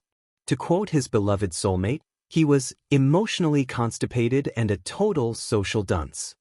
The only person he really got along with was his soulmate and only his soulmate, Hitoshi. He had a slight remembrance of happy smiles and easy laughs a long time ago. He could hear the voice of a child asking what he would like to do today, the shine of bright white with a hint of red that were both similar and a strange sight. The smiling face of a child that filled him with such love and warmth that it filled him with brilliant joy. He didn't seem to remember the bandaged arms as much. Being pushed behind a slightly taller trembling form of a young teen in front of him. He didn't fully remember being hugged tightly against a warm chest as words of comfort filled his ears, promises of protection and love. All he could remember was feeling warmth heat against his side, blue light flickering behind his eyelids as screams of delight erupted from him. Almost as if the happy memories took precedent over the bad ones. The happiness didn't last, as coldness suddenly took over, the burning heat on his left eye the only warmth in the deep coldness that had taken over. His mother's last words before she was taken away, promising him a better future as they were driven to a place away from heartbreak and sorrow. His grandparents, unlike what their quirks would lead one to believe, didn't lack any familial warmth. They took one look at the trembling Todoroki kids and opened their home to them. Shoto had always wondered what would have possibly possessed his mother to leave such a home for the sake of a man who only loved his ambition. How she could leave it all behind for a man who wasn't even her soulmate. He could never ask though, because before they even made it inside the house, they were informed of the fact that their mother would not be able to be here with them. Without even consulting anyone over the fact, she had checked herself into a psychiatric facility, not even giving them the time to say their goodbye before she too was gone from their life. Their father, or rather might as well call him Endeavor now that it showed that was everything he really cared about, had tried to get them back. The only thing that managed to stop him was the combined efforts of both Aizawa and Yamada along with many of the hero acquaintances they had. Endeavor, while a high-ranking hero, had shot most of his comrades in the back in his pursuit for power. Hence, while the civilians admired him for his strength, most other heroes had less than good feelings for him. It did not help that his oldest son had seemingly gone missing and was practically pronounced dead some time ago under mysterious consequences. Bring in the less than ideal state Shoto had been found in, and he had no leg left to stand on. This in turn made him begrudgingly give up his fight for custody before it even began. It was the first night Shoto was able to sleep without fatigue crashing into him. He couldn't help but smile at the thought that he no longer would have to mar the precious skin of his soulmate due to the bruises Endeavor would give him during his pseudo-training sessions. The first true betrayal he ever faced was when his 18-year-old sister decided to abandon the new family they had made and return to the man that had ruined everything. That day he had run all the way to his soulmate's home and stormed inside, crying into his most beloved's arms as he cried and cried, wondering why it was that everyone he always loved left him. Then, as time trickled down and he could feel fatigue start to fill him, he became aware of the arms holding him close, the soft humming above him as gentle fingers caressed his hair. It was then that he knew, for certain this time, that his soulmate would be the one person who would always be there for him. It didn't matter who left him, if he had Hitoshi by his side, it was all that he needed. That might have been the true beginning to his coldness, his lack of interest in anything and anyone that didn't have anything to do with his soulmate. It was the reason he didn't care even when his brother decided that he would rather move into the dorms instead of staying in the once more broken home. The reason he was able to pull through even as he sat through his grandfather's funeral. The reason he didn't mind that his grandmother no longer held his hand close or gave him the gentle smile she had rewarded him with the first time they had met. Instead being a husk of her former self. He didn't begrudge her for it though, he would react the same way if his soulmate left him. Rather, he looked up to her strength to keep going even after the loss. It was the reason he could live through the once more cold home as he lived his days merely studying and spending what time he could with Hitoshi. His heart would only melt for Hitoshi, he felt nothing unless it pertained to his soulmate. So why then, did the sight of a certain green-haired teen's crumpled form, blood dripping from his mouth and nose, cause him such anguish? Why was it that when he saw Midoriya almost fall, he went forward and caught him? Why was he able to touch someone else that wasn't his soulmate? The act alone with anyone else had caused his skin to prickle and nausea to form. Shoto could not make sense of any of these feelings, not the warmth he never thought he would be able to experience from another person's body, not the deep anger that he had felt when that person had been grabbed on by someone that wasn't him, not the regret that he had felt when he wasn't able to invite him to join them in their impromptu picnic. At the loss he felt when they weren't with him, when they weren't placed between him and his other loved one. Just as he was trying to push all these thoughts away, write them off as delusions, he was met once more with the sight of the boy who now took half of his thoughts. Hitoshi and he were just about to leave their picnic, wondering about the alarm that had turned on only to be promptly shut off once more. There had been no announcements, so they had believed it to have been turned on by accident, hence they were in no hurry to leave just yet. They were not prepared for the sight of Midoriya walking in their directions, his steps unsteady as something seemed to drip down from his face. Standing up, Shoto was able to see the sight of red liquid as green eyes met his own. Midoriya's eyes were a beautiful emerald green, even while unfocused they shined like the brightest of stars. He couldn't help but think such thoughts as the emeralds closed, the boy falling over and landing on the ground just as both Shoto and Hitoshi were running to try and catch him in vain. Making their way to him quickly, they were able to see exactly what his condition was like, and it caused something inside of Shoto to break. His face was covered by bandages like always, their dark color making it difficult to see his true state, but judging from the dripping blood from his mouth and nose areas, Shoto knew that his condition wasn't anything good. Hitoshi grabbed hold of Izuku's head, hugging it close to himself as he looked down at the shorter male with a pained look on his face. Shoto had a feeling that maybe he shouldn't like the fact that his soulmate was holding someone else close, and if it was anybody else, he would have forced Hitoshi to let go their physical state be demed, but the fact that it was Midoriya changed all of that, he just didn't know why that was. Just as he was contemplating this fact, mindlessly brushing at the hair that had fallen in front of the other teen's face, he didn't notice he was about to uncover the other's left eye, which was covered by most of the teen's long hair, before he felt a hand clasp against his own. Izuku felt danger fill him as his hair was brushed further and further aside. Just as his left side was about to be uncovered, he instinctively grabbed hold of the hand even when he knew that his bandages still covered that side, opening his eyes weakly as he made sense of the situation. He was lying on someone's lap, their body heat comforting him as his blurry eyesight just barely made sense of white, red and purple. He groaned, feeling his head pounding more than ever before as he clutched at his head. He had never before felt such pounding pain before, must be the continuous use of his quirk the last few days without any respite. This the most he had ever used his quirk, and the most he had ever pushed his limits, even while being a vigilante. Izuku bit back a groan as he nestled himself closer to the heat above him, not being conscious enough to understand exactly what he was doing. He felt the light touch of someone caressing his head but didn't fully compute the cool hand he was holding gentle moved towards his forehead. The coolness relieved some of his pain as Izuku couldn't help the soft mule that left his mouth, clutching at the cool hand as he held it close, wanting to feel more relief as he sighed.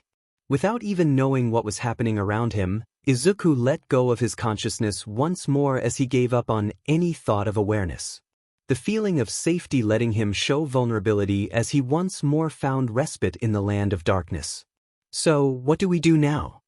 Hitoshi asked, knowing his face was redder than a tomato now as he felt Midoriya's hair under his fingertips, not noticing that he hadn't stopped stroking the soft green strands. He looked towards his soulmate, whose hand was currently being clutched by the green-haired boy, as he stared dumbstruck at the boy who had seemingly fallen back asleep, his face equally as red. Hitoshi had a feeling that he should be feeling a form of jealousy at the moment, but all that he could really think was what an adorable sound the boy in his lap that released. He didn't know where these feelings came from, rather all he knew was he didn't really feel the need to stop his soulmate from touching the green-haired boy, rather he would rather all three of them stayed in their position for as long as possible. He didn't know what it meant to be feeling this, but he was aware enough to know that it was unprecedented. People with interlocked souls were known for their possessiveness, they saw each other as part of themselves, and many times saw the other as a treasure, reason why many died with the other. It was rare for soulmates to end up with someone that wasn't their bonded, usually because they could not bear the sight of their other half being with anyone but themselves. This was especially true with soulmates that were as interconnected as Shoto and Hitoshi. Hell, before this the duo had never let anyone even so much as glance at the other the wrong way. They were extremely possessive over the other and had many times brought destruction to any who tried to get between them. So then why was this case so different? Begrudgingly, knowing that it was detrimental to Izuku's health to remain unchecked in his current state, the two high schoolers finally agreed that Izuku should be taken to the nurse office. With that thought, Hitoshi grabbed hold of the smaller teen and carried him in his arms towards the nurse, Shoto next to him. He was surprised by the lack of weight that the smaller boy had, especially seeing as that while Hitoshi was training his body to compensate for his non-combat quirk, he wasn't exactly overly strong per se. The thought of wanting to feed Midoriya until he was bloated made its way to his mind, only for him to shake it out of existence. What in the hell was going on with his head recently? The duo made it into the nurse office without much fanfare. Thankfully most students were still in class and didn't cause any commotion at the sight of them carrying a sleeping student down the halls. Though, while they were given curious looks from some students that were passing by, it wasn't completely uncommon in a school centered around hero training to get injured during practice. As they entered, they walked in on Recovery Girl and, much to their surprise, a skeletal man with blonde hair talking. Hitoshi had never seen the blonde adult before, but thought nothing much as he gently placed the sleeping Midoriya on the bed, half listening to Shoto explaining the situation. He was bleeding from his nose and mouth area, so he might have used his quirk again recently. He fainted before we could ask, so we brought him in order to make sure that he was okay. Hitoshi didn't sense someone making their way over to him until a shadow appeared on the other side of the sleeping Midoriya. Looking up, he was me with saddened blue eyes as the skeletal blonde man looked down at the sleeping teen, looking almost as if he was about to cry. Just as the man was going to place a thin hand atop the sleeping teen's uncovered hand, Hitoshi didn't know what overcame him when he blocked the man's attempt to touch Midoriya, a glare forming on his eyes as he covered Midoriya with his own hand. It wasn't until shocked blue eyes stared into his own that Hitoshi finally realized what he had done. Blushing, he quickly took his hand back as he bowed his head slightly in apology. "Sorry about that," he mumbled, feeling incredibly awkward over his unwarranted actions. The man before his merely smiled gently, the sadness still not leaving his eyes, but his smile was completely genuine. "It's quite all right, This young man is a sort of pupil of mine, thank you for being such a good friend to him. Hitoshi stared at the man mildly perplexed, wondering how a man who looked like the wind could blow him away be able to teach someone else about hero work. He had also never seen this man in any hero magazines, even the more discreet ones. The man seemed to understand the thoughts Hitoshi was having about him, as his sadness was slightly covered by mild amusement. Before Hitoshi could question the man further, Recovery Girl seemed to have gotten what she needed from Shoto. You youngsters better make it. Back to class, I'll be sure to take of Midoriya-kun. Feeling reluctant to leave, but knowing he had no choice on the matter from the tone that Recovery Girl had taken, Hitoshi could do nothing more than give one last longing look towards the sleeping teen before walking towards his soulmate, both holding hands as they left the infirmary, feeling a sense of loss as they walked away. I swear this young man is going to be a pain just as you were, Toshinori. Recovery Girl mumbled, looking at the younger teen with a huff as she walked towards the sleeping Greenette.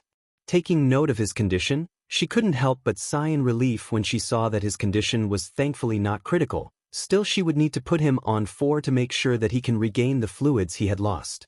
Mumbling about idiot heroes and their students, Recovery Girl proceeded to busy herself to get everything ready as Toshinori merely stared down at the teen, heartache filling him as the sight of familiar blood on slightly uncovered lips made something within him break. He wondered if this was what his old teacher felt, when he had seen him coming back from one fight after another after his injury, bleeding from the mouth as coughs racked his form. He wondered if this was the reason Gran Torino had pleaded with him again and again to find a successor, to give up being a hero and finally rest. He wondered if this was the reason his teacher could no longer look at him, why his visits had slowly declined over the years until he never saw him again. He wondered if he already knew what he had been putting his teacher through, but had feigned ignorance in order to protect his own selfish actions. Suddenly, he saw clear liquid starting to fall onto the pale hand under him. Shock filled him as he touched his cheeks, meeting the liquid slowly falling from his eyes as his form started to tremble. He wanted nothing more than to punch his stupid younger self, wanted nothing more than to apologize to the people around him for the hurt he had caused them as he selfishly put his own ideals above their concern. He wondered if this is what karma felt like. Izuku woke up feeling as if he had just been resurrected from death, his headache throbbing against his head in an unforgiving rhythm as the world around him blurred in his eyes, causing it to be hard for him to make sense of anything in front of him. For the first time, the bandages covering him felt tight and suffocating to his oversensitive nerves. The room was too bright, too white as the sight caused pain to his eyesight, forcing him to keep his eyes closed until he was able to acclimate to the brightness. He groaned, pressing his palm hard against his thankfully still bandaged forehead as he tried to slowly count from 1 to 10, trying to get his thoughts back in order. He wished to do nothing more than lay back down and close his eyes, leaving the world once more as he tried to ignore the incoming regret and shame that would hit him once he was fully sober. He didn't even acknowledge the feeling of loss, the wish that he was still in the presence of those who he had always secretly coveted. He tried to push away the sorrow at the fact that they had left him alone, that they didn't decide to stay. No, stop. This was not the time. There was no use for such notions. It seemed like he couldn't run from his problems for much longer though, as a large but gentle hand was placed on his shoulder, causing Izuku to jump at the unknown contact. He instinctively knew that this hand didn't come from the soulmates he had just been wishing for. It was far too large, far too thin even with the strength that it held. Looking to his left, where the hand originated from, he was met with the sad blue eyes of one Yagi Toshinori. Questions painfully obvious on his face, Izuku tilted his head as he tried to make sense of the image of what he slowly saw as the one good adult in his life sitting next to his bed. His mind couldn't exactly compute why it was that he was seeing Toshinori on his bedside, especially as he was more than positive that he was currently in Yue's infirmary. Izuku wondered for a frightening second if he had accidentally called the man when he was not fully conscious of his actions, reason why the man had come to him. Toshinori smiled, looking at Izuku with a gentle gaze as he gently patted his shoulder, as if afraid of putting too much strength behind his pats. He answered Izuku's questioning look promptly, not leaving him guessing for too long, for which Izuku was grateful. He didn't think he could survive from the anxiety that he had unconsciously burdened the man more than he already had in the past. I forgot to mention I'm what you could call an on-call substitute staff in UA. Toshinori said with a laugh in his voice, smiling sheepishly as he rubbed the back of his neck awkwardly with his free hand. Izuku was stunned at the thought of the man that had helped him so much was also stationed in the school of his dreams. He now understood why the man was so excited at the fact that Izuku had divulged that he wanted to attend UA. While he felt a bit apprehensive over having Toshinori near him for much longer than before, especially since he wanted to spare the man from having to see his penchant towards self-destructive tendencies, he couldn't say that he was fully against the notion of being able to indulge in his presence for longer than he could in the past. Due to school and his lack of energy remaining after having to use his quirk in a higher capacity than what he was used to, Izuku hadn't been able to visit their meeting point in the beach recently. He had missed the man. The last time he had seen him was the disastrous meeting after he had overused his quirk to meet Bakugo. He would deny it, but the main reason he hadn't met the man was that he had been ashamed at his response towards his question. He had felt like he was showing weakness in having answered that he had nobody that held him in a high regard, that he had nobody that cared. It had felt as if he split open his chest, leaving his heart bare towards the man, burdening him with Izuku's own faults. Ever since then, even if not fully conscious over the action, Izuku had refrained from even walking near the beach to save himself from being more vulnerable towards the man. From sharing further and in some way revealing all that Izuku had done, all the wrong that he had caused and all the pain that he had brought upon the only people who ever cared for him. The fact that he didn't really deserve to be a hero, even though he stubbornly carried on. Just as he felt his thoughts starting to spiral out of his control, he was broken out of it by Toshinori's next words. "Now my boy, why is it that you are currently in the infirmary room, not waking up until today's last PRD?" Izuku's eyes snapped open in shock at the revelation, not having thought that he would be indisposed for so long. Though another part of him was thankful that he hadn't gone comatose for longer. His backlash really was slowly lessening. Maybe instead of trying to keep himself from pushing his limits so much, he should try to push it farther sooner to quicken his recovery time? Izuku secretly believed that Toshinori had some sort of mind-reading quirk. How else would he have known what thoughts were going on inside Izuku's head? "You better not make this a habit, my boy. I will be sure to stop by Chiyo-san more often to make sure that you don't visit her too often due to quirk overuse." After thinking for a moment, Toshinori's eyes then narrowed threateningly as he gazed sternly into Izuku's own emerald orbs, causing a shiver go down Izuku's spine.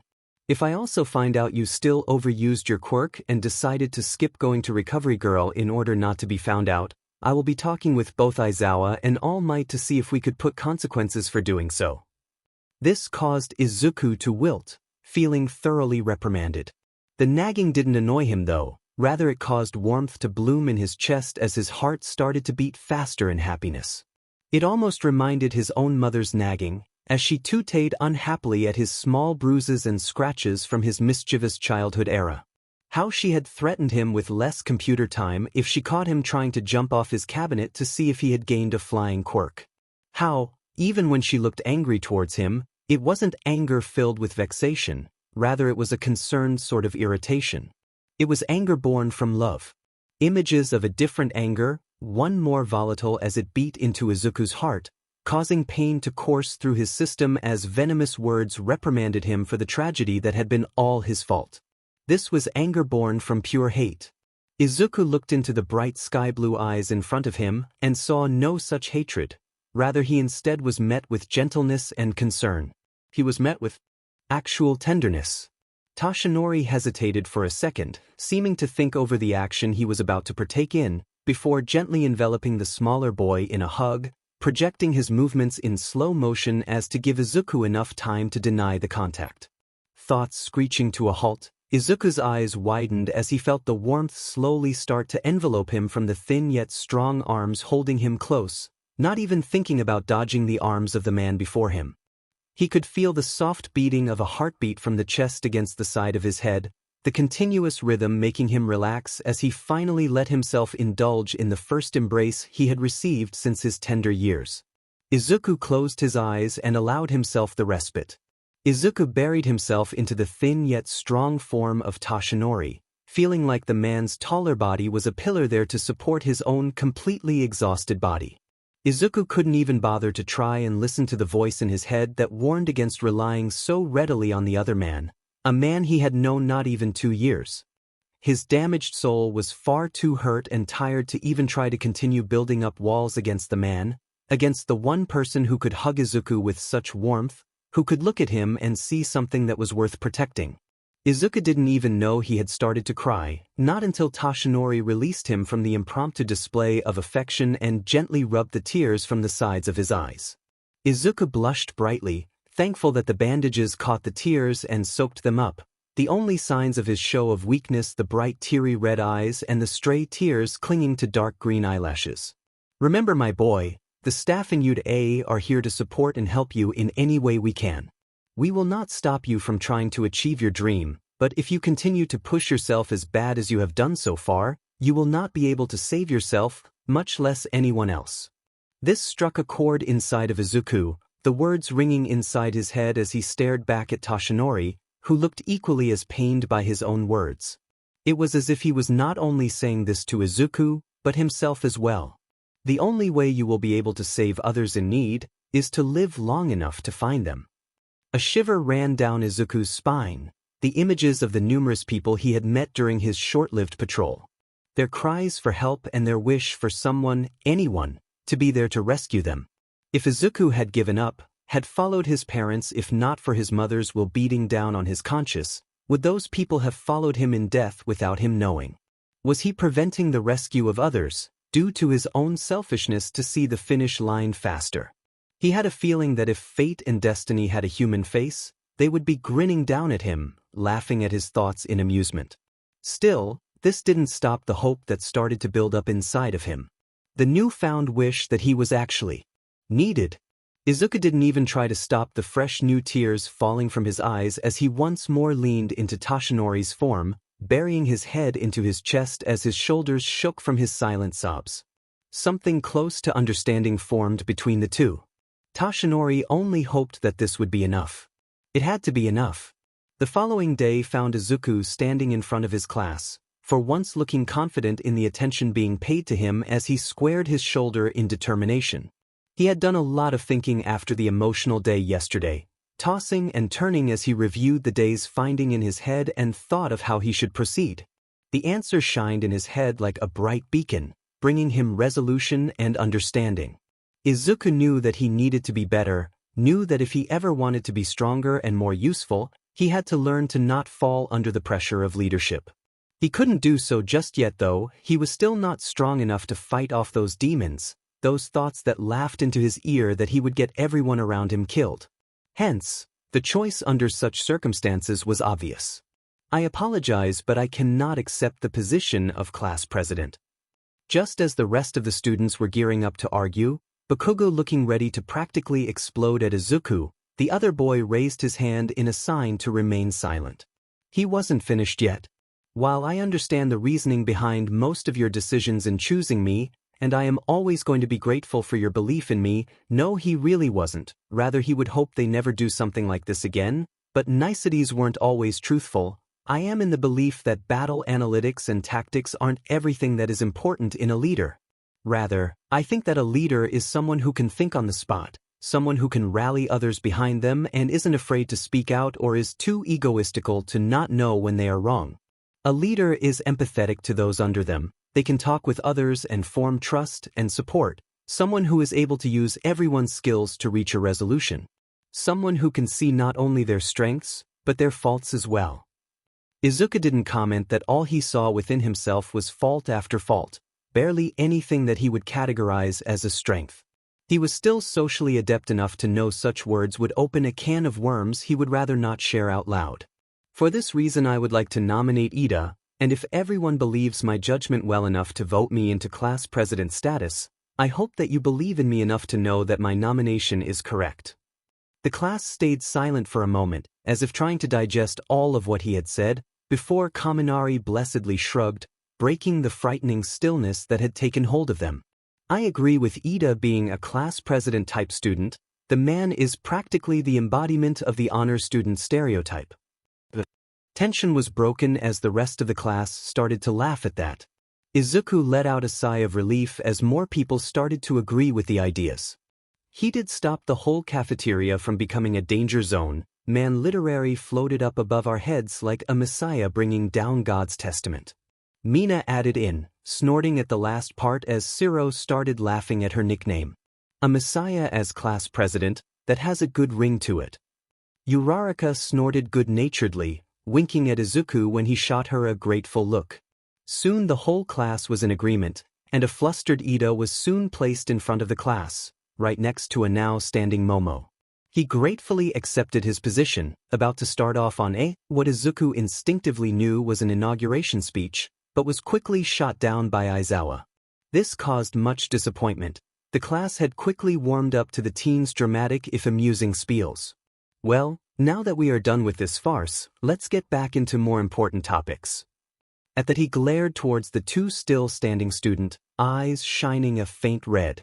Both Momo and Ida didn't need further prompting as they quickly made their way back into their seats, with Ida shooting Izuku a grateful smile. Izuku gave him a thumbs up, his eyes crinkling from his own smile as he settled into his seat, more relaxed than he had been since the unwanted appointment. Well, that was one crisis averted. He didn't notice two colored eyes staring in contemplation towards him, doubt and wonder in their gaze as they continued to sneak glances at him for the rest of the class PRD, much to the greenette's obliviousness. As homeroom continued, Aizawa decided that today was ripe enough to continue keeping them on their toes by announcing yet another big event. Izuku severely wished that Aizawa would make things easier for their mental stability and make all the announcements necessary all at once. Once happy enough to see the shocked faces of class, Aizawa released them to their following classes as the students quickly came out of their shock, excitement taking its place. I can't believe we are going to be traveling for a rescue exercise. Have you guys ever heard of the USJ? Uraraka asked their group while they were at lunch, a smile on her lips as she leaned against Azui in a show of intimacy. Izuku had started to notice more and more that the brown-haired girl was one that didn't shy away from intimacy. The fact would have made him weary before, as he was never one for physical contact. Though, after getting to know her and her quirks, he had come to look forward to her small show of friendly affection. Everyone gave their denial, which wasn't surprising. While a lot of things in UA were made public in order to promote the school, hero training buildings were usually kept in a need-to-know basis. Safety was a big concern in hero schools, especially against villains who would love to do nothing more than get rid of future adversaries before they fully blossomed their potential. Their table was once more filled with students, the amount starting to gain the attention of the rest of the students in the cafeteria. Especially since they have now made it a habit to join two tables together, causing the others to look towards their large group in amusement. Uraraka had once more taken a seat on one of Izuku's side, sitting on his right with Azui next to her. Though now, instead of Kirishima sitting on his left, the red-haired teen had instead strong-armed Bakugo to sit on Izuku's other side, a glint in his eyes as he smiled toothily at his growling soulmate. He then promptly took his place next to Bakugo, looking quite pleased with himself. Izuku would have been perplexed at the act, not understanding why it was everyone was looking at the two in great amusement, but instead he was almost shaking in pure panic at the sight in front of him. Sitting nonchalantly, looking as if all was right in the world, were both Todoroki and Shinso? What the hell was going on? Izuku had been deathly still ever since the two had taken their seats at their table, acting as if all was right and natural as Hitoshi gave Izuku a small wave with a whisper of a smile on his lips. Todoroki was a bit cooler in his greeting, face emotionless as always as he gave him a small nod in acknowledgement. It took all his self-control not to choke on his drink when they had taken a seat in the table, having thought that they would go off on their own as they had always done. He tried to deny the warmth and excitement at the sight of them sitting with him. So, Mr. Class President always wanted to ask, why is it that you want to be a hero? Kaminari asked, his teasing tone fond as he leaned onto Mina. Siro grinning at his soulmate's question, leaning into Mina's other side. The girl in question only smiled in exasperation at her boy's act, shaking her head but otherwise allowing them to continue to press themselves against her. It was painful looking at their interactions, so Izuku always tried to not look in their direction, else he was afraid of the look he would most likely have in his eyes. He also wanted to spare himself further suffering. Well, I come from a family of heroes. My parents were well-known heroes, but due to some unfortunate circumstances they had to retire earlier than they wanted to. They had made it their life mission to help others through different means, but their heroic stories lit a fire within both my brother and me. I just hope that one day, I will be able to live up to their legacy. Izuku tilted his head, now understanding why Ito was uptight at the best of times. He was someone who grew up always knowing that he wanted to be a hero, pushed forward by the support of his family. Izuku couldn't help but feel a deep pit of envy at the fact but pushed it away with disgust. Ito was his friend, or well he hoped the other boy would see him as such. He should never envy a friend's good fortune. He wouldn't allow himself to go down that road. Cool. We're in the same boat, though my mom is the only hero in the family. Dad's a huge tech nerd. He's a support agent in Mom's hero agency. Kaminari grinned at Ida, who in turn gave the boy a thumbs up. Isn't your dad the hero in Endeavor Todoroki? There's a lot of hero kids in this class. Siro asked with a grin, voice filled with enthusiasm. The temperature seemed to drop at that moment, and Izuku distinctively remembered what his first mark had been. A burn mark. The writing that followed was one that gave insight at a not-so-happy family home, and Izuku was also aware that Endeavor was rarely if ever seen with his kids, how the man never even mentioned them in recent times. The thought of what that might entail made him sick to his stomach. What made you want to be a hero, Momo-san? Izuku butted in, taking away the attention from Todoroki and bringing in the deputy class president. She gave him a gentle smile, one of Jiro's earphone jacks adorably wrapped around her upper right arm. When I was younger, I was kidnapped by some less than savory group in order to make my parents pay them ransom in order to get me back. At that time my parents' business was facing troubled time, and they couldn't get all the money asked for. A hero was able to save me before the group were able to do more harm. Ever since then I wanted to be a hero too. The table was quiet at the response. Jiro leaned in closer to her soulmate as the mature girl smiled. It happened a long time ago, so no need to be too tense about such things. I promised myself since that day that I will study hard and be strong enough to help anyone ever in such dire situations, just like someone had saved me at that time. As if looking to lessen the suddenly tense atmosphere, Yaoyorozu turned to Bakugo, looking at him with a glint in her eyes. Well then, Mr. Future Number One, what is your reason to be a hero? Bakugo grinned at this, a fire burning in his eyes. That's easy, I'm the best and will always be the best. I'm going to be the number one hero one day and will have everyone know that I really am at the top. The class cringed at this, Azui looking at Bakugo in thought whilst tapping her chin. Welp, I saw that answer a mile away. Izuku couldn't help but mutter out sarcastically, though his eyes shone with a smile as he glanced at the blonde. He quite liked Bakugo's response. While it might have seemed like it was more selfish in design, it was still filled with much conviction and promise. Izuku liked that about Bakugo, the feeling of unapologetic self-assurance which Izuku wished he could mimic.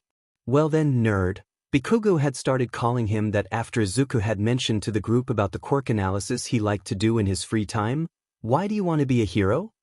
He said with an aggressive tone, a smirk on his lips though there was a curious light in his bright red eyes. Izuku stilled at the question, something inside of him withering as he felt his palms start to get sweaty. I want to protect the bonds that others have. The answer made its way out of his mouth before he could fully stop them. This got everyone's attention, looking towards Izuku's direction with confusion. Thankfully though, before he was asked to explain his answer, the bell rang, lunch ending for the day.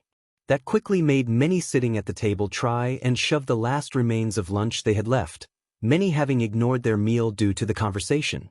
Kaminari shoved one too many takoyaki in his mouth, causing him to choke as Mina quickly hit him in the back, Siro sighing and complaining about the blonde's idiotness. Throwing away his leftovers, Izuku didn't even notice the smile that slipped on his face when Uraraka walked by his side, Azui next to her, with Ida talking animatedly at all that they had found out about their schoolmates. He didn't even question the feeling of belonging that encompassed him as he happily nodded along with Ida's excited spiel, hand waving up and down to show his joy. He let himself have this moment.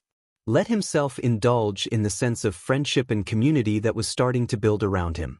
He tried to push away the question of how long it would last. The early morning sun beat down on them as the students of Class 1A gathered around in front of one of many side entrances within the UA campus. While USJ is far from the main building that houses most of the classes, it is technically still part of UA. Sometimes, Izuku wondered how big UA really was, though he was also afraid to actually find out the answer. Some things were better left unknown. Though while USJ could be considered part of UA, it was built as an off-campus ground, hence they had to take a bus to get there. Izuku had a feeling there were many bus rides in his future. UA had a weird fascination towards throwing money at architecture and making it their life's mission to make every training exercise plus ultra. Shaking his head to dislodge the weird direction his thoughts had taken, Izuku looked around at the rest of the class gushing about being able to travel to a field trip so early on and do real hero work. Izuku understood their excitement. He also couldn't wait to be able to participate in actual hero work, even though he technically did those things while being a vigilante. Something about having all of this sanctioned and overlooked by actual pro heroes made it all the more intense. It made it feel like he was truly moving forward in his quest to become a true hero. Izuku checked his bandages. He then made sure he had more bandages stored away in his many pockets and the ever-present bottle of pills. He also asked for a bit more wires from the support department. You never knew when you needed some extra strength wires. He certainly made use of comparable material during his short time as a vigilante. Mido-kun. Izuku turned towards the person calling him, slightly surprised by the use of a nickname. He was met with the sight of a smiling Uraraka, her right hand waving towards him as her left hand held Zuyu's hand. Knowing he was blushing but having it thankfully hidden by his bandages, Izuku smiled as he waved back at Uraraka, walking towards her. Hey Uraraka, I'm happy to see that the support department made the changes you wanted. Izuku said happily, giving her and then Azui a quick once-over. Uraraka's new hero costume was a bit more battle-ready, though built more for speed than hard-hitting. It fit her wish to be a rescue hero more so than a fighting-oriented hero. They changed her high-heeled boots, to which Izuku thanked whatever deity answered the call, to combat boots that were pink, hence they still fit the color scheme. Though the combat boots were better suited for all sorts of terrain that she would have to traverse for her rescues. Instead of just wearing spandex, there was a padded vest covering her chest and a bit of her stomach. She also had metal-like guards on her thighs, shins, and arms bands per Izuku's recommendation to add a bit of protection, with the support department being able to find the least heavy material while still retaining durability.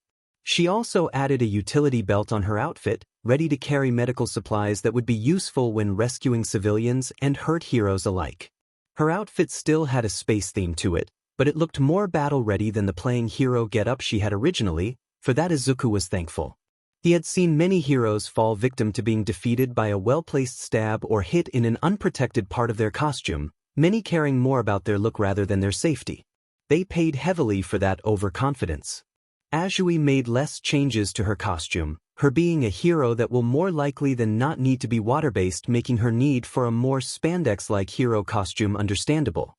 Though he did get her to agree to adding a little more padding on her chest as well as arms guards in case she ever needed to block an attack. He also recommended her to add a bit of webbing to her shoes to let her swim better, which she did. Overall, Izuku was happy to see his dear friends were more protected. Looking over to both Kirishima and Bakugo, Izuku cringed but tried not to think about it too much. Something told him trying to convince either of the two macho men against exposing their whole FNG chest was going to be a lost cause. They hopefully knew what they were doing. If not, then hopefully Izuku would be around with his ever-surplus number of bandages. At least Bakugo had metal knees and arm guards. Izuku tried to comfort himself. Okay, fellow classmates, I have made a chart with the order in which we will be sitting in the bus. It will be based on class numbers. Ida said, waving what Izuku knew was a meticulously sketched seating chart in his hands. Izuku watched in amusement as he saw Ida try to corral a class of hyped and chaotic hero-to-be teenagers. I'm happy Ida was able to be class president, he really fits the role. He comments to the two girls next to him. His two friends nod in acknowledgement, though he misses the concerned look Uraraka sends over to him, too caught up in the act of watching Ida yell towards his classmates to make two straight lines, Momo trying to be helpful but seeming to be mostly happy letting Ida continue with his actions. Just as the class was entering the bus, Izuku couldn't contain the abrupt laugh that left him at Ida's shocked and distraught face, gazing upon the bus's open floor layout. Poor Ida, Izuku thought as he tried to contain the laughter behind his hand, some of the others in the class doing the same except Kaminari, who saw no problem laughing his butt off on the side of the bus at Ida's slowly depressing form. Once they had settled in the bus seats, with Izuku finding himself sitting next to one Shoto Todoroki and wishing that the floors would come up and eat him whole, the class was happily chatting with one another, Ida sitting on the other corner of the bus and still pouting over the fact that the bus had destroyed his meticulous planning. Izuku wasn't sure how he ended up sitting next to his soulmate, quite frankly the last person he wanted to sit next to. After Ida's sitting chart went down the drain, it was a free-for-all as the students rushed into the bus, Momo now being the one trying to calm the sea of overeager teenagers as they quickly sat down in the closest open seat. The ending left him here, wishing for nothing more than a restart. So do you have any Midoriya-kun? Izuku perks up at his name, his mind pulling away from the mental down spiral at the fact that he was sitting next to the one guy in class that he should not be sitting next to. Said guy who was now staring at him intently for a reason he was not aware of but was getting him close to a panic attack. What was that, Azui-san? Izuku asked tentatively, trying to not look back at the very soulmate who was staring a hole on his head. Nope, he wasn't there. There was nobody sitting next to him right now. I told you to call me Tsu. The greenette said with a slight glare. Izuku smiled in apology towards her. He always ended up reverting back to calling her Azui here and there, but he made an effort in calling her Tsu. He knew that it was comforting for her to have friends call her so. Izuku always felt a warmth fill his chest at the fact that he was included in such a group. We were talking about how there was a high number of soulmates in class 1. Most of the class is soulmates with one another. There is me and Ochako, Kaminari with Mina and Shiro. Bakugu and Kirishima are also soulmates, Momo and Jiro as well. With that, Tsuyu put a finger to her lip, looking slightly concerned, but then determination filled her eyes. I'm pretty blunt most of the time and have been told it is to a detrimental degree. But I wanted to ask how you would know if you had a soulmate if you were covered all the time, so I thought you must know who your soulmate is by now. Izuku stilled at this, barely listening as Ida reprimanded Azui for asking something so personal and the curious glances he was now getting from the rest of the class. He tried to keep his breathing even as he tried to contain his composure at the unexpected questioning. He very carefully didn't let his eyes wander to the person sitting next to him, who he didn't see was now staring more closely at him, gauging his reaction. No. His voice slipped out of him more forcefully than he intended, shaking his head to try and gain back control. Izuku tried to look more casual as he stared at Azui evenly. I don't have a soulmate. His answer seemed to shock a few of his classmates, many taking their gazes towards his bandages as they clearly had a question there. But then how will you know if you have a soulmate by keeping yourself covered? Kirishima asked, a frown marring his face. Izuku couldn't help the sardonic smile that took over his face, so reminiscent of the ones that have been shown to him every time the topic of soulmates was brought up, though most of it was hidden by his bandages. If I ever had a soulmate, which I highly doubt will happen, I feel like it would be for the best if neither they or I ever found out. Both for my sake and theirs. Just as silence hit the bus, everyone taken aback by his claim, the silence was interrupted by Bakugu, who he now noticed was sitting only 2 seats behind him. That's a load of bullshit. For once his voice wasn't overly loud, but it rang throughout the deathly silent bus. Before anything more could be said, the bus abruptly stopped as Aizawa stood in front of the entrance of the bus. Quiet down everyone, time to exit the bus. Izuku was pretty sure his hooded eyes lingered on him for a moment longer than others, but he was too busy trying to ignore the glare his soulmate was now burning on the side of his head. He quickly got up and exited the bus once Aizawa let them go ahead, nervous over how the rest of the class would now treat him after his revelation. Him and his big mouth, he was going to freaking regret his answer, wasn't he? As they made it inside of the USJ building, he saw that while Uraraka, Azui, and Ida were all close to him, they were more silent than usual. He tried not to break from the thought that he had irreversibly damaged the one real relationship with people his age he was ever able to form.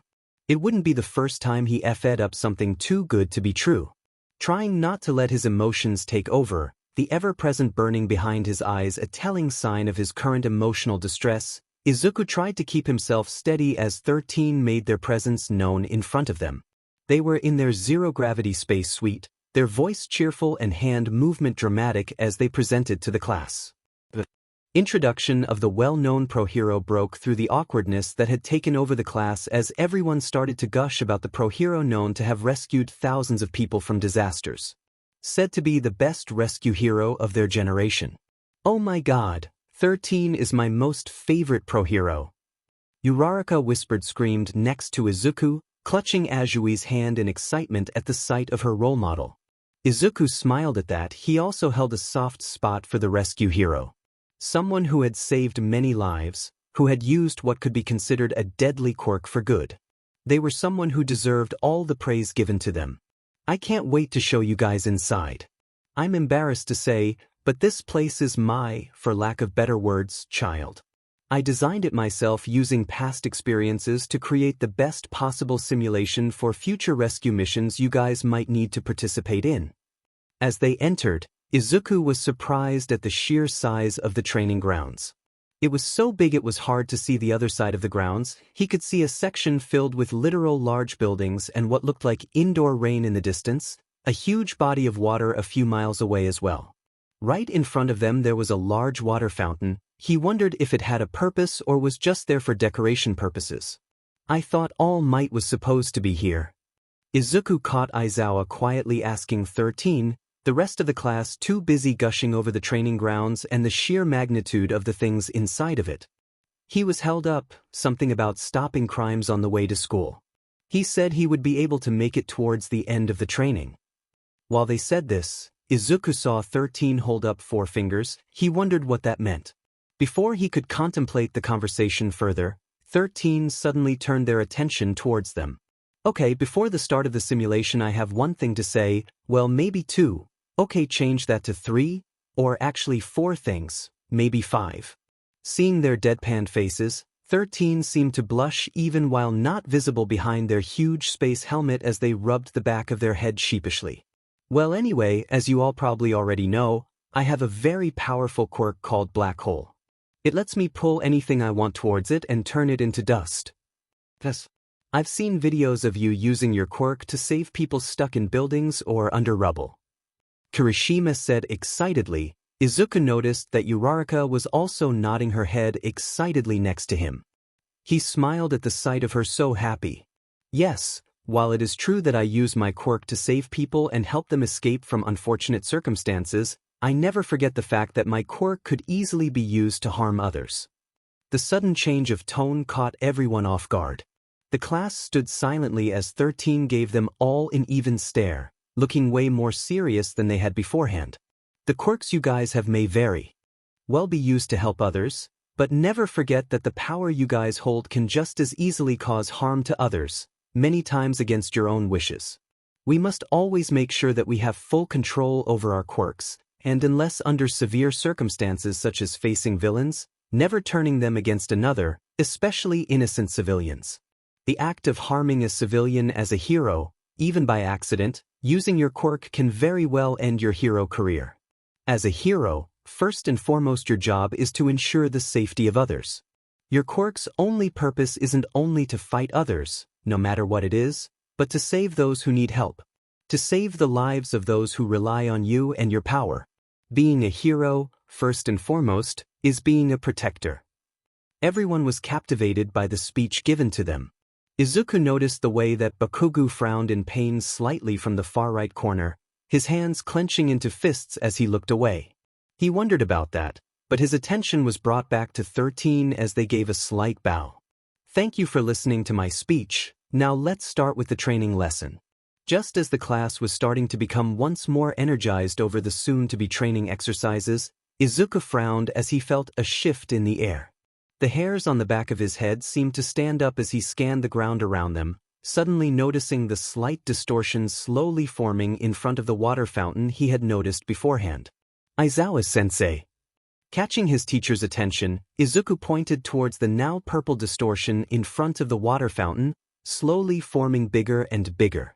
Is this part of the exercise? He heard someone, maybe Siro, say, but Izuku was too busy getting into a fighting stance, forming 4 of his tendrils behind him but keeping them in their non-physical state. He placed himself more in front of Uraraka and Azui, who were both staring at the forming what now looked like a portal in shock. A hand suddenly broke through what was now confirmed to be a portal as a man looking to be in his early 20s walked out, a hand-shaped accessory covering his face while other hands were places around his body. Everyone get back, villains have broken into the training grounds. Aizawa said, his voice stern and loud as he quickly put on his goggles. Izuku felt dread fill his insides at the acknowledgement of his fears. They were facing real villains now. The portal continues to spew more villains as Izuku quickly realized they were far outnumbered in their current state. Why aren't the alarms going off? Momo asked, her eyes wide with panic as she stared at the villains slowly making their way over to them. The villains knew we were having a class at this time. They most likely have something masking their presence right now in order not to alert the rest of the campus. They have an objective in mind. The question is what exactly they are after. Shoto responded, determination in his gaze as he looked towards the villain with a calculated stare. Izuku was too busy trying to see what exactly the best solution was in this situation. The class was grossly outnumbered, and they only had 2 pro-heroes to rely on. He didn't like the odds they were under. They had to find a way to contact the main building at UA if they wanted a fighting chance. He also didn't like the look of the huge villain with a brain exposed. The aurora around him was one that screamed danger to his instincts. 13 Get them out and alert the main campus. I'll hold the villains back. Izuku's eyes snapped towards Aizawa when he said this. He noticed that Shoto did the same. Your fighting style is not fit to fight in the open and against a group like that. Izuku couldn't help but say, fear eating at his insides at the thought of Eraserhead getting hurt. He would rather not have that become reality. One doesn't become a pro without a few tricks up their sleeves. With that, Aizawa ran into the fold, quickly dispatching villains as they started to attack him. No, Izuku wanted to say. No, you can't fight them all by yourself. You are outnumbered and there are villains there whose quirks you will not be able to erase. He didn't say this though. He knew now that Eraserhead knew how outmatched he was. He put on a bravado face not for his own benefit but for the benefit of his students. He wants them all to feel safe in the knowledge that he was there and that he would keep them safe.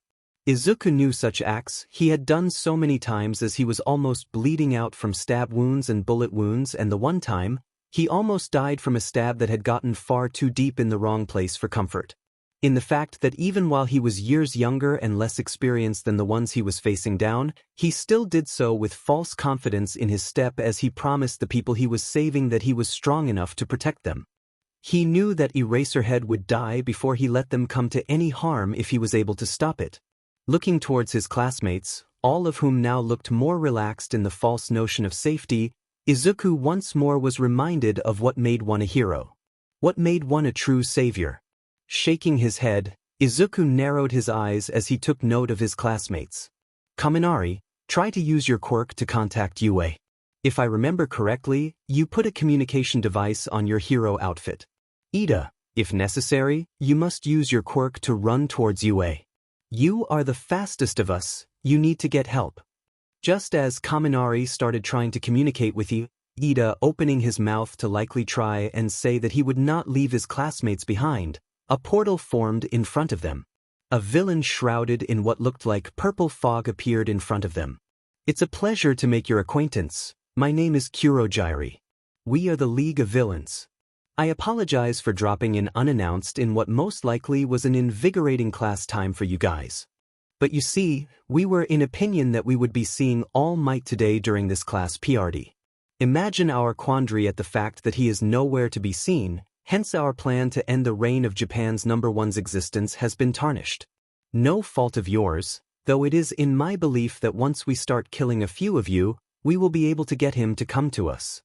Just as Izuku saw 13 pop one of her glove's fingers open, he also saw that Bakugo and Kirishima rushing over. Gritting his teeth, Izuku mentally berated the idiot thunderheads as he pushed his quirk forward, his tendrils forming a physical presence as he grabbed the back of both Bakugo and Kirishima, cursing at the effort it took to hold them back as he screamed over to 13. Now 13. That was all the cue that the pro hero needed, their signature black hole quirk forming as the smoke villain started being pulled into the black hole, eyes wide in shock. The class cheered as the villain tried to escape the suctioning of his being, 13 holding their own as Izuku quickly let go of Bakugo and Kirishima, who both now looked a bit sheepish at the fact that they almost ruined the pro hero's actions due to their intervention. Just as Izuku thought everything was going well, he saw a portal form behind 13. Eyes widening, Izuku pushed his quick forward once more as 13's black hole quick formed behind them, destroying some of their backside as they yelled out in shock and pain. Izuku ignored the headache that now formed in the back of his head as he grabbed hold of 13, their words of how dangerous their quirk was in the back of his head as he quickly pulled them away from being more damaged by the quirk. Bakugo create a huge explosion. Izuku quickly called out, a plan quickly forming in his head as he pulled the now injured 13 as gently as he could towards Mina and Momo. Momo make bandages or any cloth-like material and try to wrap their injuries. Izuku quickly said, believing in his classmates' actions as he then turned his attention back to the threat in front of him. Bakugo listened to his words as he started to make huge explosions, disorienting the villain. Uraraka, I need you to make Ida weightless. Uraraka's eyes widened as she caught on to his plan. I am not leaving you guys behind.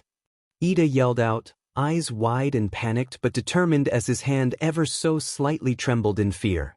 You're not abandoning us, Ida, you are saving us. You are saving 13.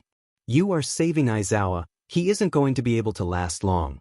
Please Ida, we need you. This seemed to get his acceptance as Ida hesitated for a second before nodding. Izuku nodded back as he saw Uraraka quickly make Ida weightless. Momo, make a smoke grenade or something equivalent if possible. Show Todoroki, when I throw Ida close to the door, make an ice glacier big enough to block his visage. Looking to see both Bakugo and Kirishima suddenly being teleported. Somewhere, heart at his throat and eyes burning but breathing surprisingly calm, Izuku looked towards his new adversary with determination as he walked forward. Now! He screamed just as the villain said, I just about had enough with this farce. Grabbing the smoke grenade from Momo with one tendril, Izuku quickly threw it to the villain, causing him to exclaim in shock as his vision was suddenly obstructed once more. Grabbing hold of Ida with his other tendril, Izuku used his full strength to throw him towards the door. Just as he made it to the entrance, Izuku felt his vision start to go blurry as he turned to Todoroki, now Todoroki. Just as the villain saw what they were doing, turning towards Ida to most likely portal him back, Ida's form was once more covered from sight, this time by a huge ice glacier forming in front of him, covering him from view as Uraraka pressed her fingers together and Izuku heard as Ida activated his quirk and ran out the building. We did it. He heard Uraraka nearly sob as he tried to get his headache under control. Now was not the time for weakness. You will pay for that. Was all he heard before the ground under him opened up. Izuku could do nothing more than let himself freefall as he crashed down into the cold ground. There was nothing but rock around him as he paid witness to the fact that he was alone. Well, that was until 5 villains walked up to him. Ah, seems like this one was put here by himself. Let's get rid of him quickly, guys. He heard the man with steel-like fists say. The girl next to him had spiky hair, the glint on them making Izuku think it was sharp metal-like material. One other villain had whip-like arms, with another girl holding what looked like red hand scythes. He couldn't see any physical representation of what the last guy's quirk was. Narrowing his eyes, Izuku took a calming breath as he let the fear and worry for his classmates take the back seat in his head. His classmates were powerful, more so than these third-rate would-be villains. They could handle themselves. With those thoughts in his head, Izuku grabbed hold of the wire he had in his jacket as he let his tendrils manifest once more. Grabbing hold of the girl with sharp hair, he would rather not be stabbed again, thank you. He threw her hair first towards the man with steel fist, her hair quickly piercing his otherwise exposed skin. The man screamed in pain before pushing the girl away, steel hands causing what looked like damage as the girl also let out a pained yell, grabbing her most likely bruised chest. The other man used his whip arms to try and hit Izuku. Izuku quickly grabbed the whip with one of his tendrils, pulling the guy off balance as he then used the whip to wrap around the girl, waving the red sides towards him, trying to cut him. She cursed, using her sides to try and cut through the guy's whip arms, but failing to do so. Izuku felt danger hit his instincts as he threw himself to the side, barely managing to dodge an earth spike from piercing his body. The last guy could control earth. That wasn't good. Knowing that the guy was the most dangerous right now, Izuku quickly pushed his tendril towards him, the hand-like tendril grabbing hold of the guy and pulling him forward, catching him off guard. He heard the guy exclaim in fear, but before he would retaliate any further, Izuku threw him against one of the many rock formations around them. Hearing the crack from the guy's skull meeting rock, Izuku let the guy go as he slumped down onto the ground. Try and true method that was. Seeing the woman finally free herself from the whip, using his momentary distraction with the earth villain, she rushed towards Izuku in coordination with the other woman, who was now holding what Izuku knew was 2 spikes of her hair. So they were weapons. Quickly using his tendril to push himself away from the scythe, Izuku leaned backwards as a whip once more tried to wrap around his neck, proceeding to let himself fully fall backwards and then roll away as the guy with the steel fist once more joined the battle as he tried to hit Izuku's unprotected form.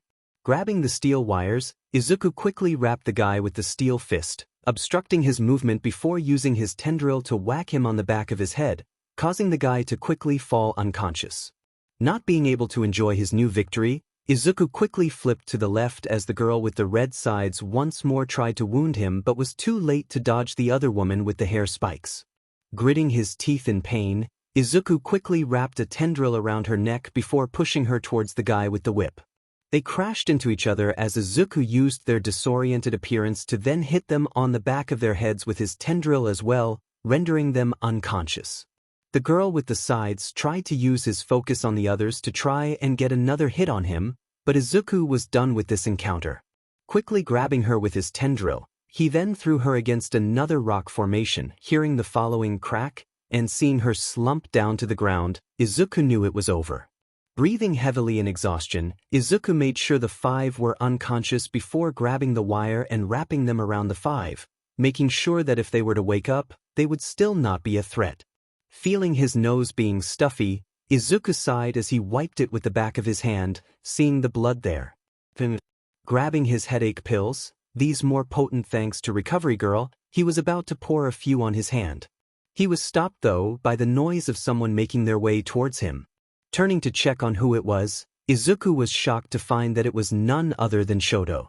He was breathing slightly heavy, ice slightly covering his right side from what he presumed to be using his quirk as he looked at Izuku in question. "Are you hurt?" he then asked. Izuku was slightly surprised at the fact that he had asked him such a question. "No," Izuku quickly denied, not turning to look at his shoulder. To see the wound. To know for a fact that the same wound was currently but unknowingly etched in Shoto's own shoulder. "You're bleeding," the teen said, deadpanned as he glared at Izuku, as if daring to deny such a fact. "Not my blood." Izuku tried to fib.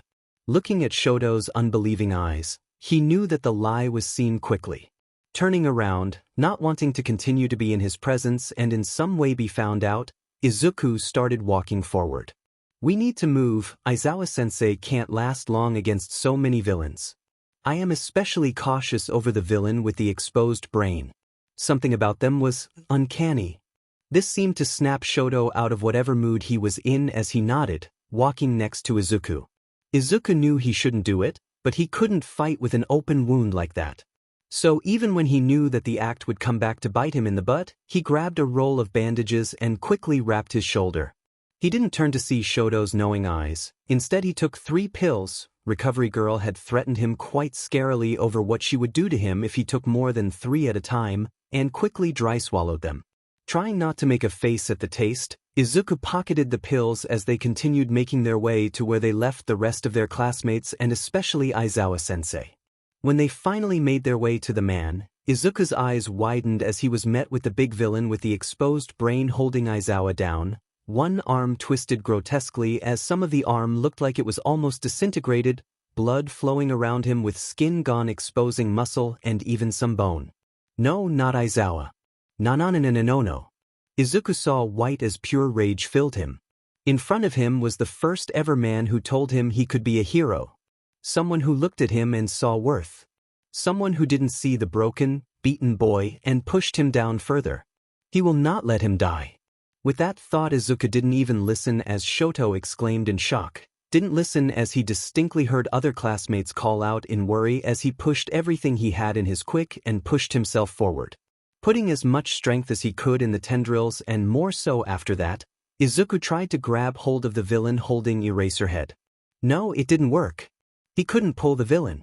Izuku felt hot tears start to form in his eyes as he knew that he wasn't enough. Why couldn't he save him? Why was it not working? Why? Not again, please don't let this happen again. Images of a green-haired woman stuck under concrete filled his head. Of saddened emerald eyes wishing for him to live as he pushed and pushed at his quirk, but the concrete would not move. Izuku screamed as he pushed everything that he had in his tendril, willing the monster to move.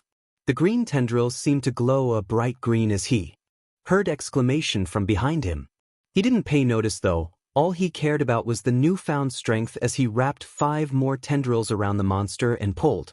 The monster went flying away from Eraserhead, thankfully not taking the hero with him as Izuku then used what remained of his strength to wrap his tendrils around Eraserhead's broken body, bringing him over to his side as more tendrils formed behind him and wrapped around Aizawa as they continued to carry the man towards Izuku. You meddlesome child! He heard a scream in front of him. He didn't even notice the villain that had been standing not even a few feet away from where Aizawa and the monster were originally at, having been too busy trying to save Aizawa. The man rushed forward, his arms stretched forward as he readied himself to touch Izuku's face. Izuku remembered back to the way that Aizawa had some of his skin disintegrated. He instinctively knew that had something to do with this villain.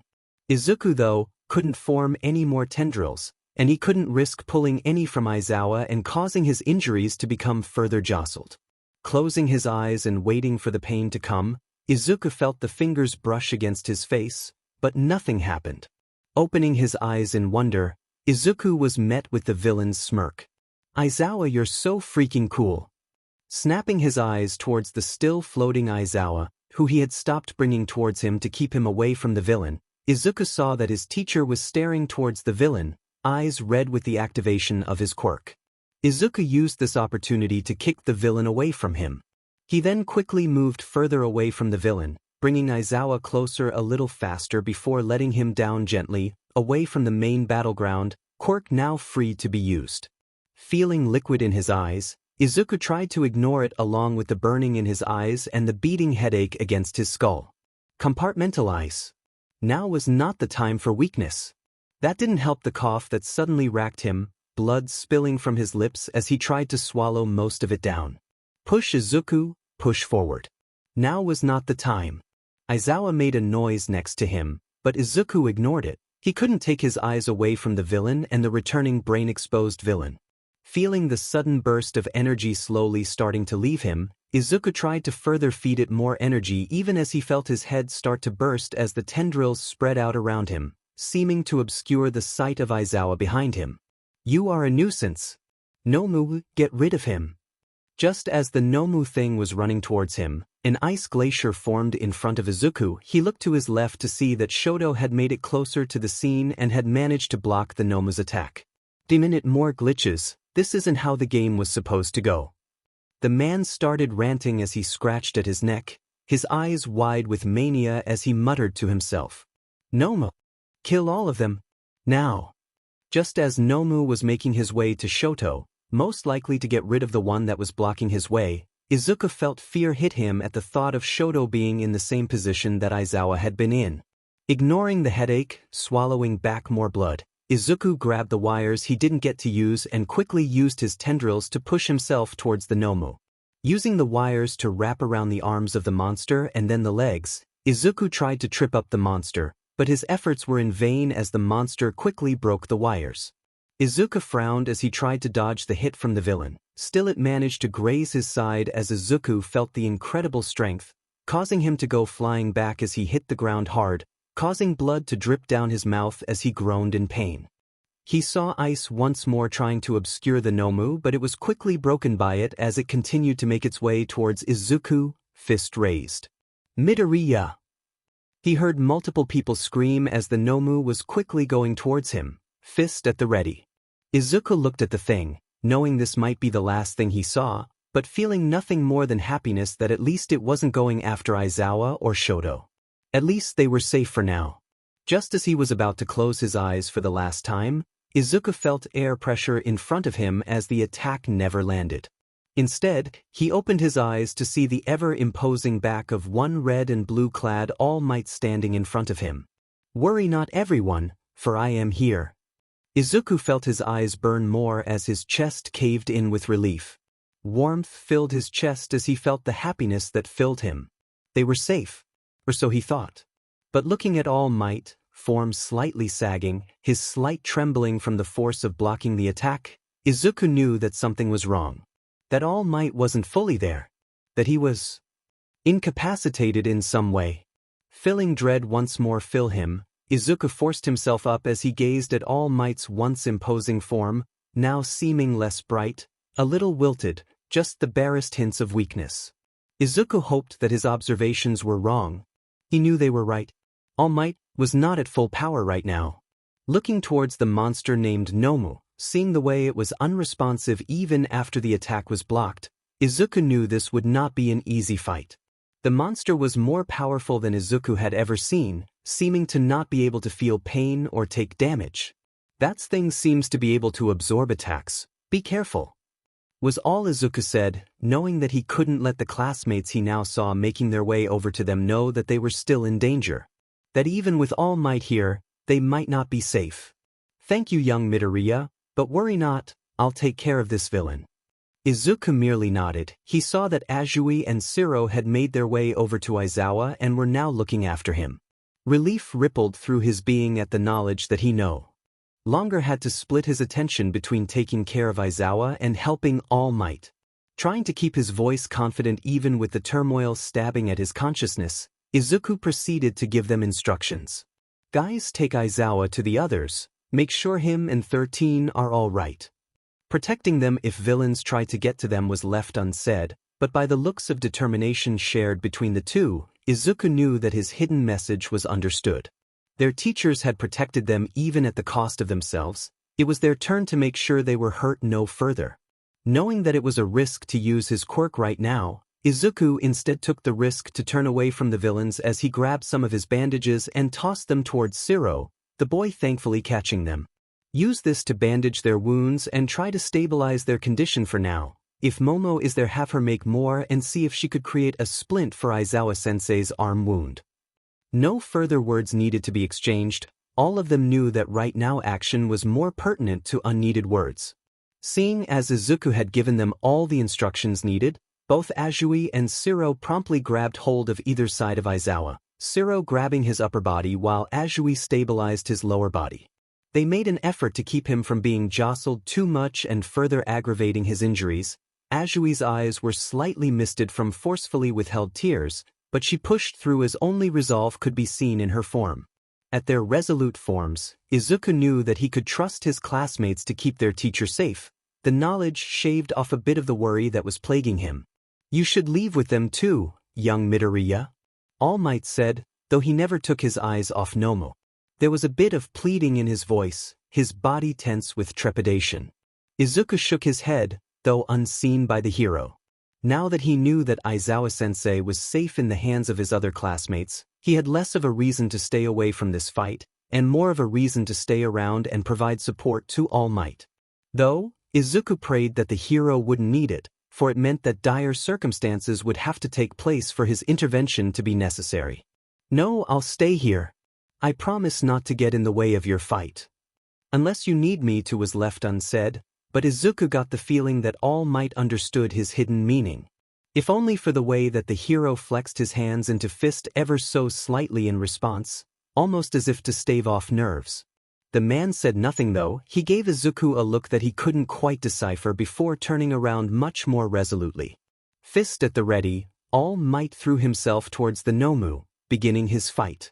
It was like a clash between two titans, something that Izuku couldn't even begin to believe he could be a part of. The thoughts of helping in such a fight between two superpowers were almost laughable at this point, but even with the sizable gap in power, Izuku was determined to stay and help in any way necessary. He let his tendrils momentarily become intangible but still formed, knowing that he had to save his energy for the worst-case scenario.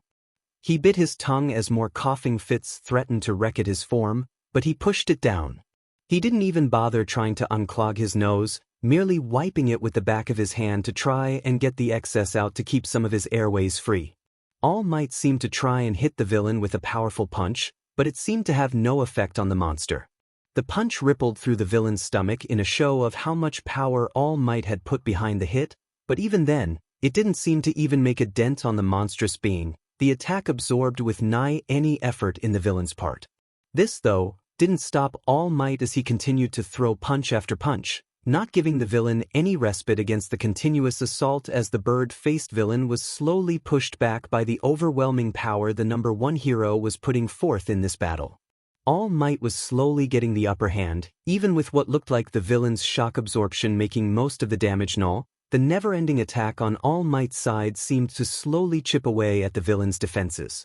Just as All Might was going to slam the Nomu to the ground, most likely in an effort to trap the villain and continue his onslaught of attacks with less resistance, his efforts were disrupted by mist suddenly appearing under the form of the monstrous villain, quickly creating a portal under the Nomu and letting the monster appear on the other side of All Might's bent-over form, two monstrous hands clenching on either side of his lower torso.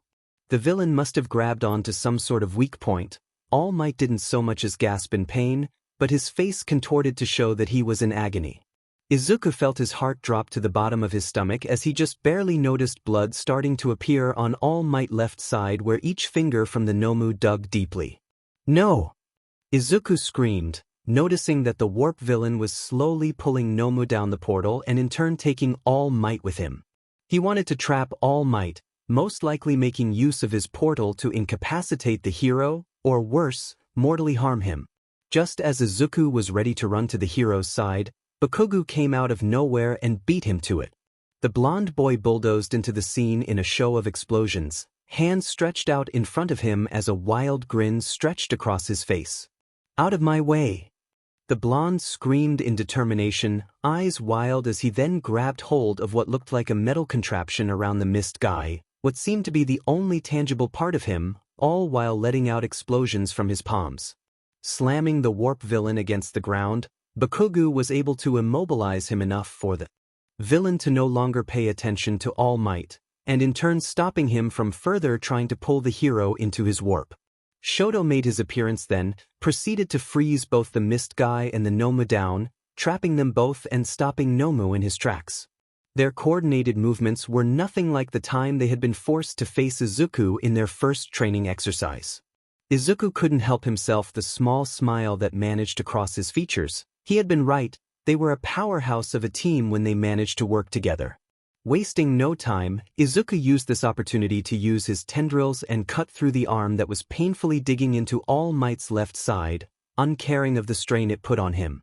Once this was accomplished, he used 3 tendrils to wrap around All Might, pulling him away from Nomu's grasp and a few feet away from the now trapped villain as it screeched, its hand falling to the hard ground.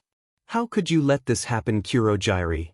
The villain with hands all over his body practically whined, his voice raspy as he stared at the fallen villain, Bakugo's hand against the metal enclosure wrapped towards the upper part of his mist form. The only part of his body that was tangible, as far as Izuku could tell at least.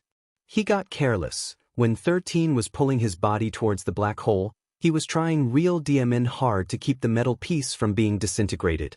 That's when I knew the mist was hiding his real body, which was most likely kept safe by this metal encasing. Attacks don't work unless you hit this weak point. It shouldn't come as a surprise that Bakugo had such deep insight, While many took one look at his over-the-top attitude and wrote him off as a muscle brain, Izuku had always seen the deep intelligence in the blonde's gaze more than once. Though that didn't stop the hero-to-be from showing off his sadistic side in order to prove his point, explosions escaping the palm pressing down the warp villain when he noticed the villain trying to wiggle out of his grasp, Kurogyari gasping out in pain as his movements ceased completely. If you keep moving, I'm going to blow you up to tiny little pieces so small it will take weeks to clean it all up. Bakugo threatened with a wide smile on his face, eyes showing vindictive anger as he then gazed back towards where Izuku knew some of his classmates were protecting their fallen teachers. Izuku's gaze softened, knowing that the blonde's show of violence in this case was more as retribution to their hurt teachers. Kirishima seemed to understand this as well. He merely snorted at the comment, looking at Bakugo with exasperated fondness. Forcing his gaze from his two classmates, Izuku instead focused back on All Might and the Nomu villain. While All Might tried to look nonchalant, he could see a slightly tilting in his body language, favoring his right side more so than his left side. He had been hurt more than Izuku had initially.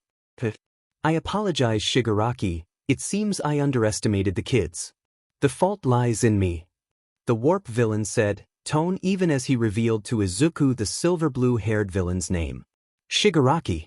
The man only laughed, hand accessories still covering his face as he scratches at his neck roughly, leaving harsh red marks among the scars that were already there. Kids these days are something else, glitches the lot of them. Not one was able to be killed, what are the FING odds? Izuku could see Shigaraki's eyes on him then, bright red and filled with amusement and a speck of irritation as well as something close to interest. As he gazed at Izuku, one even went toe-to-toe with my Nomu and didn't die. You guys really are making us look like a bunch of chumps. Now we can't have that, can we? Time to unlock the boss level. With that, Izuku felt a chill run up his spine as Shigaraki's aurora seemed to shift, while before he had a sort of relaxed stance, suddenly it shifted to one that was darker in quality, deadly with promise of blood and pain.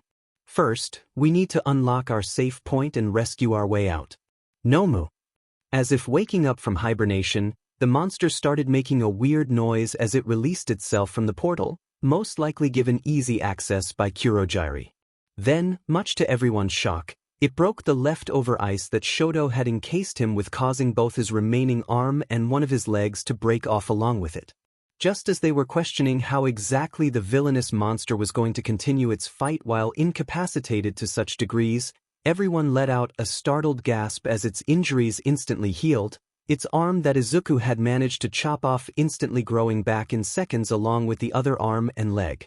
Just as everyone was reeling from the fact that the monster seemed to have more than one quirk, the seeming leader of the raid spoke once more, uncaring of the shock he had given them as he steadily gave his next order, sounding almost bored while doing so.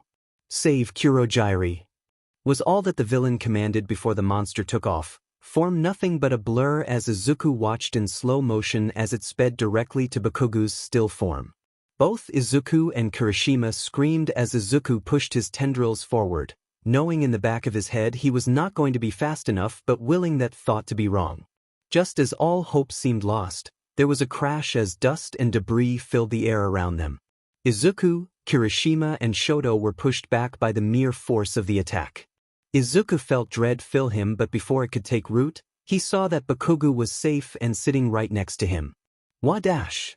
The shocked sound escaped him before he turned his attention to where the crash had sounded. He looked on with dread at All Might's more battered form, his side bloodies as he glared at the villains with pure hate, the look on his face one that Izuku had never seen the hero make. Not in any of his past fights. The once ever-present smile on his face gone, replaced by an almost snarl as he stared at the villain as if looking at something vile and rotten. They're just children, and you were ready to hit them with the intent to kill. All Might all but spat out, derision in his tone as he seemed to almost look down at the villains with glowing blue eyes looking ominously at them. Shigaraki seemed to care not at the look he received from the livid hero, merely laughing at All Might's words with pure amusement. His voice crackled horribly, sounding like nails against a chalkboard. Izuku cringed as he glared at the villain, willing at least two of his tendrils to stay physical as he readied himself to help. You heroes and your petty platitudes over right and wrong. Just because I am labeled as a villain, every action I take is seen as wrong. Same with heroes, just because they claim that they are doing it for good, any destruction or hurt they cause is seen as necessary. Death is seen as collateral damage. Don't make me laugh. Your hypocrisy has built up a house of cards where only heroes who are seen as worthy are able to stand on top, but sooner or later someone is going to wake up from this delusion of safety and justice brainwashed into their beings, and when that happens those cards will finally fall. At those words Izuku stilled, memories he had kept hidden within for years rising within him as the words his dad said one night filled his head, the real reason he couldn't help but feel deep guilt for continuing his dream to be a hero. The reason his actions were a betrayal. His mother had been killed by a fight between a hero and a villain. Her death was seen as collateral and all they got in return was petty money seen as compensation for her sacrifice. His father had gazed down at him days after his discharge from the hospital, the ripped-up posters his parents had indulged him in buying of the different popular heroes at the time in tatters around them as his hatred-filled eyes bore down at Izuku in disgust. No longer was there any feeling of adoration he had once been gifted as the burning shame beat down into his very soul. See here those who you looked up to, they are the very ones who killed her. She loved you with her very soul, and you would rather tarnish her memory with the continued support of her killers. His father had then laughed, tears streaming down his face as he blocked his hate-filled eyes with his hand, his laugh tapering off into chuckles as he turned away from Izuku's silently crying form. Izuku's glazed eyes stared unseeingly into the ripped posters in front of him, his soul feeling as if it had been ripped apart along with them. It makes sense though, for both of you are equally as guilty. You truly are meant to be a hero. What once might have been seen as acceptance, as a belief in his strength and power, were now words that only made him feel as if a void took over his heart. Cracks appeared within his very being as he was branded the ghastly words of hero to be, now tainted with derision as the very words that once would have made him feel like flying, now beat him down to the very depths of hell. The ever-present feeling of self-hate filled him as it bubbled up like acid within him. His soul felt like it was screaming as burning red eyes filled with resentment seemed to almost manifest around him, watching him like a god gazing down onto a sinner as Izuku tried to push back the feelings of disgust, the feeling of hopelessness. Izuku felt his eyes burn as he glared at the silver-haired villain. Glared and gritted his teeth as he tried to push away the part of him that agreed. No, not all heroes were the same. He screamed to the heavens, begged to the red eyes to see, to understand, to forgive. There were some that cared. He practically sobbed within. He had to believe that. That was the very reason why he never tried to find out the name of the hero who had been the cause of the tragedy, a sort of obliviousness that took away from the feeling of guilt. A sort of self-imposed blndfld marked with the words of treachery. Don't make me laugh, you are merely just trying to cover your actions with false notions of justice. You don't truly believe in such convictions, all you want is to leave chaos and destruction in your wake. If we are talking about hypocrisy, you villains are not far behind. All Might's words seemed to pull Izuku's form from the depths of guilt and derision that he had fallen into, almost as if saving him from drowning as he grasped onto them, letting them keep his head afloat and stop him from further choking on his own guilt. The self-deprecating thoughts were pushed aside as All Might's words brought back the burning sense of determination that marked Izuku's very being. Izuku managed to stay afloat once more in the surface, keeping away from the deep void that continued to tempt him into giving in. As long as there were heroes like All Might, like Aizawa, like Toshinori, he would never truly lose hope. He will continue to believe. The villain laughed again, a grin just barely being seen behind the hand covering his face as he looked at All Might with manic amusement. Seems like there is no use trying to guilt-trip you, it was worth a shot though. Now, why don't we put an end to this game? Nomu, finish this. All Might smiled with a sort of grim determination, his fist forming as he got into a battle stance. Times like this calls for the true meaning of plus ultra. With those parting words, he took off in a dizzying speed as he met Nomu's attack in the middle. The following fight was one that would forever remain ingrained in Izuku's memory. The villain and All Might moved in an inhuman speed, causing such damage in their wake that the very ground under them shook, air blasts keeping not only the students but also the villains in place for fear of being blown away from the sheer force. Izuku saw everyone watch in awe as All Might fought. Against the monster, Izuku just barely managed to remind himself to keep the other villains in his field of view, even if they looked equally as incapacitated from the fight's shockwaves. Soon, just as Izuku was beginning to think that All Might was going to run out of strength, the man seemed to break through some sort of awakening as his hits started going faster and stronger until the Nomu could do nothing more than take hit after hit from the symbol of peace. With one final battle cry, All Might seemed to put what remained of his strength into the last attack, sending the Nomu flying with a well-placed punch on his upper stomach. The punch was so strong it ended up blasting everyone a few feet back from the sheer force of the attack as the Nomu went flying out of the simulation grounds. Izuku watched in awe, staring at the heavily breathing form of the number one hero as he wiped the side of his mouth with the back of his hand, looking worse for wear but shining with the light of victory. I must really be getting on in age. Back in my heyday I would have ended that fight in 5 hits instead of the 300 that it took. The man deemed it time to joke, his signature grin finally forming on his exhausted face. Izuku felt himself choking out a weak laugh as his eyes continued to burn. They made it. It was too early to celebrate though, as the presence of the remaining villains was revealed with them staring at All Might with a hint of trepidation. Yet they didn't leave. This wasn't good. Izuku could tell that All Might was exhausted. A voice inside of him said that he would not be able to move, much less fight in his current state. You should leave now, else I will have no choice but take you in. All Might said, voice forcefully strong as Izuku saw through his bravado act. He prayed to God the villains were none the wiser. His prayers, as always, remained unanswered as Shigaraki gave a wide grin at All Might's words. Bullshitting doesn't look good on you, Mr. Symbol of Peace. With those words, Shigaraki pushed himself forward as he ran through a warp, appearing a few feet in front of All Might's still form, hands spread out in front of him with the readiness to cause damage. Seeing the hero remaining in place, Izuku knew that his earlier observation had been correct. Gritting his teeth, Izuku pushed what remained of his strength in the remaining 2 tendrils he kept formed on his back. Once more he was met with yells of surprise and fear as he pushed himself towards All Might, standing in front of him and facing Shigaraki, almost as if reenacting the scene before All Might had made his entrance. Izuku was too exhausted to form another tendril, and with Aizawa out of commission and All Might equally as exhausted, he didn't think he would get another lucky escape. Glaring in determination towards the villain, Izuku gazed directly into the man's eyes, showing no fear, only resolve and enmity. His gaze spelled out 3 words. Bring it on. It would not waver. The villain's eyes shined with something Izuku couldn't place, but before the scarred fingers touched him, they were once more stopped, this time by the sound of a gunshot as a bullet struck the hand coming towards him before it could make contact.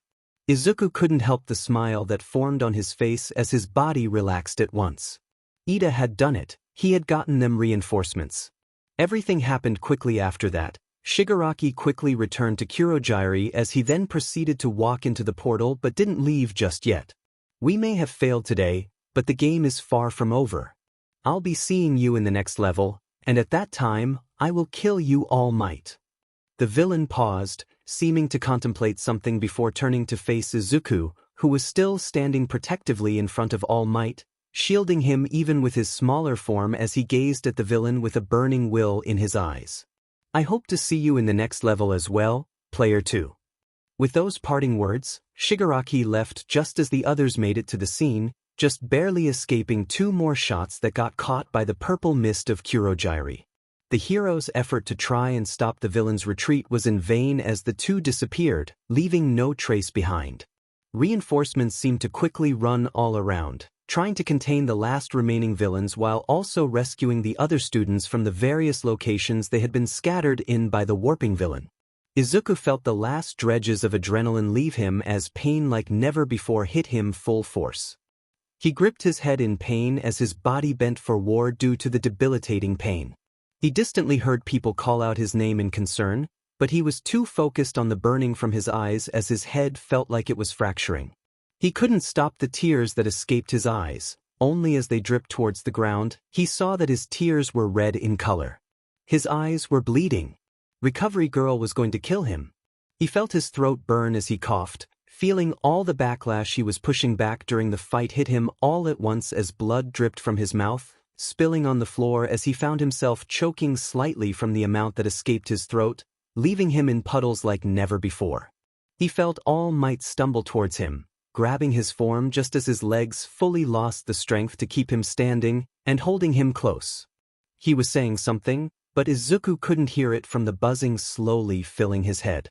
All he could make out was the desperate tone in his words, almost pleading in nature as his strong arms trembled while holding Izuku. Izuku wanted to say something, wanted to tell the man that he was okay, but all he could do was let the large arms support him as the strength steadily left his body.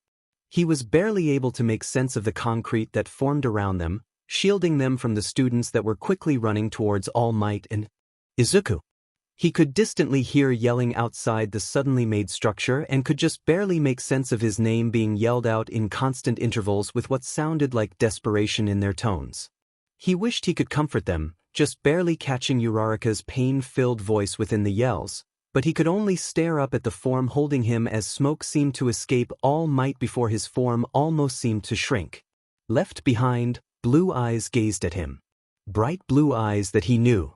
The eyes that once belonged to All Might but now belonged to Toshinori, who had taken the hero's place as he held Izuku against him, whispering something frantically at him with eyes filled with grief and despair.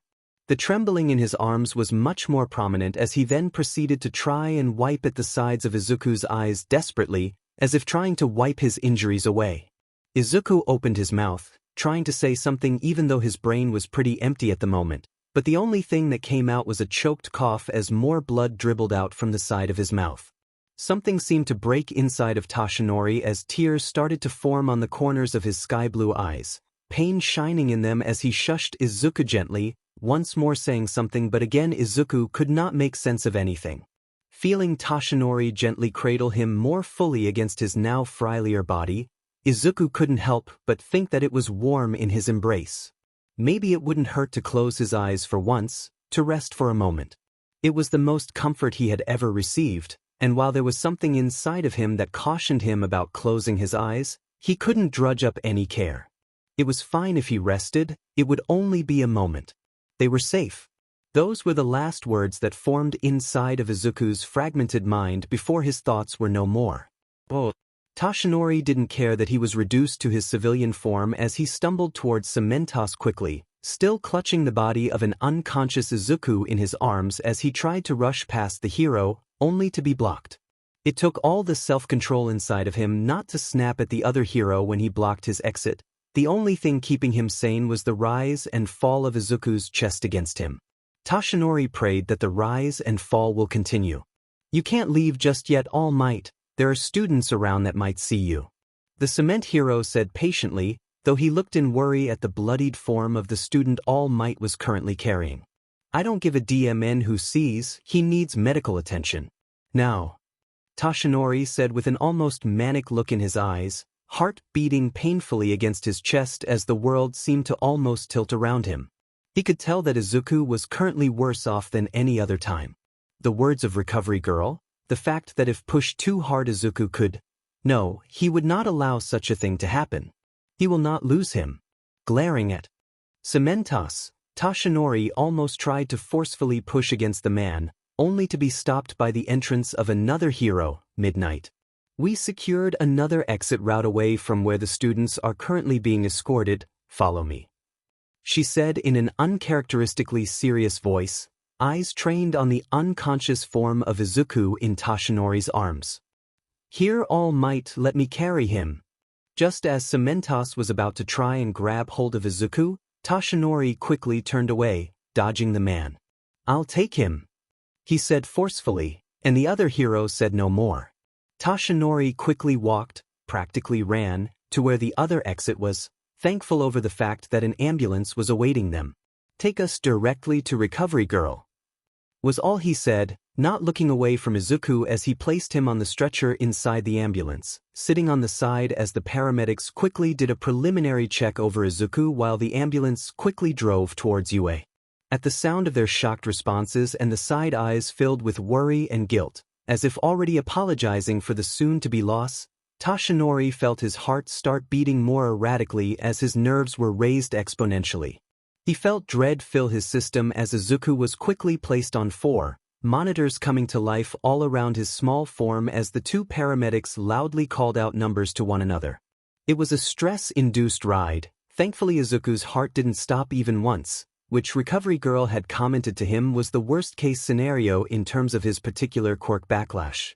His blood pressure was still dangerously high, if he managed to catch what the paramedics were saying well enough. There was some grumbling over the fact that they were taking Izuku to the school clinic rather than a hospital, but All Might trusted Recovery Girl to save Izuku far more than he did doctors in a hospital. Finally, they made it to the school. Izuku was quickly escorted towards the emergency infirmary, which had the most advanced medical equipment. It was one built with the purpose of taking care of emergency cases for both pro-heroes and students alike. Izuku was quickly placed on one of the patient beds there, the paramedics continuing to call out different numbers and medical words that Tashinori had no way of knowing the meaning of. Instead, he stared at the heart monitor Izuku was plugged onto almost religiously. The heart rate was dangerously high. The beeping too continuous to be seen as healthy. Still, as long as the beeping continued, Tashinori was okay. It was only when the beeping of the heart monitor stopped that he would lose his remaining hold on sanity. The world around didn't feel real. His vision seemed to darken around him with the visage of the heart monitor and its beeping the only thing that he could truly see and hear. He didn't even notice as the paramedics suddenly moved away from Izuku, making room for Recovery Girl as she took control of the situation. The healing hero was calm even when giving stern instructions, a needle in her hold as she quickly administered it to Izuku. The medicine seemed to do the trick, the beeping of the heart monitor quickly slowing down to less life-threatening numbers, though still dangerously high for the average person. It wasn't until hours later, when the flurry around him ended and Recovery Girl was before him, eyes staring into his own unfocused one, taking his attention away from the beeping monitor, that Tashinori was able to come back to himself. Izuku was all he was able to force out, his voice somewhere between a question and a sob as he clenched his fist.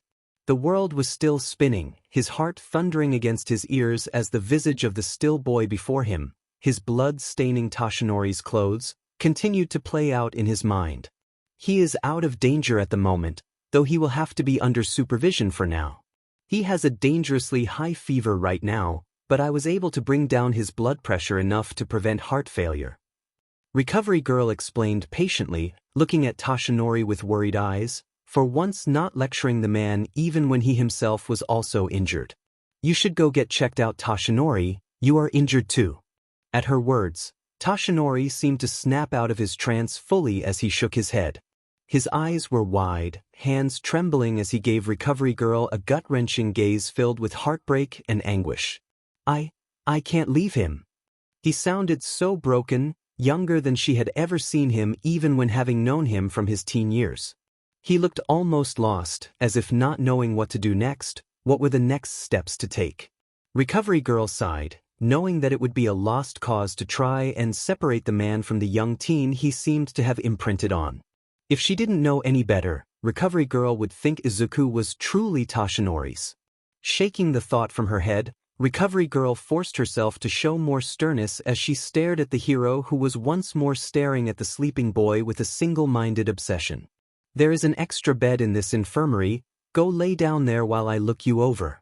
When she noticed that the hero before her was about to open his mouth, most likely to deny the need to be looked after, Recovery Girl glared at him, automatically causing him to snap his mouth shut at the familiar sight. Either you allow yourself to heal, or I will ban you from entering this room until you are fully healed. At the threat, Tashinori looked down with a glum air around him, but nodded in response to this threat. Glancing once more at Izuku, he then made his way to the bed a few feet away from the teenager, laying down in it and awaiting Recovery Girl to proceed with her healing. It was the most obedient she had ever witnessed the hero to be. Too bad it had come at such a cost. Recovery Girl sighed. She wondered what she would do with these two idiots.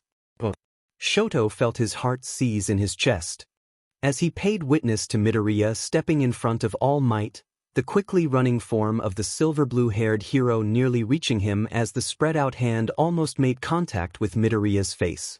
Just as Shoto forced his ice forward, hoping it would reach in time, hearing other classmates call out in worry at the villain quickly closing in on their classmate, he heard gunshots ring out as the hand that was just about to reach those emerald eyes were blown away by bullets.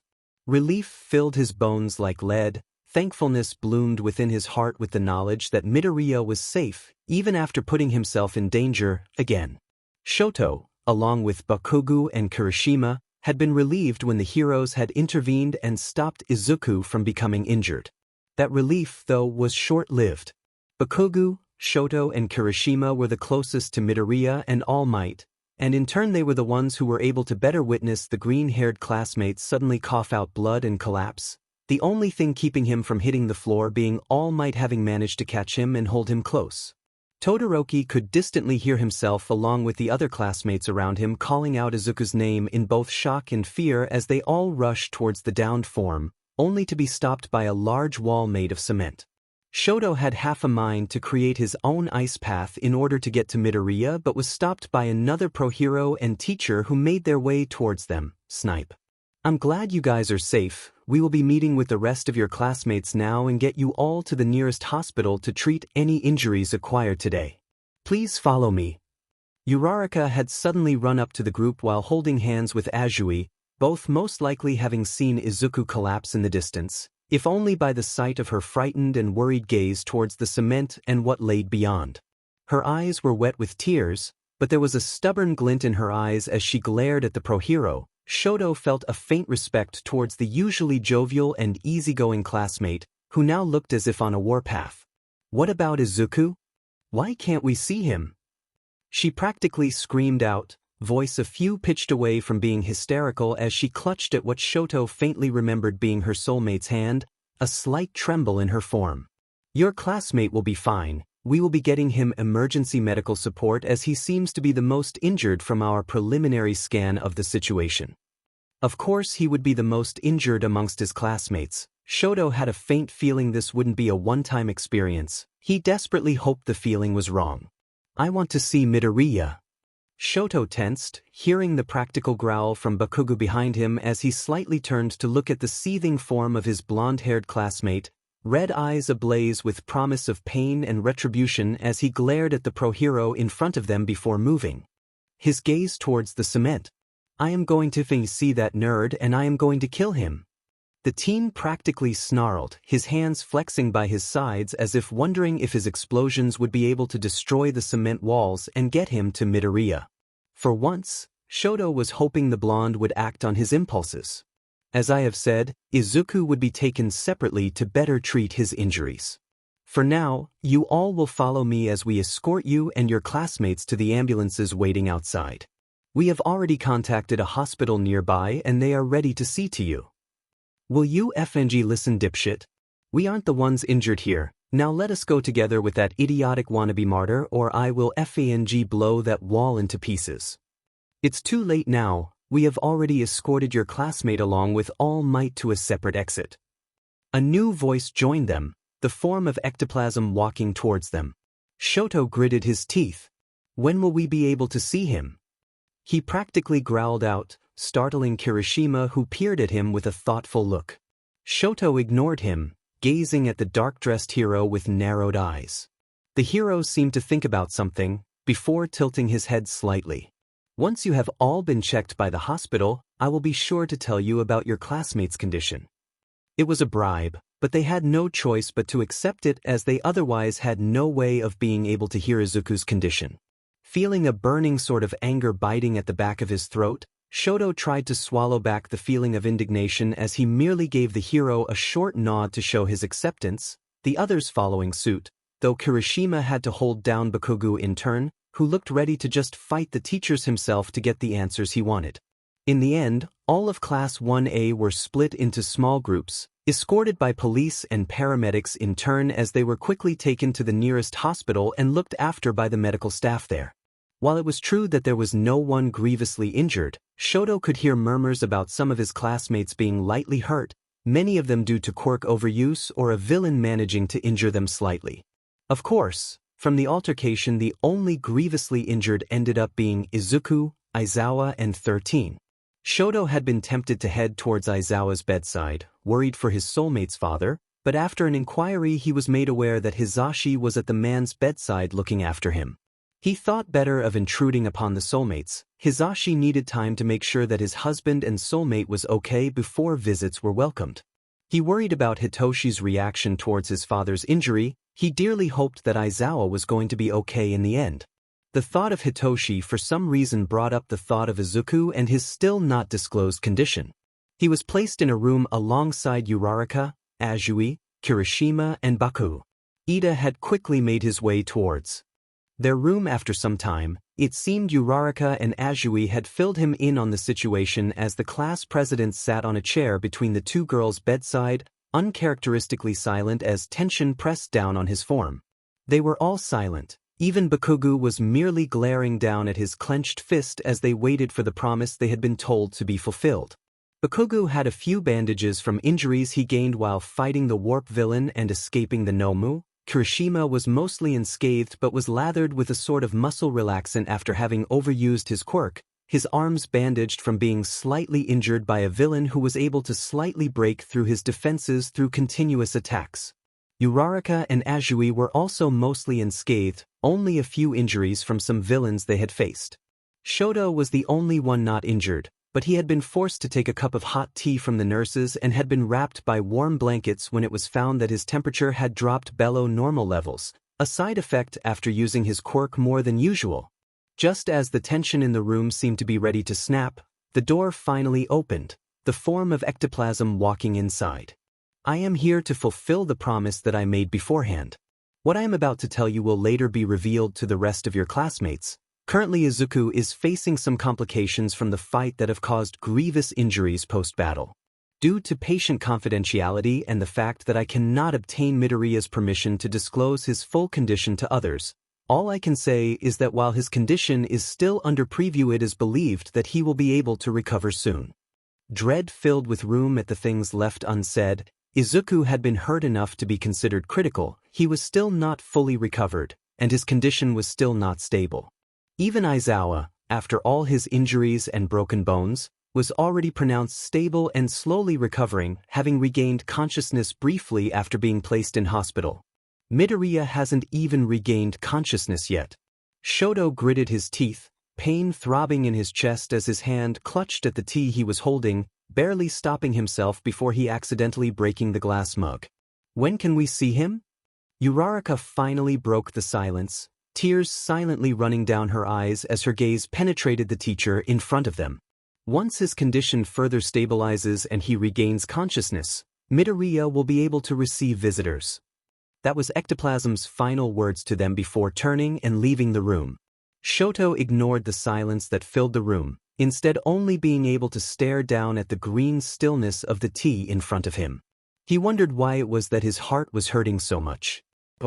Shoto barely made it out of the room, his classmates right behind him, before his form was knocked back against a strong force. Arms wrapped around him in a tight embrace as Shoto tensed before feeling the familiar presence, quickly relaxing and sagging into the arms wrapped around him. He laid his head against a broad shoulder, hearing Hitoshi mumbling something he couldn't quite catch but finding himself uncaring as the only thing on his mind was letting the presence of his soulmate in his arms heal the last bits of despair inside him.